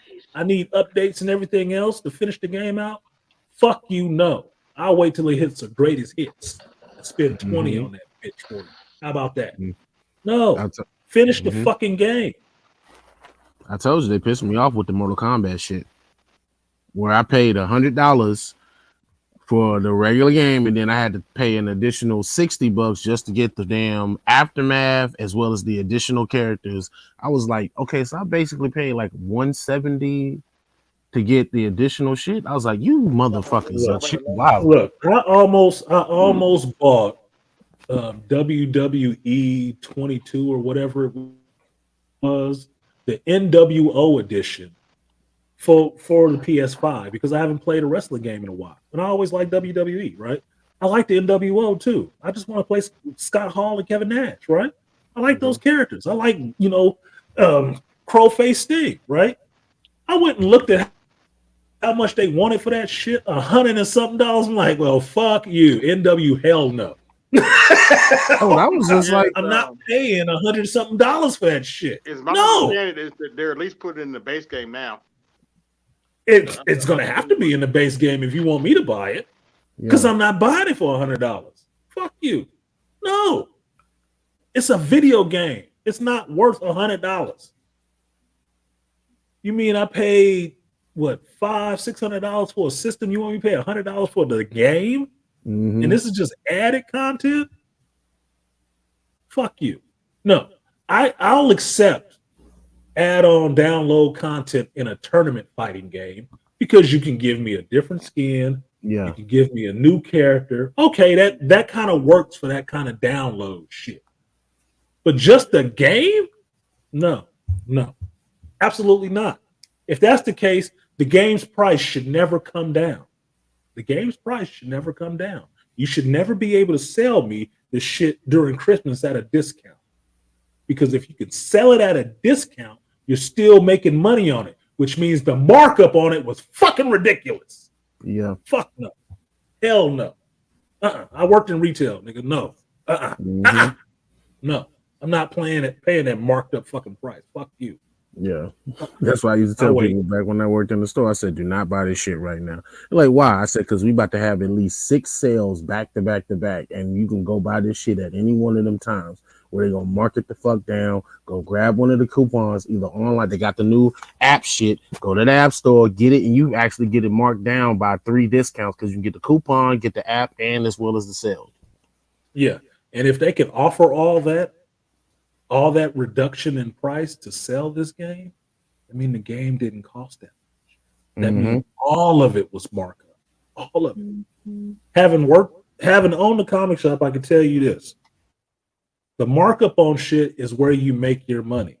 The markup on it is where you make your money. That's how you make profit, right? That's how you get in the black on shit.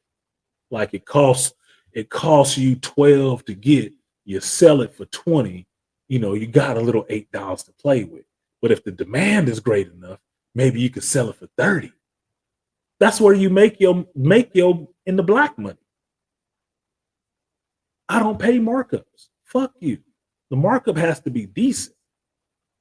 And for people who have to sell this shit, it's usually the markup is on your ass. You ain't making much profit on this shit. I'm not paying $100 for shit. Not like that. Not a video game. I don't give a fuck how much added content you added. You should have put that shit in the game to begin with. Special characters, how special are they? They're going to use the same move set that's already available in the game, or they're going to have some special moves too. Fuck you. Not for a skin. $5, nigga. That's what a skin's worth. But then if they do that, artisan, that's a real scam because now it's going to be pay to win. Like if you give a special feature, if a person owns something and don't own, that's kind of why I got mad at the division at first because I had to go buy the division 1 and 2. All you had to do was buy one. All you had to do was buy one or the other. Buy 1 or 2. I just bought 2. And most of the other stuff that I've bought in that game, I will spend like once a month. I'll drop maybe $20 on each one of the games I regularly play. Yeah. I regularly play. I will drop $20, right? And that's not that big of a deal. It's $20 in credits. It's like going to a casino. I cashed in $20. I got some coins, some tokens. I'll play this bitch, and then when that's out, it's out. Right? No big deal, right? But it's just for in-game shit. But that shit will sit there. It'll sit there because I'm playing the game to play it. I'm not paying the game to just keep jerking it off. Fuck you. No, I'm not paying like that. Oh, no, sir. No, sir. No, I already paid for the game. I already paid for it. And I'm enjoying it. I'm not buying special weapons and shit like that. Let them other motherfuckers that just need the thrill of accomplishment from not actually doing any of the fucking work. No, I'll get in there and fight it out. That's just how I get in. That's what be pissing me off with the mobile games where it's like I run into a fucking paywall. I'm like, bro, just give me the character. I will grind this fucking game out. Grind it the fuck out. Marvel be pissing me off with the Strike Force because you can never do the arena player versus player shit because everybody is maxed up. I'm like, come on, bro. I want to kiss my ass. Future Fight is like that. They always have a new character, new skin, a new character that they want you to do. It's not always new characters. Sometimes it's just reskins. Where they fuck up is they just keep reskinning all the female characters because they're trying to skew the game towards females to play. I'm like, I know goddamn well it's not that many females playing this goddamn game. It's mostly dudes. And I want new Marvel characters. I don't want just new female characters or reskins on your same homemade characters. I don't give a fuck about them. No, you can give them the best stats in the game all you want to. I don't give a fuck if everybody using them in tournament play. I will never play them bitches because I'm not interested in that. I'm interested in these other characters. What's wrong with you, Artisan? No, I didn't play Ironheart. Now I bought Ironheart. I have Ironheart in her Iron Man looking armor, but I didn't buy that fucking Wakanda Forever bullshit armor. No, I didn't, because it looks like garbage. No, nigga, I didn't buy that hard suit bullshit. No, I kept the same one that was on there from the comic.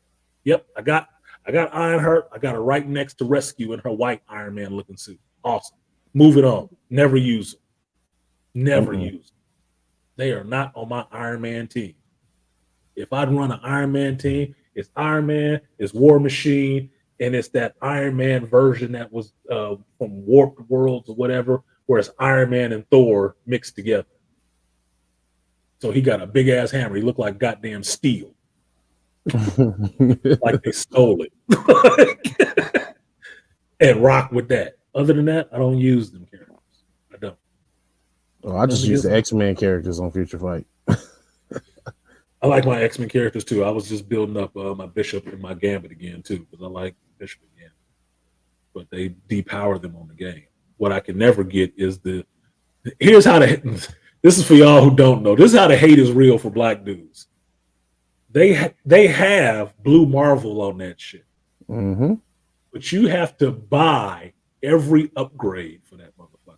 You can't get you cannot craft enough the little icons and shit to boost him up. You can't. Biometrics. Yeah, biometrics. You can't craft enough for that shit. This like rare to get. They shit on Blue Marvel so hard, dude. You cannot upgrade that motherfucker the way you want it. But all them other goofy ass characters, oh hell yeah. You can upgrade them through the roof. You can get 3 tiers. Blue Marvel barely get a new skin. I've been playing this game for a couple of years now. They only recently gave him another skin. Yeah, they just gave him one. I was like, how the fuck made up characters got 5 different costumes? Like, god damn. Hold up, what's them new anime supposed characters? There's like, them little Atlantis, what motherfuckers? They got like 3 or 4 fucking skins now. I'm like, Agents of Atlas. Yeah, those are the characters they made up in this game that made it transferred over to the comic. Those are those characters. They made it. They transferred over to the comic book. So they're in comics now. That's what the Agents of Atlas are. So yeah, they keep making more skins for them, but characters like Blue Marvel, Bishop, they got 1 skin, nigga. 1, 2 at the most. Dude, they had remember they just if you wasn't in the movie, you definitely ain't getting a new costume. Yeah. They just gave Blade some new shit. And that looked goofy. I don't know where the hell that shit came from. Oh my god, that must have came out that Midnight Suns bullshit. That Blade shit looked bad. Like, who is this? Don't tell me this is what Mashallah Ali gonna look like. Hell no. Nigga, he looks so fucking clunky. God damn. They got 1 version that came from the comic book, and they got so much armor on his ass. I said, is this Blade or steel? Because you can't tell me he chasing vampires wearing all this metal shit all over himself. Like, who keep doing that? But then I thought Blade was supposed to be a swordsman. Aren't swordsmen always lightly armored? Thank you. Swordsman, especially people who have, especially people who have healing abilities and shit like that and fight vampires. What are you doing with all this armor on? That's like the Flash wearing a bunch of fucking armor. Why is you wearing? You're supposed to be the speedster. You don't need that much armor, right? You're supposed to be fast. Too fast to hit. The fuck you wearing all this armor for? Yeah, I can see like the Punisher being armored up. I mean, but Blade. But even the Punisher's armored suit, his bodysuit always been Kevlar. At least it looks streamlined. Yeah, that's what I'm talking about. I This can see shit them. You is can have them cool. like if you had them like in full battle armor. You know what I mean? Like full. You know what's the stuff called the Marines and stuff wear when they Yeah, the actually go tactical into gear and yeah, shit. Yeah, yeah. I'd rock with that. That's to me that'd be Warzone armor, right? I'd rock with Mhm. that. I'd get that. But just Yeah. this plate mail and shit all over the place, like what the fuck is this? Well, that's enough. This They is ain't got not the Blade. Punisher. They ain't got Punisher rocking that shit now. They didn't. I don't know what the hell. What did they make him use swords now? He's like a ninja all of a sudden. Well, he's in charge of what is it, the Hand or something like that now. When they Mhm. changed his logo and shit like that, he's like the demon head of Hand. So he looked like a whole fucking assassin. Like you might as well call his ass Ra's al Ghul or some shit. They don't know what they're doing with him. Yeah, but especially with Blade, the heavy armor, like I said, he also is a martial artist. That's gonna weigh him down and restrict a lot of his movement when he's doing fights. All the movement. I don't give a fuck how fast he is. That's burdensome. Yeah. Doesn't look cool at all. I would think like in the new reiteration of Blade, like modern times, with the advance and military shit, you could have Blade with like a little FN that shoot 5.7s, twin scimitars or something like Dritz. No He clothes, could have some only cool be shit. cold. Yeah. He should be able to have some cool shit. But Mhm. apparently, look, I'm bringing this shit up so I can show it to y'all because Mhm. I like visual aids. Because I know Blade, I would think of Blade in like light body armor to stop from bullets. So he'd probably be wearing like a plate carrier. And then the rest of these stuff he would be wearing is like, you know, stuff with a couple pockets on them for silver stakes, you know, some tactical gear. You know what I mean? Some garlic and just some shit attached to his arm, not no fucking full on pseudo armor. Kind of It's how just he looked, how Wesley had him looking in the movies. Wesley had him Yeah. cold. Wesley had him cold. Wesley, that was a good depiction. Okay, so here it is right now. This is the new version of Blade they have on this game. You can't see it because of goddamn glare. Hold on one second. All right, maybe y'all can see it now. Nope, still on the screen. Still on the screen. You cannot see it. I cannot share it. Oh, she's gone. Go off G. I can't see that shit. There we go. There we go. Yeah, shit. This big ass coat covering up his body and shit. Show the dreads.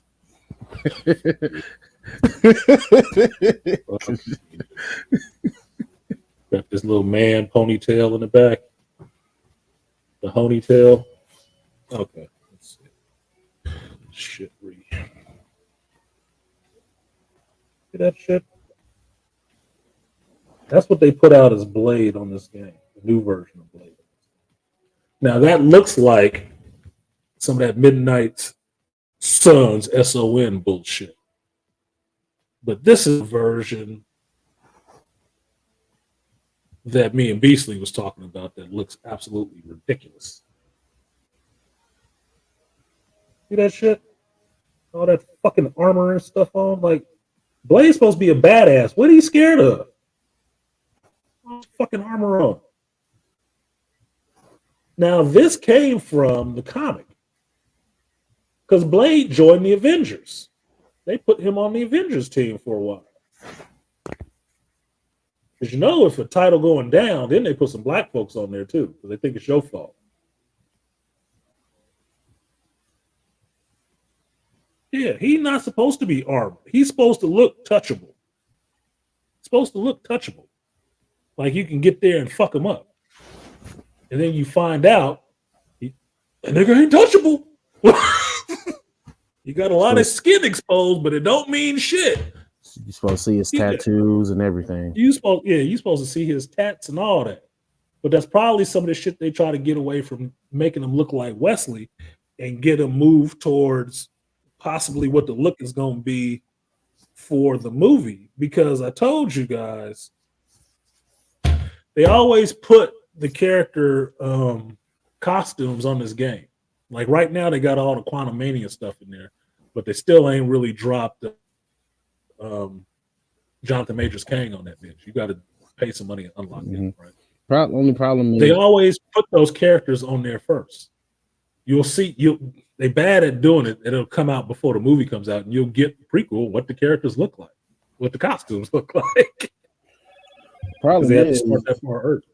problem is Go ahead. Wesley did the best iteration of what Blade should look like. That's why all the toys, Marvel He Legends, reimagined Blade. all Yeah, hot he toys. reimagined Blade.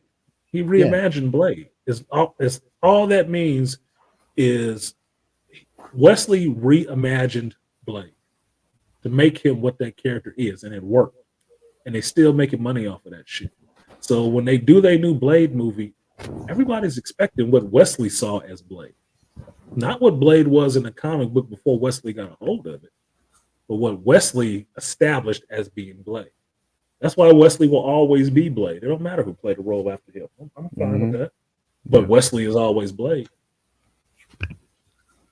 Yeah, because like even the Marvel, the recent one they put out that came with that was part of the Daredevil Netflix series that had Elektra. The Blade one that I got.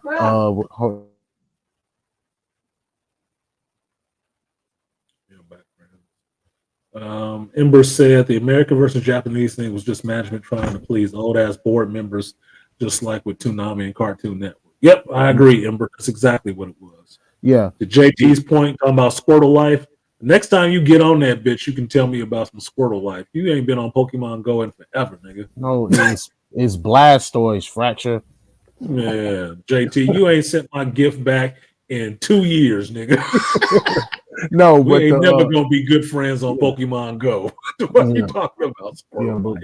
Before they interrupted my goddamn speech.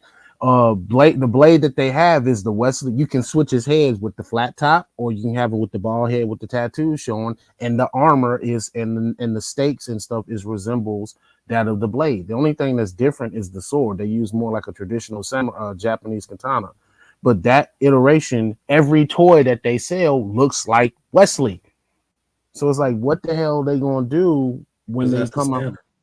Because you're supposed to be able lightly armored, because you got to be able to move around. No one is right. That's an exoskeleton. Yeah, it is a fucking exoskeleton. He got on a goddamn G.I. Joe power suit. Go ahead, Beast. I'll be like, because I was thinking when I saw that, I was like, well, who the fuck is he fighting? I thought he was just fighting vamp. I know he's fighting other shit too, but damn. But the way Blade is as a character now, he's fucking durable as shit. His healing factor is like a vampire's healing factor. That's super strength and shit. He barely fucking aged. He good. He don't need all that goddamn armor on. Speed too. You're not wrapping Black Widow in that much goddamn armor. Shut the fuck up. You just found a way to make him look unappealing to the eye. That's all it was. You don't need that much goddamn armor on. You ain't wrapping Wolverine in that much damn armor. Shit, even when Wolverine lost his healing factor, he didn't have on that much goddamn armor. His suit was armored, but he wasn't wearing shit like that. Stupid. They just do shit to just fuck up the characters, is what it is. That was the point I was making. That they do things intentionally to fuck up them black male characters. And that Blade, the new version of Blade that they had in that game, does not look cool. It's not something you would cosplay, put it that way.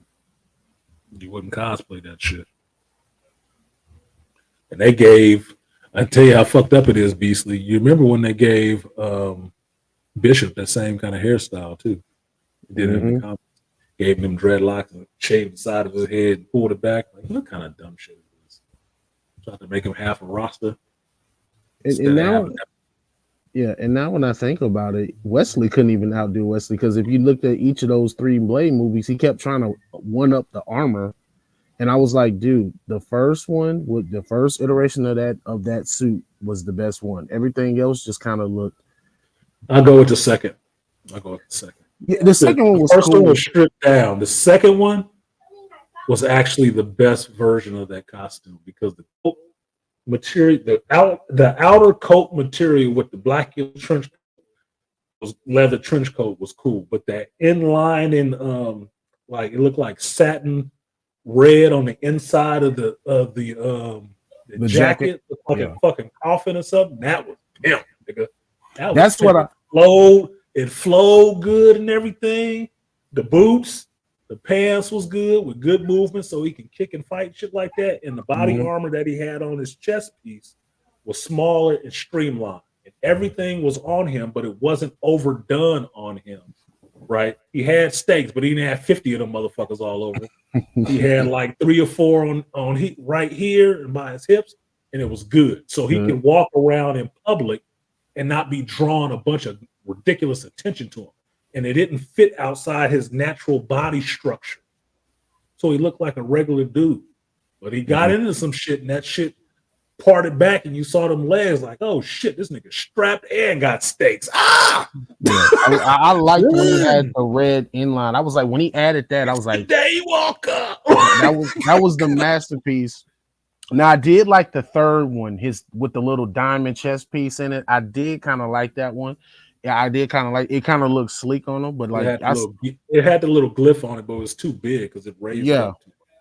Yeah, it was too. That's what I always thought. I thought it was too big, and I said, okay, it still looked like body armor. But when he added the red, like I said, that red inline, I said, oh. And when he on the posters, I was like, oh yeah, this is awesome right here. No, that second costume was the shit to me. So they not gonna be able to top that. They're not gonna look. They can try, but they're probably going to fail. Because it's taken with modern sensibilities. And modern sensibilities always make the men look feminine as fuck. That's the problem. They always make the man look feminine as fuck. They're not going with a masculine look. They're not going with that shit. So it's probably not going to be there.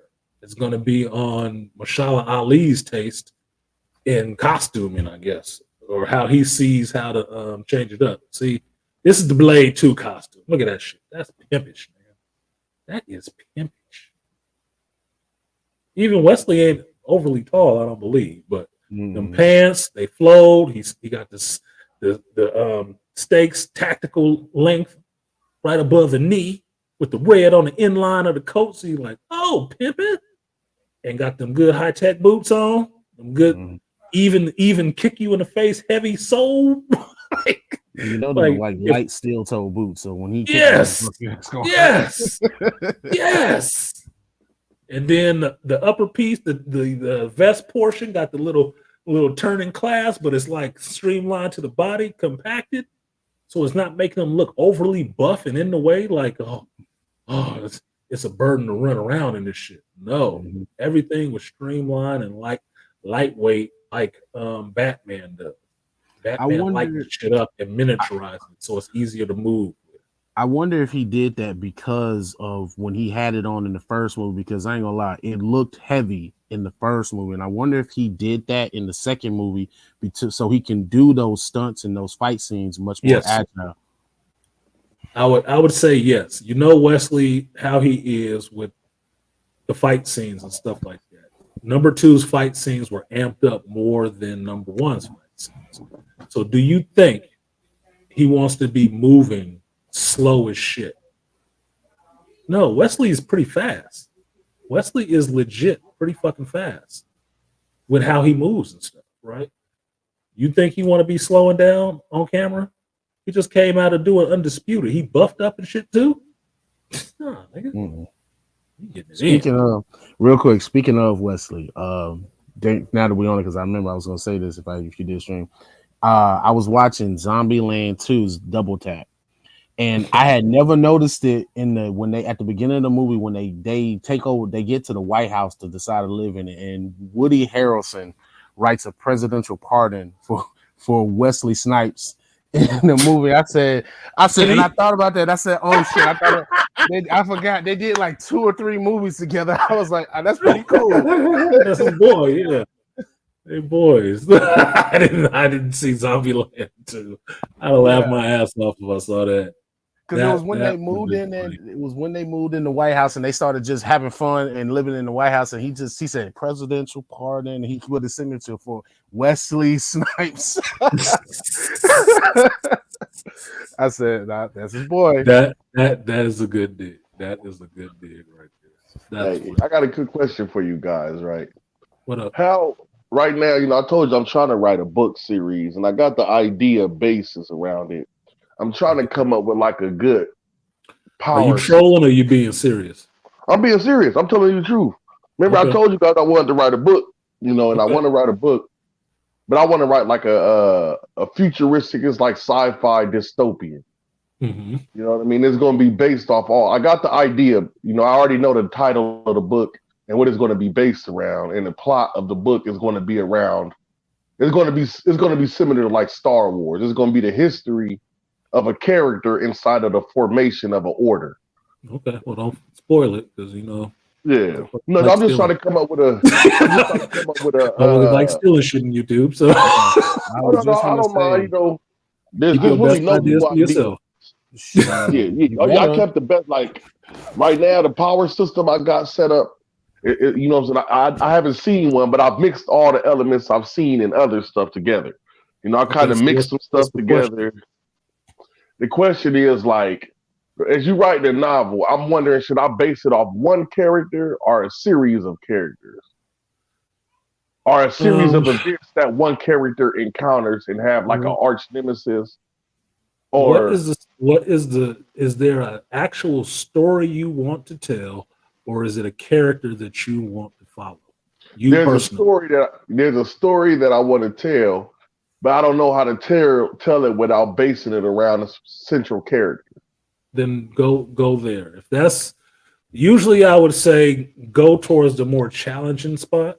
But when it comes down to writing, especially black men writing, if Joe Herb is in here, he'll echo this shit for me. I think it's more important that you guys get out the ideas and get them down and produce something more than it is to try to work out all the minutia of trying to make it viable for other people to buy. Just get the idea down. Just start writing the shit. It's more important that you get the idea down and you start working towards the story that you want to tell, because you can always go back and second draft that shit and work out some of the tough spots. You can always do that. But it's more important that you get the ideas out and start the process of actually writing something than it is to keep fussing over it forever, because black men, and this ain't a secret, but black men suffer from having a lack of confidence in a lot of areas because the world does not embrace us and show us that we have any skills in these areas outside of fucking and talking shit. So, and playing sports. So anything outside of that, we usually will get ourselves into a creative paralysis on producing anything because we're still waiting for somebody to approve of it, or maybe we ain't good enough to do it, or all the rest of the shit, right? Just start writing the shit. Yeah, that's what I did. Don't overly fixate on how it has to be. Start writing it and you'll work it out in the process, because one of the things I hold to with writing is everybody loves Lord of the Rings, Hobbit, and shit like that. And Tolkien wrote it, right? Tolkien's method for writing that shit was he wrote until he hit a wall and then threw that shit away and started again. He wrote that book like 5 times before he finished it. The whole fucking thing. He wrote till he hit a block. It wouldn't work. He didn't like it. He threw that shit out and started writing it all over again. So anything that you see is not, oh, he just sat down one time and bang that bitch out and it was finished. No. He took a lot of time to make what you read and love. So don't think that you can spend less time, especially if you come from a disposition to where you might not think what you have to write is good, or anybody will give a shit about it. JT put some. Right. JT put some. Yeah. Go ahead, Beasley. I'm sorry, I didn't mean to interrupt you. JT put some. Yeah, hold on 1 second. I'm trying to save this picture. I can read it. Okay. What I was gonna say was like actually JT said it first. Just and to echo what Artisan said, just start writing, because that's what I did. Like I got like 2 damn notebooks of shit of material that I've actually said, you know what, let me combine some of this stuff, because anything that comes to my head, because I'll think about the shit where I want to do with it until I write the shit down, because it'll stay in my head. If I don't write it down, it's gonna stay in my head and it's gonna bother me until I actually write it down. So just start writing it down, and what will happen is the story will start to kind of tell itself, and then you'll kind of see where you want to go with the characters and what they want to do. Yeah, Okay. I would say JT's Okay. point, get the draft done. Yes, definitely get the draft done. For Okay. me, because you have to figure out how you work and what works for you. But for me, any character that I write is me checking back in with somebody that I know. And once I'm plugged into being that character, the story is developing itself. Where do I want the character to go? What's the world like where he's at?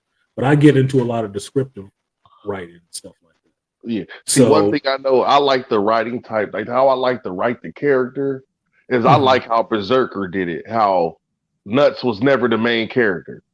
Gus The was the main, main character. yeah, Guts wasn't the main character of the story, but he was the main character of the story. You get what I'm saying? Mhm. So like the way It I was want to not write, told from it was not told from his perspective. yeah, it was not told from his perspective. So that's Mhm. how I would like to write the character as opposed as a individual in the midst of the world. You see what I'm saying? So I don't want to make it to where the central point of the story is the world around the individual. It's always going to be the individual reacting to the situations around him. Well, those are some of the better stories when they do it in comics a lot, where the perspective is not about the main character. It might be Spider-Man's book, but you're seeing Spider-Man from this person who keeps running into Spider-Man, right? It may be just a regular passerby on the street. And what was the book? Was the book Astral City by Kurt Busiek? It was good for that. He would always tell stories about these heroes, but it wasn't the heroes that you were actually hearing the story from. You're hearing the story from other people, maybe the villain, maybe some passerby on the street. It was always a superhero story, but it was never your perspective was not the superhero himself. It was the Yeah, people around the superhero. yeah, and that's So the thing. you've got an more interested, involved story because you're at least one step removed from these feats. It's fun to be the hero, but it's another perspective to realize, well, what would I, as the person watching this person do these feats, what would I feel? What would I think? What is my life? Yeah, How is this person impacting my life with all this bullshit they doing all day? Like he just destroyed this building last week, and that's where I got my coffee every morning, nigga. Now I gotta go across town to get my coffee because you fucked up this building, and you and ain't here helping fix it. Like, and that's what I want to try to make unique about my story too. That my story is actually going to be the character is going to be the supporting cast of that. When you read the total story, you're gonna realize that the character you're reading is the fucking bad guys. that would be Like it's going to seem like it's that'd be good. interesting. It's going to seem like it's good at first, and then you're going to realize at the end of the story, oh, these are the motherfuckers we should have avoided in the first place. Like, that's like the story of my life, and I want to put that inside the book. Like, okay, yeah, the whole time I was supporting. I told you when I was young, I thought I was like a ghetto paladin. Like I was out there thugging hard, you know what I'm saying? Not knowing I was following the wrong influence. Like, nigga, I'm the gangster motherfucking Orwell. Like I'm the a path. futuristic. Look, I'm a path. It might be the wrong one, but I'm on the path, man. Yeah. But you know what? That's what I like, and that's what I liked about Solo too. Because Solo was like, I'm not saying it was a great movie, but the storyline of Solo, like this nigga really not on the good guy side. He just trying to make it in the universe, and he was born fucked up, and he just trying to get out here and get it in. Him and Lando, them is my favorite characters in Star Wars. You know, just like my favorite Star Trek. That was the thing with the Lost Tribe of the Sith, right? Yeah. That character growing up on that planet with their whole society was Sith. They didn't know anything different because they were cut off from everybody else. It wasn't until they went out there into the universe and started running into some Jedis that you figure out, like, oh, I'm the bad one? Get the fuck out of here. What are you talking about? This is just the way we live. Nah, y'all evil. That's evil.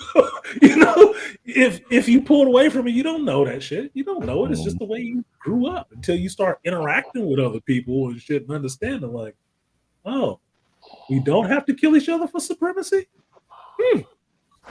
That seems really weak. Like, how do you determine who's the strongest that way? I don't get it.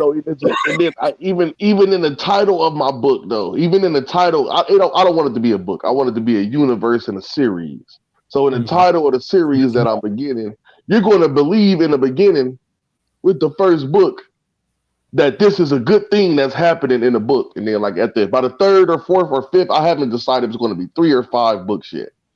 On the third or the fifth book, you're gonna realize like, oh shit, they should have killed this nigga when he was born, because that's gonna be the central part of the story. Like, I'm gonna talk to you in private about it, man, because I got the main character, I got the first 6 characters down, like the focus points of the story. The easy way to get the main idea down and try to establish the world.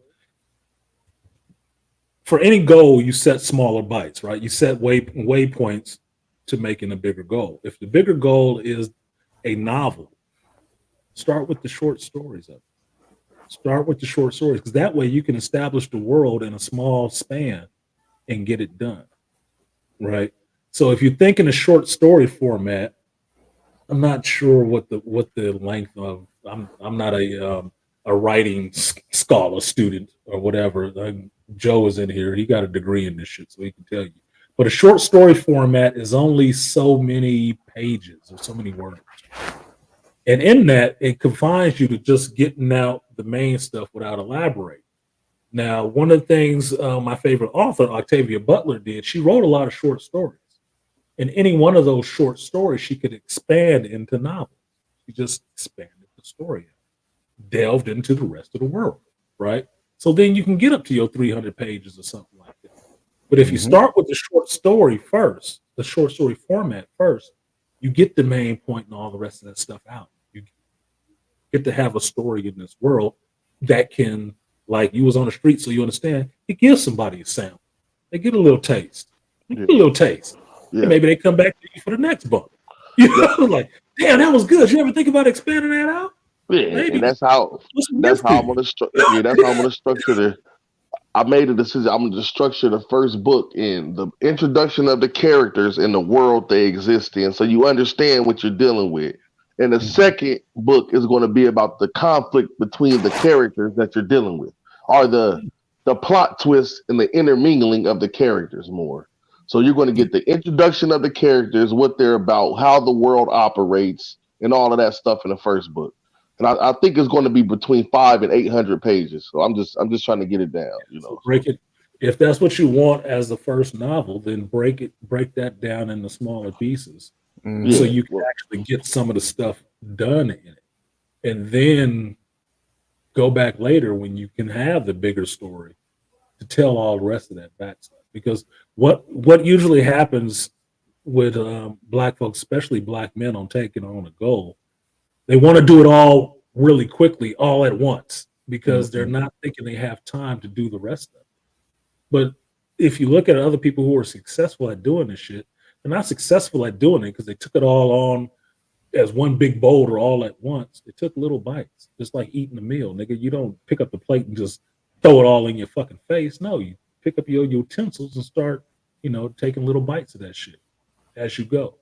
Yeah. So I actually just finally finished the last 2 of the main characters that I wanted to add to the story, and I started working and writing this stuff down and how I wanted to structure them about 2 years ago.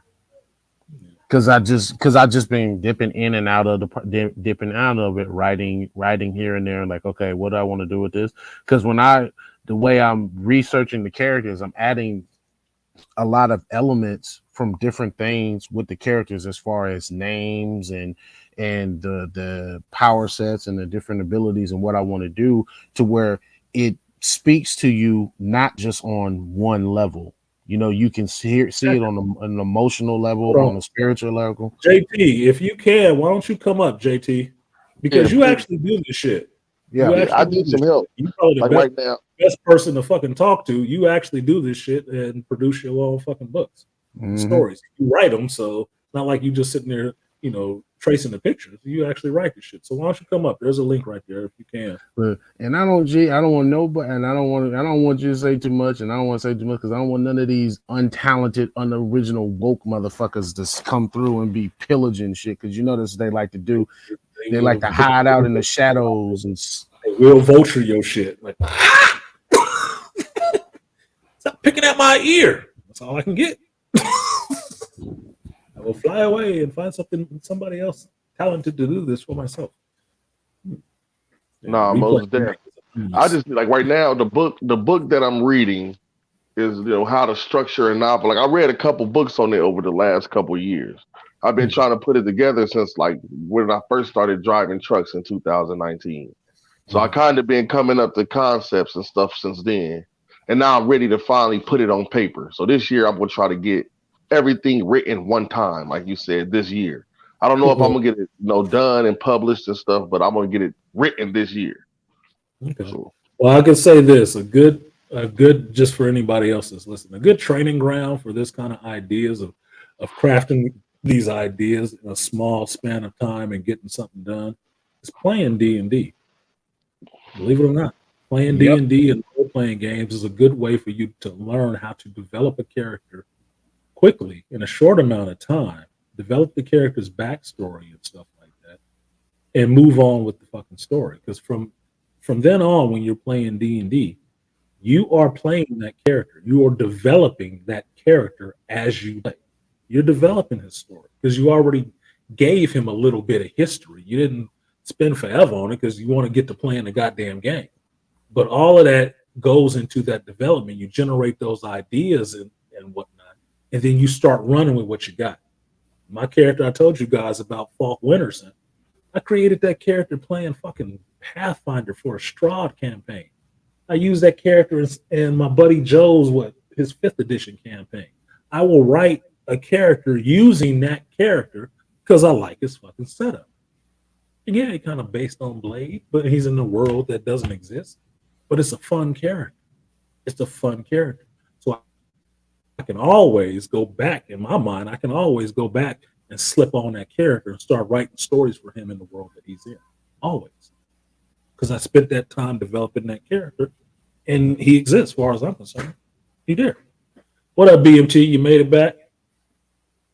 Fought off the internet? fought off the NSA folks? Yeah, sorry about that. No, I was watching Blank Man with my kids. G5! Yeah. Classic movie. No, see, Blank Man to me is probably one of the best grounded heroes. Yes. Like in comic. What about Meteor Man? Meteor Man was good too. No, Meteor Man is like that was like Project Superman or something like that. Project Meteor Man. Meteor Man is like the greatest American hero, the black greatest American hero. That's what Meteor Man is like. He can't fly too far because he's afraid of heights, so he fly low to the ground and shit like that. But he actually in the community trying to do some good with his little power. And he got a unique power set. Yeah, he can fly, but he can read. He can learn I didn't mind him. I think that's what I'm saying. Like representation. You don't have to go too far. Mind you, Meteor Man was funded by a black man, the whole production. Yep. Yeah, he created it and paid for it himself. So you don't have to always go so far. You don't have to do the anti-hero stuff because Meteor Man was just trying to fix his community. He wasn't trying to do no crazy stuff. He's just trying to say, just like I like Blank Man. Blank Man was just trying to fix his city. You know what I'm saying? Like, you don't have to do the crazy stuff. I think that's why I like the B-listed heroes like Luke Cage or like Daredevil stuff. Like they're like, nah, yeah, I understand the world's fucked up, but I'm in this part of New York. That's what I care about. And it's not them saying that they don't care. It's just that they have priorities. Like, can't save the world, my house is burning, and that doesn't make them. I think that's why even Batman calls himself a vigilante. He's like, yo, I'm not a hero. I'm just a vigilante because I am in some aspect breaking the law. Like even he knows that, but he understands that he's a necessity. Just like a Frank Castle.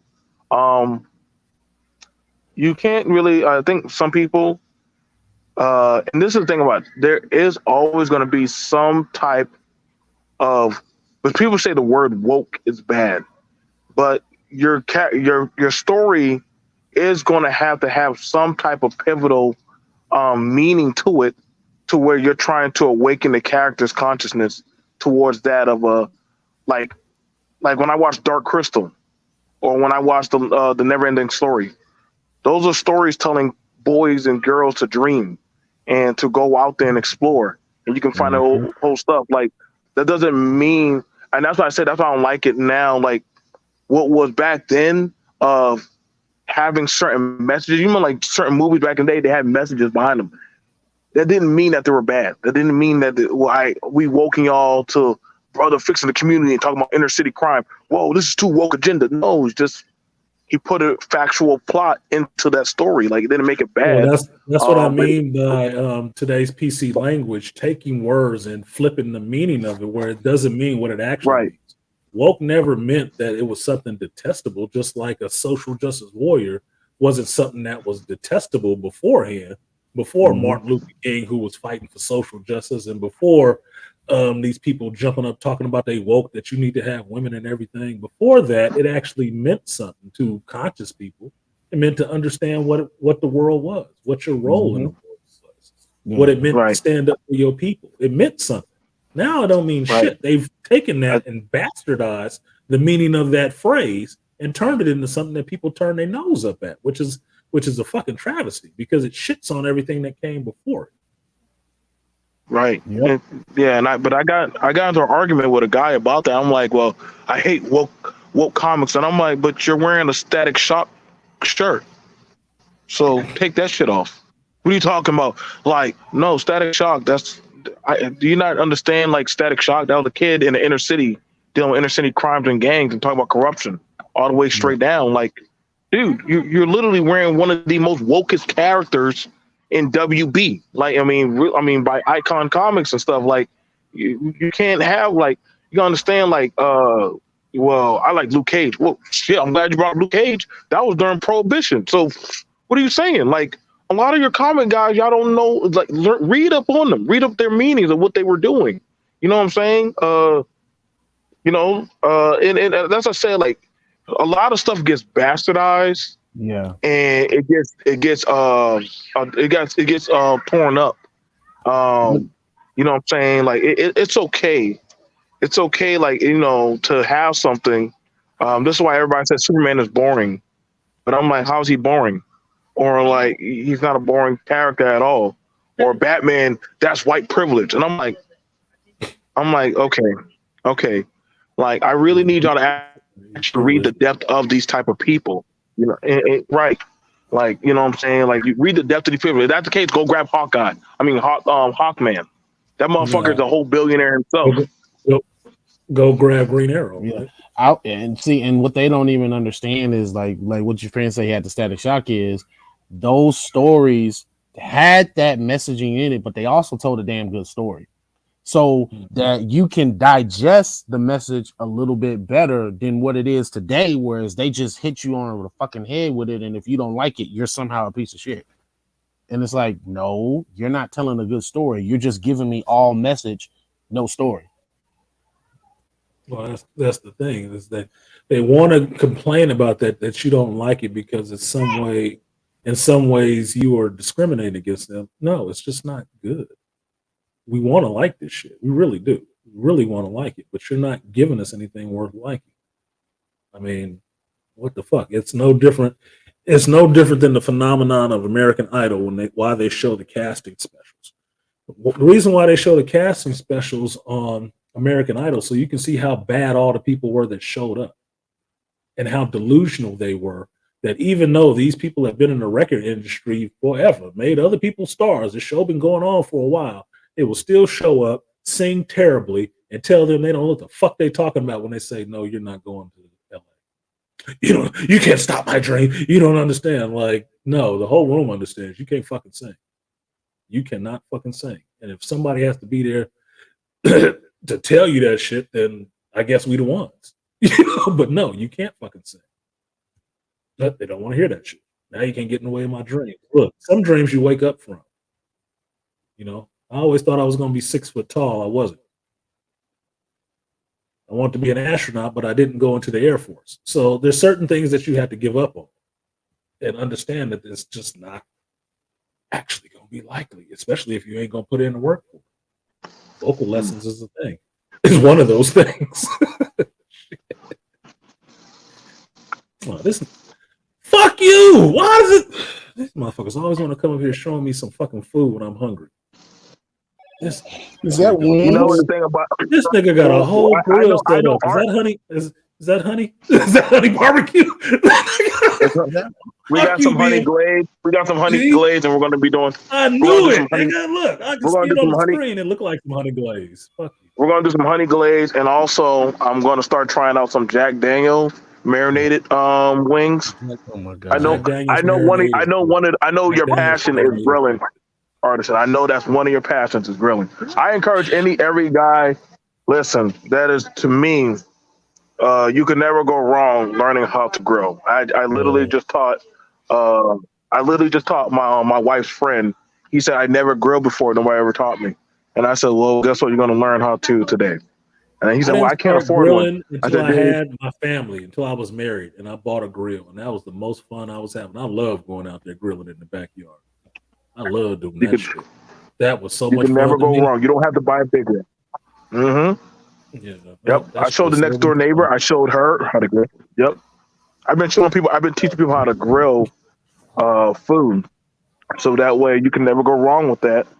Even if you don't want to cook inside of your home, you can still, you know what I'm saying? There's different. I don't know where he came from. There's different prep meals that you can learn. Okay, just. It's definitely something to learn. Come on. Bring it back. I do not mind grilling at all. That's like taking it back to natural. Like you killed something, you caught it, you cleaned it, you skinned it, you opened the fire up and threw that bitch on there and got it popping. Got it cooking up with whatever you found. You found some of this sage, some of this thyme or something like that. Rub that shit on it, throw it on the grill. Throw it on the grill. One time, look, I'll check you talking. Meat and fire, man stuff. Hell yeah. Look, hold up. The one time when I was younger, when we went to like a family reunion with all my people on my grandpa's side, and it was like out at somebody's barn. So we out on a ranch in the country, and I'm like, and we had a fire that I'm putting wood and shit on, and we cooking on that fire after we got wood and shit set up. Somebody got a crawfish boil somewhere over there, and everybody, you know what happened when cards and dominoes come out too, by the way. So shit talking and fun. I like talking and fun. Yeah, and I'm over by the fire, and I'm like, because once I learned how to make the fire, I'm gonna be attending this shit. Like, and they're like, hey, don't throw too much wood on. I'm like, yeah, I'm just sitting here watching it. My mom tripping. She's like, why you by the fire? I said, because I helped build it. So I'm gonna sit here and enjoy my work and watch this meat get cooked. I did. This was back in junior high school, so 87, 88, 89. We had an overnight trip up into Northern California. One of the things we had to do was each one of our little cabins, we had to do fire watch, right? You got to watch the fire. I didn't have a problem watching the fire, sitting up in the middle of the night watching the fire. That's like, it felt like a lot of responsibility. It's important. You know, you need to watch the fire. Make sure this bitch don't go out. That's your job. Fire watch. Man. I enjoyed that shit. I like being out there amongst the stars and the darkness and shit like that, just watching the flame. That shit is strangely relaxing. I find different things like that just relaxing, like watering my grass when I owned a house and had to take care of a yard and shit like that. Watering the grass was relaxation time for me. I love watering the grass. I did. It's not pissing me off in the least bit. It wasn't like a shitty chore. No, water my grass, man. I'm about to make this shit look lovely. Nice little turf over here. I remember my uncle taught me how to cut the grass. I remember the first time my mom mowed the yard when I went back home. And my mom said, like, how the hell you know how to use the lawnmower? I said, Uncle taught me. And I said, some man actually taught me. We don't need men. Fuck you. Yeah, you do. I rolled that shit out, pulled the thing before my mom even realized. Well, she's like, what would you do? I said, I'm gonna start mowing. You said get the lawnmower out, start cutting. I was gonna cut the grass. I said, I know how to do it. I can also water it. I said, won't you just put the grass feeder down and I'll do the rest? She said, or you can just do all of it since you already know what to do. I was like, okay. Nope. I don't mind shit like that. I'm only pissed off because I don't know, any place out here to get some good grilled chicken. Some good grilled chicken or some ribs. This is like destitute for some actual decent. Yep. Closest I can get is going to fucking Domino's and getting some fucking wings, and that's not what I want. BMT got me really fucked up right now. Got me really. I'm just saying, dude. Really fucked up. BNC called me when he said, I would have broke out some brown. Say, hey, artisan, let's go start up the grill and let's just sit and chill. You need to shut up now. He got me with the Jack Daniel. I was like, oh, you got to be kidding me. I've used some Jack Daniels barbecue and some marinade. That shit is delicious, and I like Jack Daniels. I'm like, ooh, this is good. That's the beauty of that. And see, that's the thing about it. Where I try to tell a lot of people, like, you can't, like, when you're grilling, you can always experiment. Just like you said, you like to go. You can always experiment. You can try different marinades. You can marinate it. You can try fish, chicken, steak. You can try rubs. You can try different meats, different types of meat, a different rub, a different sauce, a different marinade. Nigga, you might get a smoker and just try different wood chips in the motherfucker. Like, burning different materials to get the flavor. Like, you may be, you may be not the best in the kitchen, but I can promise you, you learn a grill. I don't know no woman that would ever be mad watching a man on a fucking grill make a fucking meal.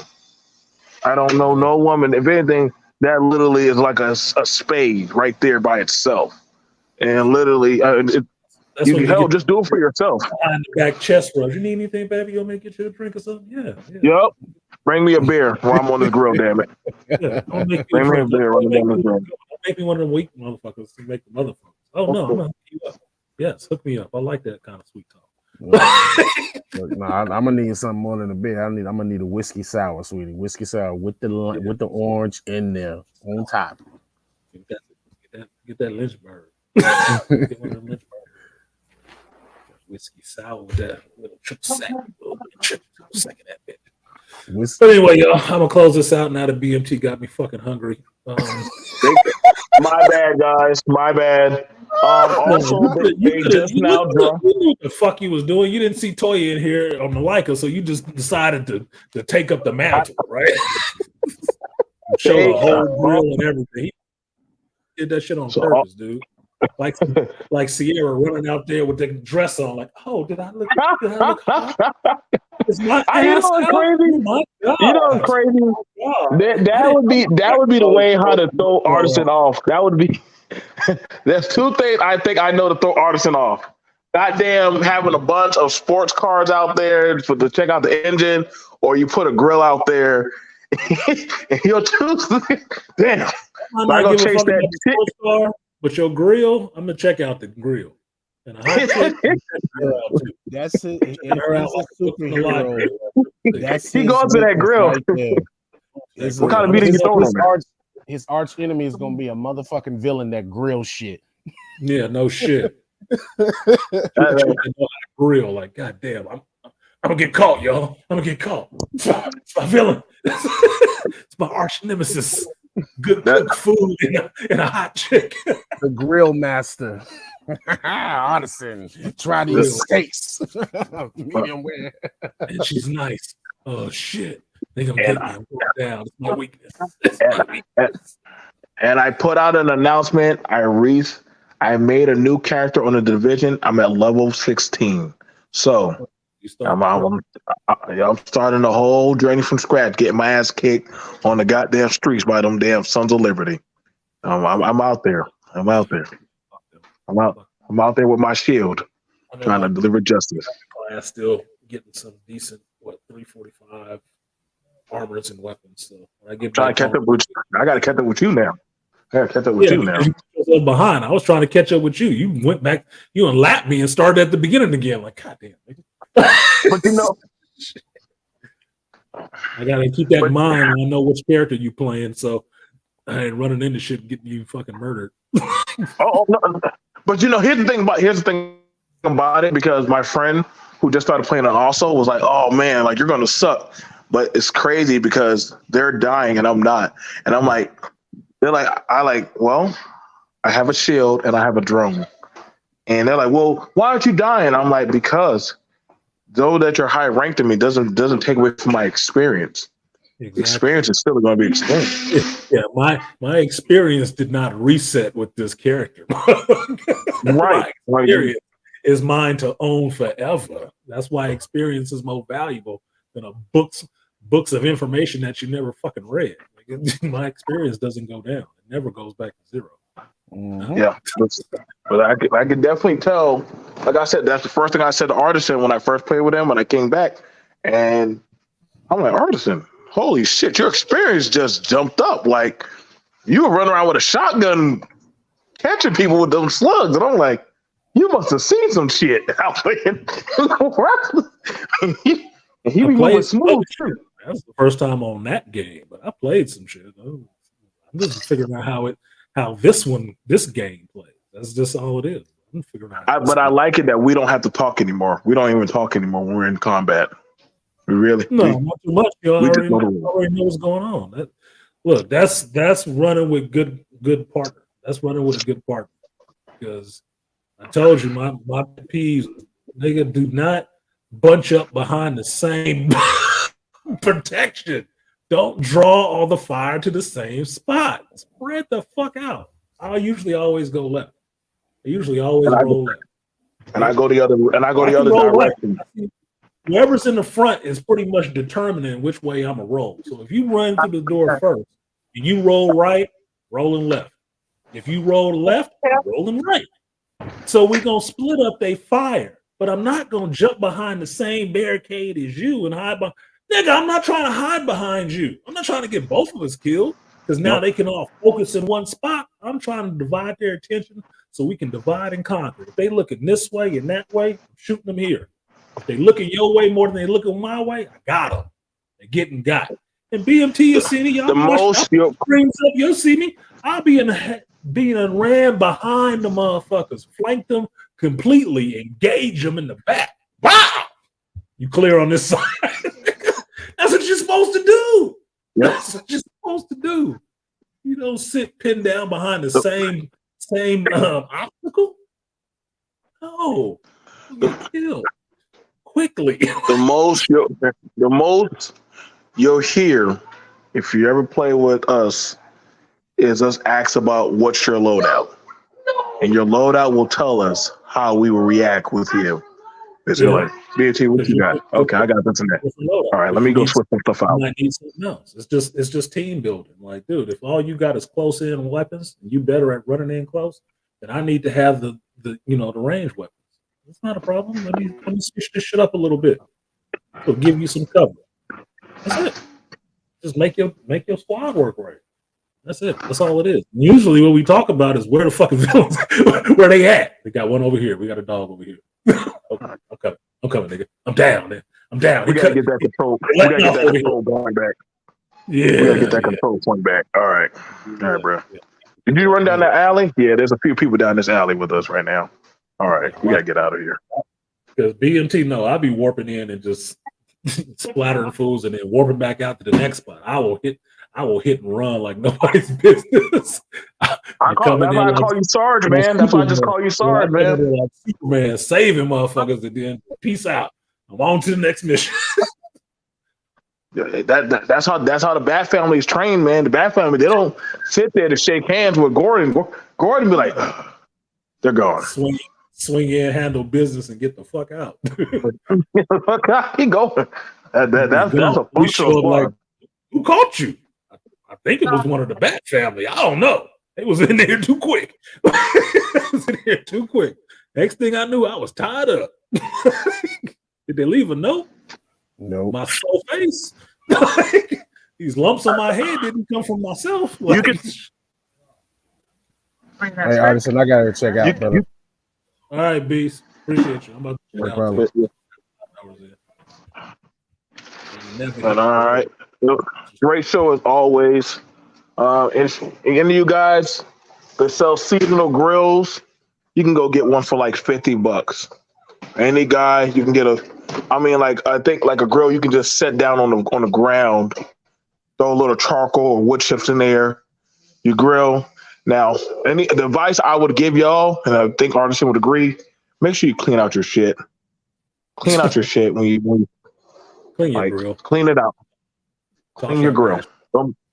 Toss your Don't ashes. be don't I be mean, I gross. used to have a propane grill, and I still clean my propane grill pretty much after every use. But I got OCD like that. I don't like shit dirty when I come back to use it again. So I clean everything. I Right. clean my shit. So Clean my shit. I get that says a lot about you as a grill, as a grillman.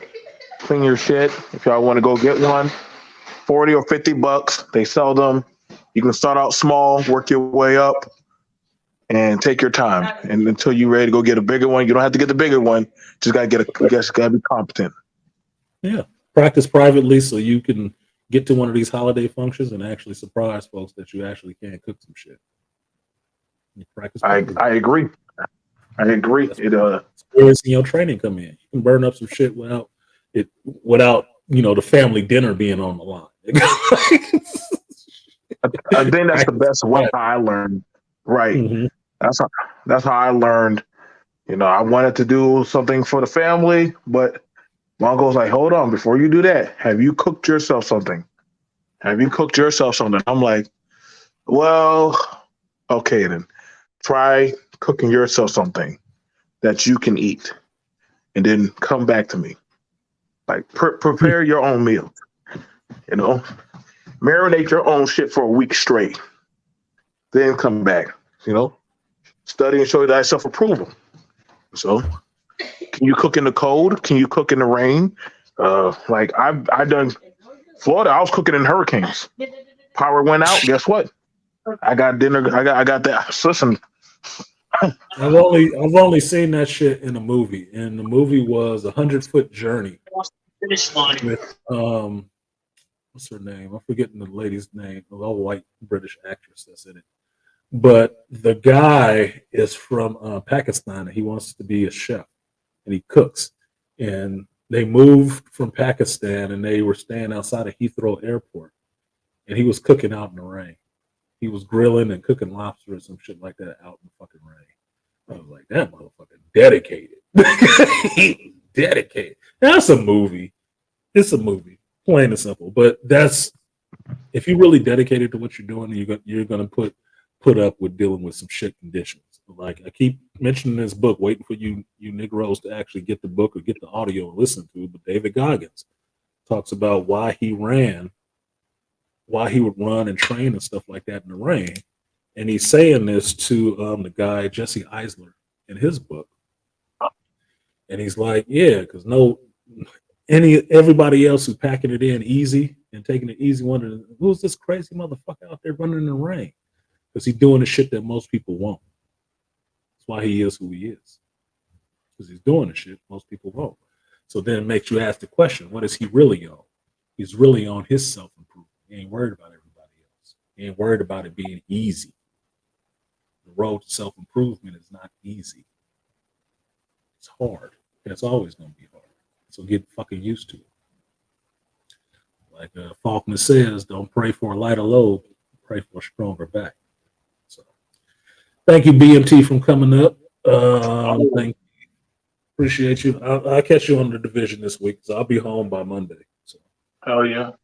Be back home and wanting some downtime. All right, brother. All right. Be safe out there.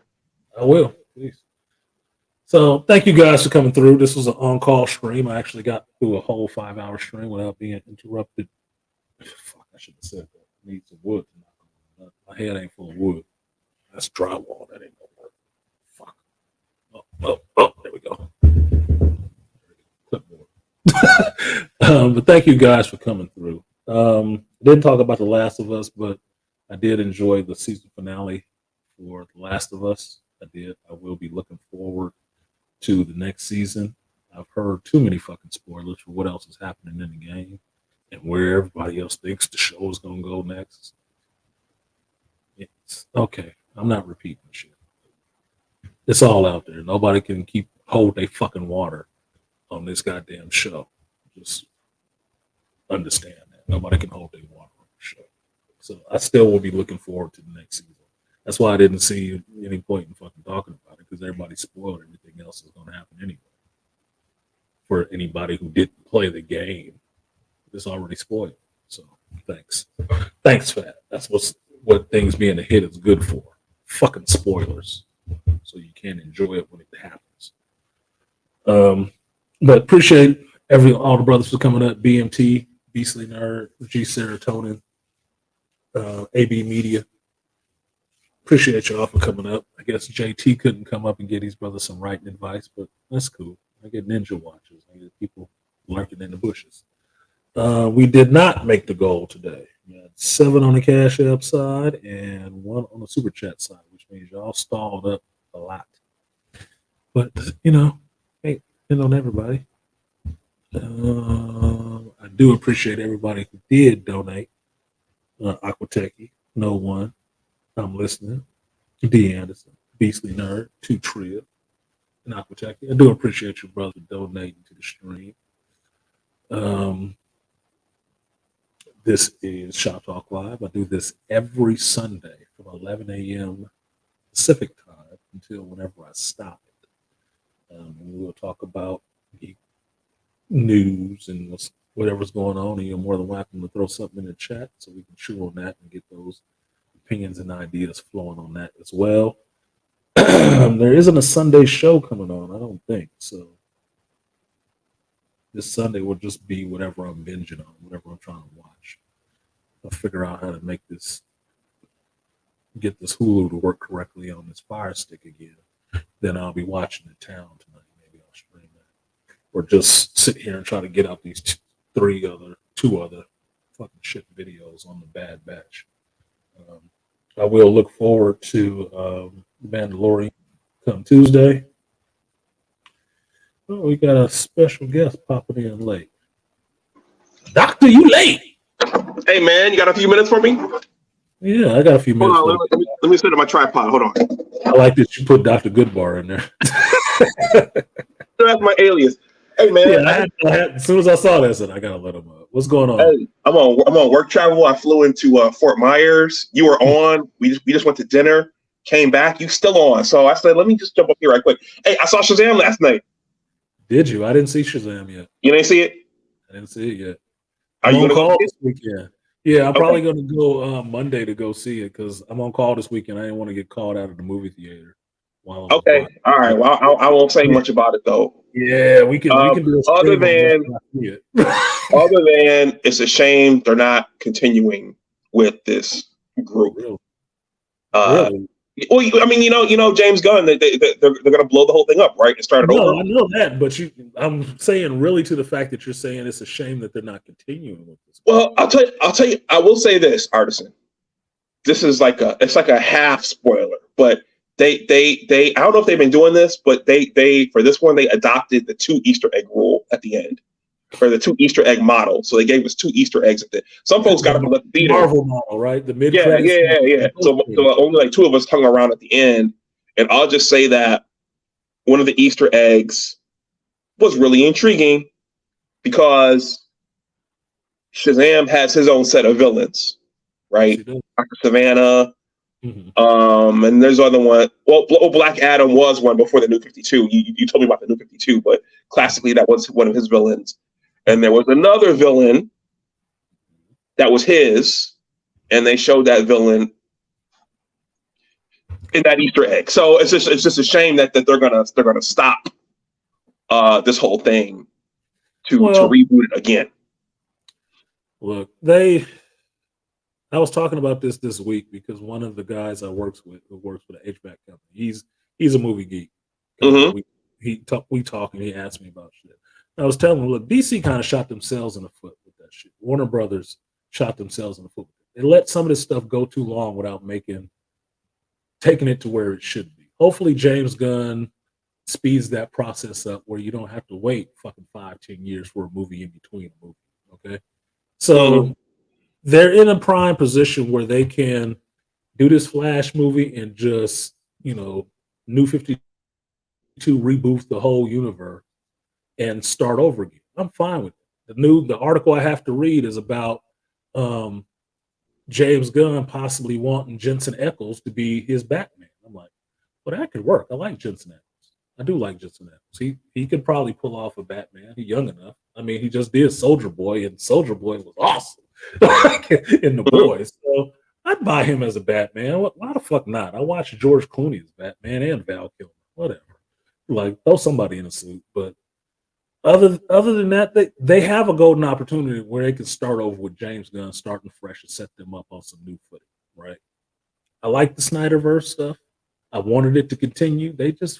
Warner Brothers just dropped the ball and fucked around on that so much. They screwed it up so much in between there that it never took steam.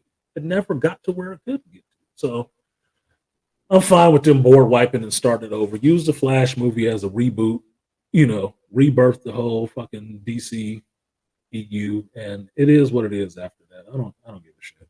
They can bring some of these people back. They just have to make new contracts or new versions of the character that do work, because the scuttlebutt I've been hearing is that the movie is bad, but I don't listen to that shit. Even if they told me it was absolutely terrible, I'll probably still go see the shit. You're talking about Shazam or the Flashpoint? Shazam. Okay. Yeah, it was okay. I'm gonna try to be discreet here, because on TikTok, I did a TikTok on it last night, which got a lot of traction. And someone asked me which one was better, this one or the first one.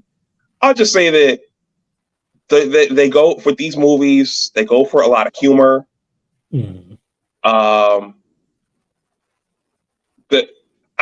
I guess. Well, I was gonna say they're for kids, but they slip. They're sort of for kids. They slip in something kind of. Megan Good is for me. I said Megan Good is not for kids. Megan Good is for me. Well, the Mary Marvel character and the foster care mother too.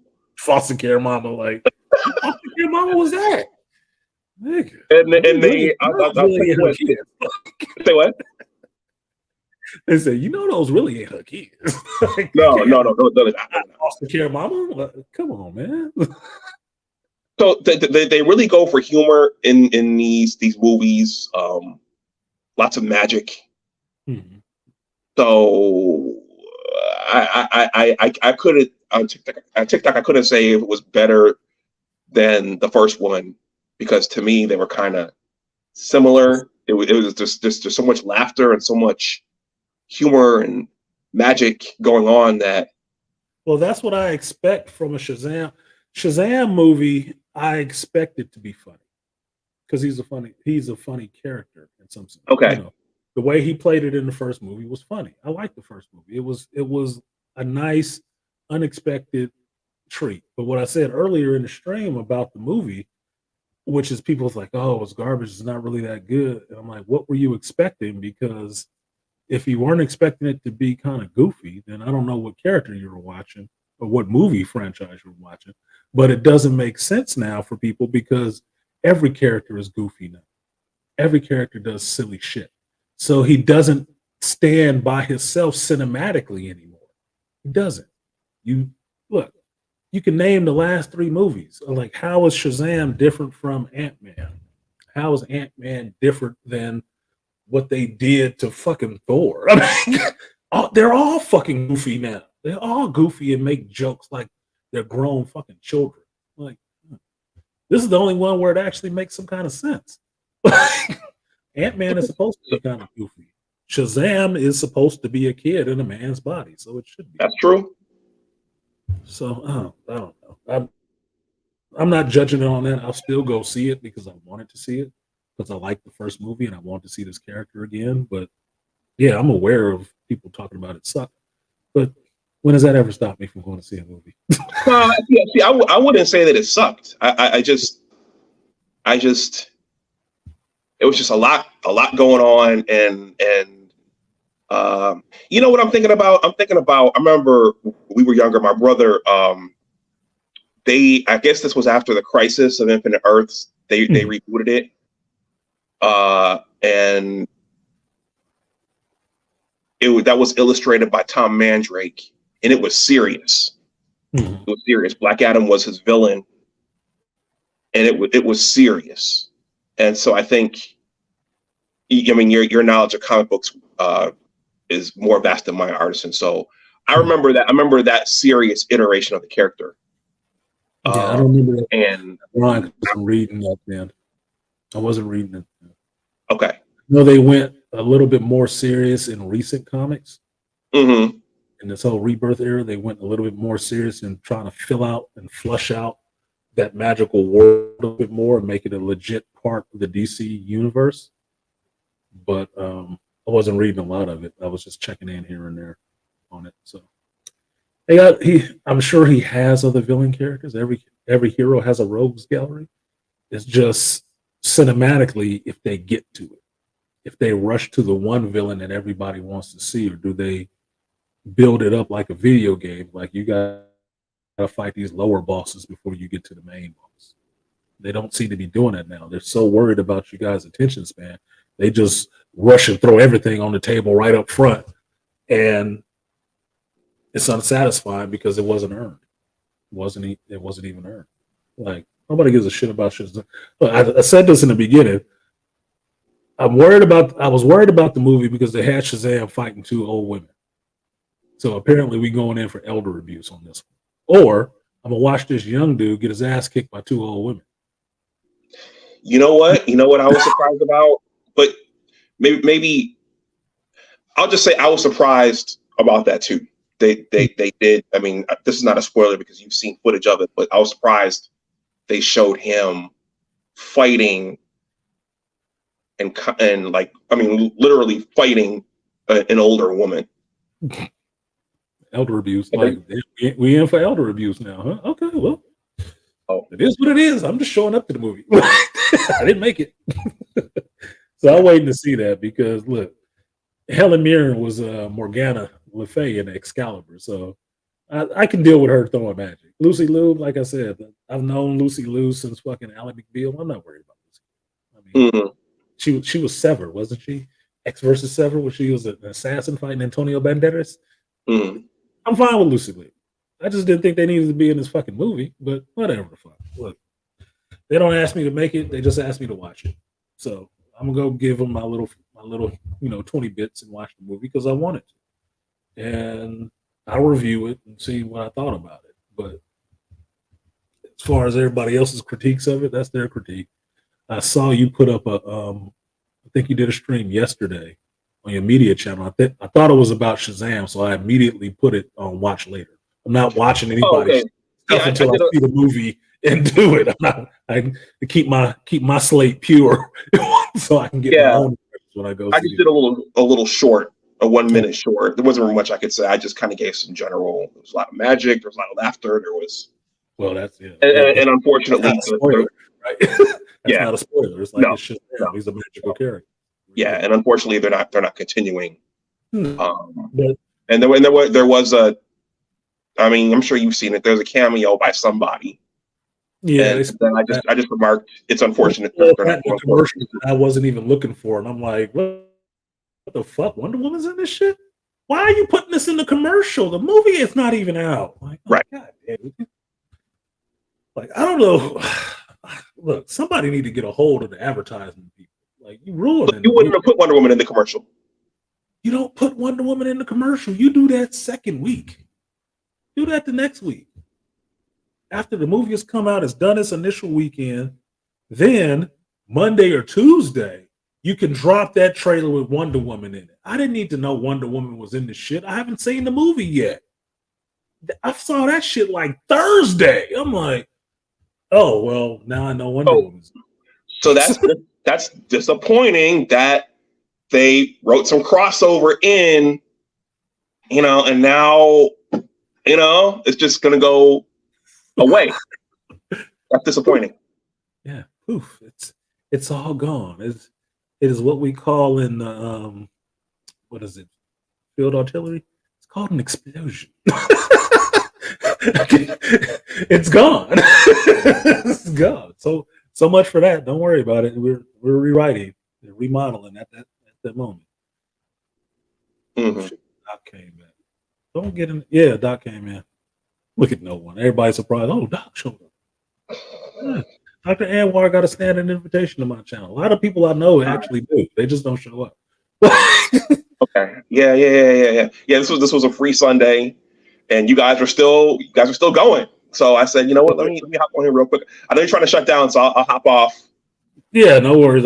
I got to shut down because BMT put his fucking grill on the screen and got me hungry for grilled chicken, and I was already hungry, so he just set off my fucking taste buds. My stomach doing backflips and punching me like Adonis Creed right now. Like, nigga, go get that chicken. Go get that chicken. Did you like Creed? I love Creed. Yeah, I like Creed 3. I really enjoyed Creed 3. I'm happy to hear his box office worldwide did really good too. I'm like, good, he deserved it. That's his first movie. Good. Is it the best first movie ever? No, it has flaws, but every movie does. But I'm glad that Michael B getting his respect on that. That was a really good movie. And no, it didn't need Rocky in it. It wasn't Rocky's story. It didn't have shit to do with it. No, it's not a Rocky movie. It's a Creed movie. It says it in the title. Third one.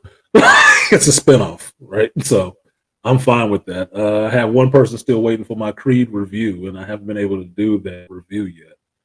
But I really did like that movie. I really did. I've been trying to go back to see it again. So I might go back to my boy Trash Twan. We might go see it because he still ain't seen it. And I forgot that I was supposed to go to the movies with him to see that. But I took a date and saw it. So I got to go back and see it with him so he could see the fuck. Yeah. I thought Jonathan played that character really, the old, crafty, wily, crazy veteran. I thought he played that really, really well. Yeah, the denied potential. The denied potential. Denied potential. Yep. And he did something and stuck up for his brother who ran out on him. That's like the anime rivalry built from the ground up. That's seeds for anime rivalry right off the bat.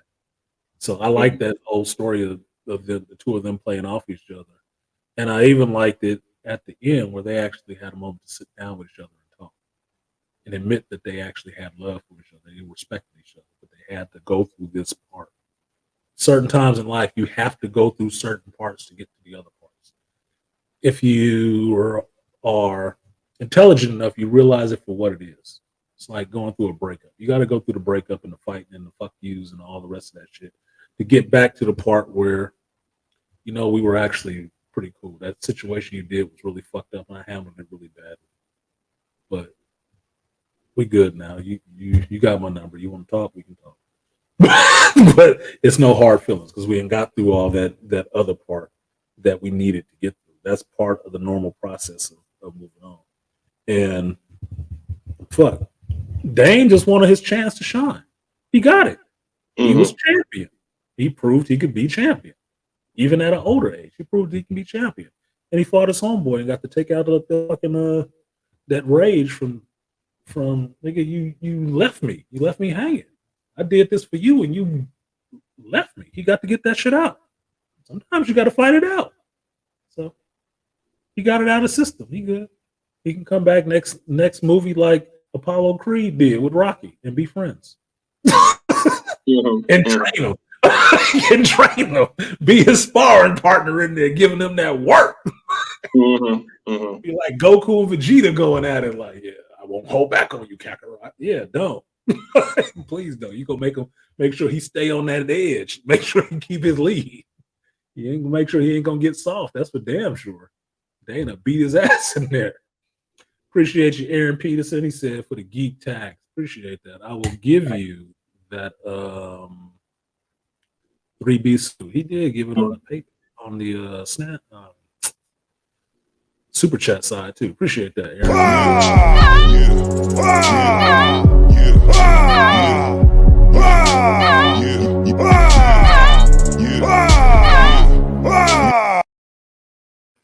He said, no, they need to run on the beach together. As long as they ain't holding hands. So, Artisan, I'm gonna make one more point. I'm gonna drop off because I know you want to. Man, you've been on for almost 6 hours. Watching the whole deterioration of the MCU and the feminization of the MCU. I know one of the criticisms for folks who are not in the know about comic book history and comic book lore, what one criticism is, those were just for boys. I mean, they were originally intended for boys. But I did a quick Google search. Someone mentioned that to me recently. I did a quick Google search of female superhero characters, and dude, there's a ton. There's a whole, I mean, on both sides, on both Marvel and DC. So I was just thinking, you don't need to feminize and dumb down the male characters that are there. You have a whole galaxy of female characters already there. If you go back and look into, say, Marvel comics around the 70s and shit, and some of those good X-Men runs, I think it came up when I was watching the Chris Claremont documentary.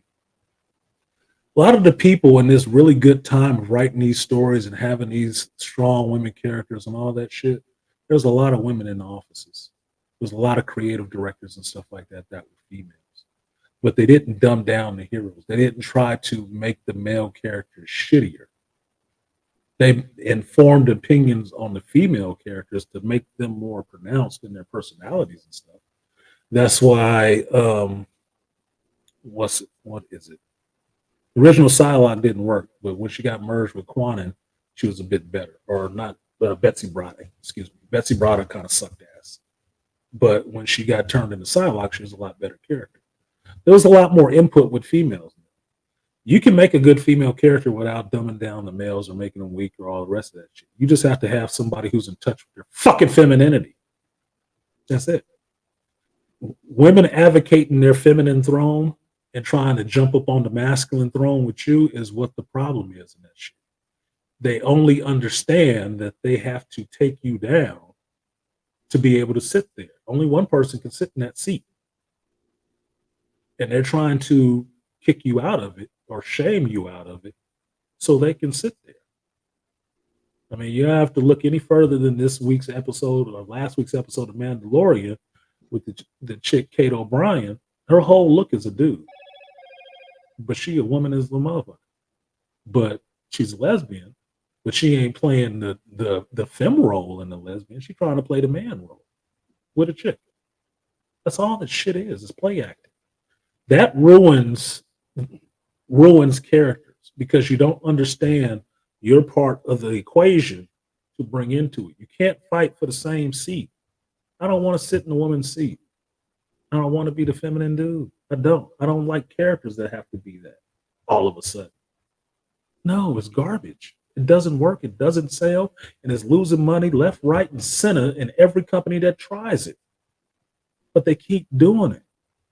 Like a knot-headed fucking little girl. So no, that you have to look back at the older times where there were women there. There were women there involved in some of this shit. And they weren't pushing to have these characters screwed up. They weren't. Some of your biggest advocates for some of these characters will be women who want the characters to be masculine. You think women was running out there that really know Thor and like Thor because he was acting goofy and childish? No, they ran out there because Chris Hemsworth was buff and looked like a masculine dude. But they didn't like that goofy shit. That's why that movie sucked. It sucked for male audiences and female audiences. Just saying, the ass shot ain't going to make you $1 billion. It may get some eyes, but it ain't getting you $1 billion. Forget that. It improved it. So, yeah, it's just this crop of people. Put it that way. And make no mistake to my millennial friends that I'm cool with, y'all are not counted in this, but this is y'all age groups doing. This is your age group. This is the shit they fed y'all that us Gen Xers was like, no, we're not eating that. Get that out of my face. They spoon fed it, bottle fed it to you. This is what's coming out of y'all now. Because this is the culture that you guys were born into with all this shit. You are the ones perpetuating this stuff. Ain't no 50-year-old people perpetuating this dumb shit unless they understand that we have to make money on the new crop of people and this is them. No. These are y'all millennials. Y'all need to check y'all ranks. Because fuck no. This is not good. it will be the death of all of these franchises, all of these IPs, all of these companies, because you guys don't support it like that, but you love having your say so in it. And your say so ain't about shit. It's amounting to failed project left, right, and center. Look up some of the information on the Marvel show and what's taking so long with the Marvel show. Exactly what the fuck I told you it was. Brie Larson being a whole fucking bitch over there because she thinks she needs to be the belle of the ball, the grand dame, and all this Marvel shit because she's playing Captain Marvel, the strongest character. The fuck out of here, dude. She making a whole mess over there with making that damn movie. Why? Because she got to share the spotlight with a black chick and a Pakistani girl. No, it needs to be all about her. Brie Larson, you couldn't headline a porn show. $2 porn show. But she making a big stink over there because she's entitled. She's entitled. So that's why that show was getting fucked up. That's why your Acolyte show like Star Wars was getting fucked up. Because you remember, Brie Larson is a part of it. And she didn't want to have to take that lesser role of having the ensemble cast. She wanted to make it up as she went along and do things her way. That show still ain't came out. This movie is probably going to go through the same shit until they finally fire her ass. But look it up. Look it up yourself. But I didn't need a new article to tell me what I already saw from this goofy. Didn't need a new article to tell me that. Oh, look, it's having problems because of Brie Larson. No shit. How could I not have guessed that? That was like the most likely of sources of indications from just seeing her personality. So no. It's just the new crop of people that's in there. And it's just destroying the stuff. It's just destroying it. But it's going to limp on, possibly in whatever way it limps on. Because they don't want to listen to, old exes, old geeks like you and myself. They don't want to listen to us. They don't want us. They want the people coming behind. And if the people coming behind them is dumber than the ones that's in charge, then what the fuck you get? At least I had my golden years, good years of loving geekdom. At least I had. At least I got my good memories of shit when stories was awesome. Y'all gonna have a hard time because even your generation is going back and reading my shit. We ain't yours. Yeah, it's just strange. Like, well, in this case, Kevin Feige, whoever's running that over there, it's just strange that they had something that was working, and they just took it and broke it, and they keep breaking it, and they don't. It's like they don't understand. Okay, this is not working. It worked really well those first 3 phases. Why don't we just go back to do what worked really well? But they're just so set on doing whatever this is. Well, it looks like it's turning. What it seems like to me.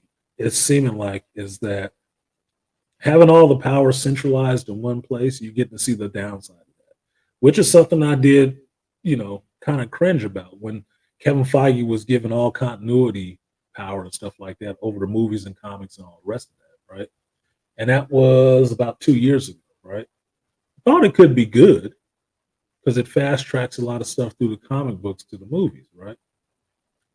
But at the same time, if all your creative decisions is going through one person and they're not a comic book person, the comics suffer. And the comics is the source material. It needs to be the most creative place. Now, I told you guys for a while with the MCU movies is that when the movies took off and started really happening, everything in the comics was being influenced by the movies. The tail was wagging the dog and not the dog wagging the tail. That's backwards. The most creative space should be the comic space. You can feed off of it into the movies, change some things up a little bit for the audience. I'm fine with that. But the comic space needs to be pure source. But what happened was they started influencing the comics to mirror the movies. And that doesn't work in the comic space because that dumbass, I only know this because it was the movie that was in the theaters this week. I don't know anything about these characters. Doesn't work in the comic books. Doesn't. Comic books work on continuity. People knowing these characters for decades, their whole lives, knowing these characters' whole lives like they grew up as one of their fucking siblings. It doesn't work if you keep resetting, if you change the character all around. And what? Look, y'all, I'm gay today. Like, fuck are you talking about, Bobby? You ain't never been gay. Not in 40 goddamn years of reading these books have you ever been gay. Now I can't accept that. It's bullshit. But that's what people introduce. None of these characters right now have anything interesting going on with them outside of something sexual. That's the perversion of the group that's in there now. That's all they know. Because that's all they've been fed for the last 30 goddamn years. Everything is about sex. How you have it, how you don't have it, what's different about the way you have it. And championing that. They have no other stories because they ain't struggling with shit. Sexual identity. There's bigger things going on in the world. And that's what's killing this stuff. The overfixation on one thing. And if you don't think that's so, you saw Jessica Gale's offering into the Marvel Universe with She-Hulk. What does she have She-Hulk do? What does she have She-Hulk do? Twerking. Twerking and fixated on if Steve Rogers was a virgin. Yeah. Yeah. Really? That's a conversation for the comic shop to get a giggle. That's not something you spend thousands of dollars behind to make into a fucking show. I wanted to slap the fuck out of her with the script if I read that shit. If I was Kevin Feige. I'd slap the shit out. What the fuck is this? Are you serious? Look, Jessica, we're spending a lot of money on this show. This is important for our brand. And this is what you bring me? Why do you think Mashallah Ali giving him a rash and his shit about the garbage ass script they showed up with for his ass? And he just got the balls to say, fuck no, I'm not doing that. You're going to fix this or I'm walking off. Oh, wait, Mr. Ali, we'll fix it right now. Mm-hmm. With all his corrections. Because he ain't going out there with this bullshit that they were rolling out. But they still rolled out the comic book that they had for it, didn't they? You know, Bloodline, Daughter of Blade. They still rolled that shit out there, didn't they? Because that's the push they want. Still had to come out with that comic because it's done. What's not done is this fucking movie to champion that shit. Get you to read the comic too. Changing that shit up. And I don't give a fuck how many times he's sending them back to the drawing board with his notes on the script and like, no, I don't like this either. I don't give a fuck how many times they do. I'd rather that than seeing some bullshit movie where he in there passing off the mantle to his daughter that's bigger, stronger, and better all of a sudden. Fuck you. Mm-hmm. If you wanted me to go off on something, that's me going off on it. Okay, no. Well, hey, Artisan, thanks for letting me up. You almost have 6 hours. Yeah, no worries. Yeah. Yep, I'm gonna get out of here because I'm gonna get something to eat. I gotta get some chicken. Appreciate you, Dr. Goodbye. Peace.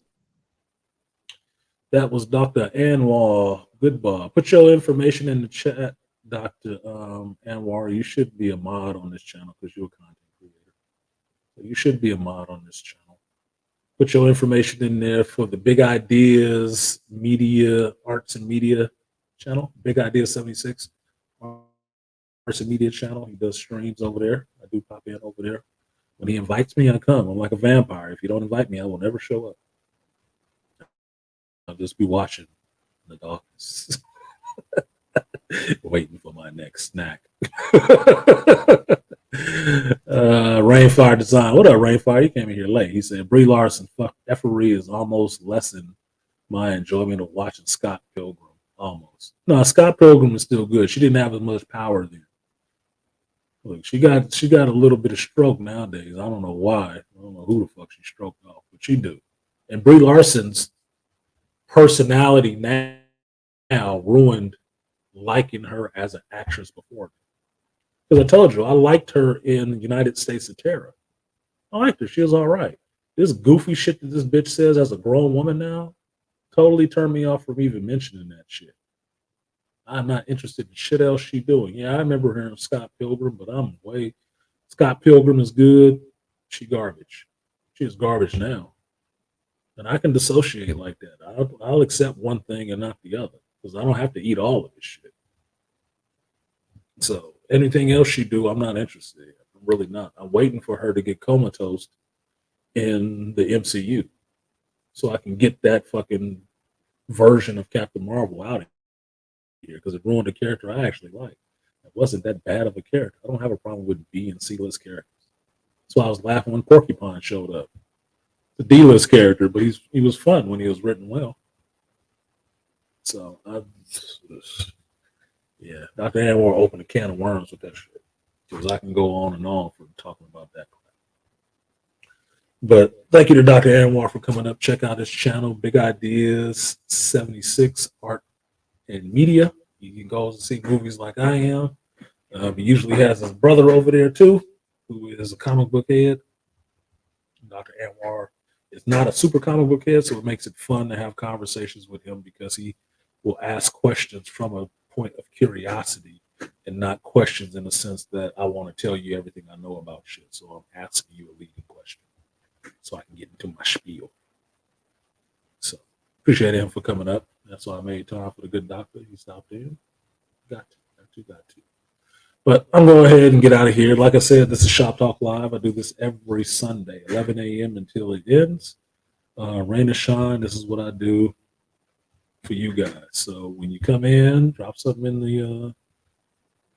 the cup and put some comments in there that you want to have reacted to and talked about. And when we open up the shooting gallery, you can come in and speak your piece on all this geek stuff because it's important that they hear our voices. It's important. I'm an older guy, so they might not give a shit, but y'all younger, they might care what the hell you think. They think they're making this shit for you.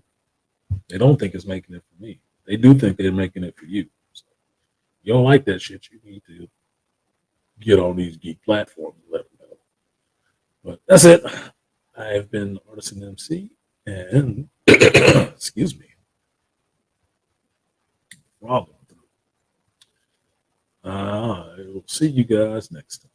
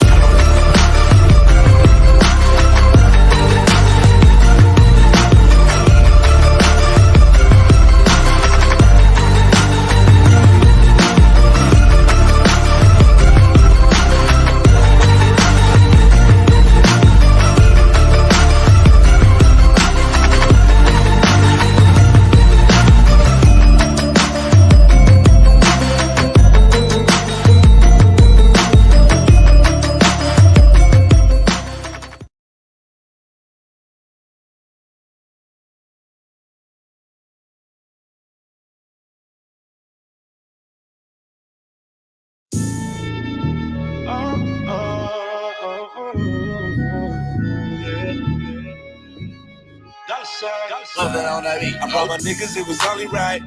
Bought a new whip, it was only right. Bad bitch, but it's only right.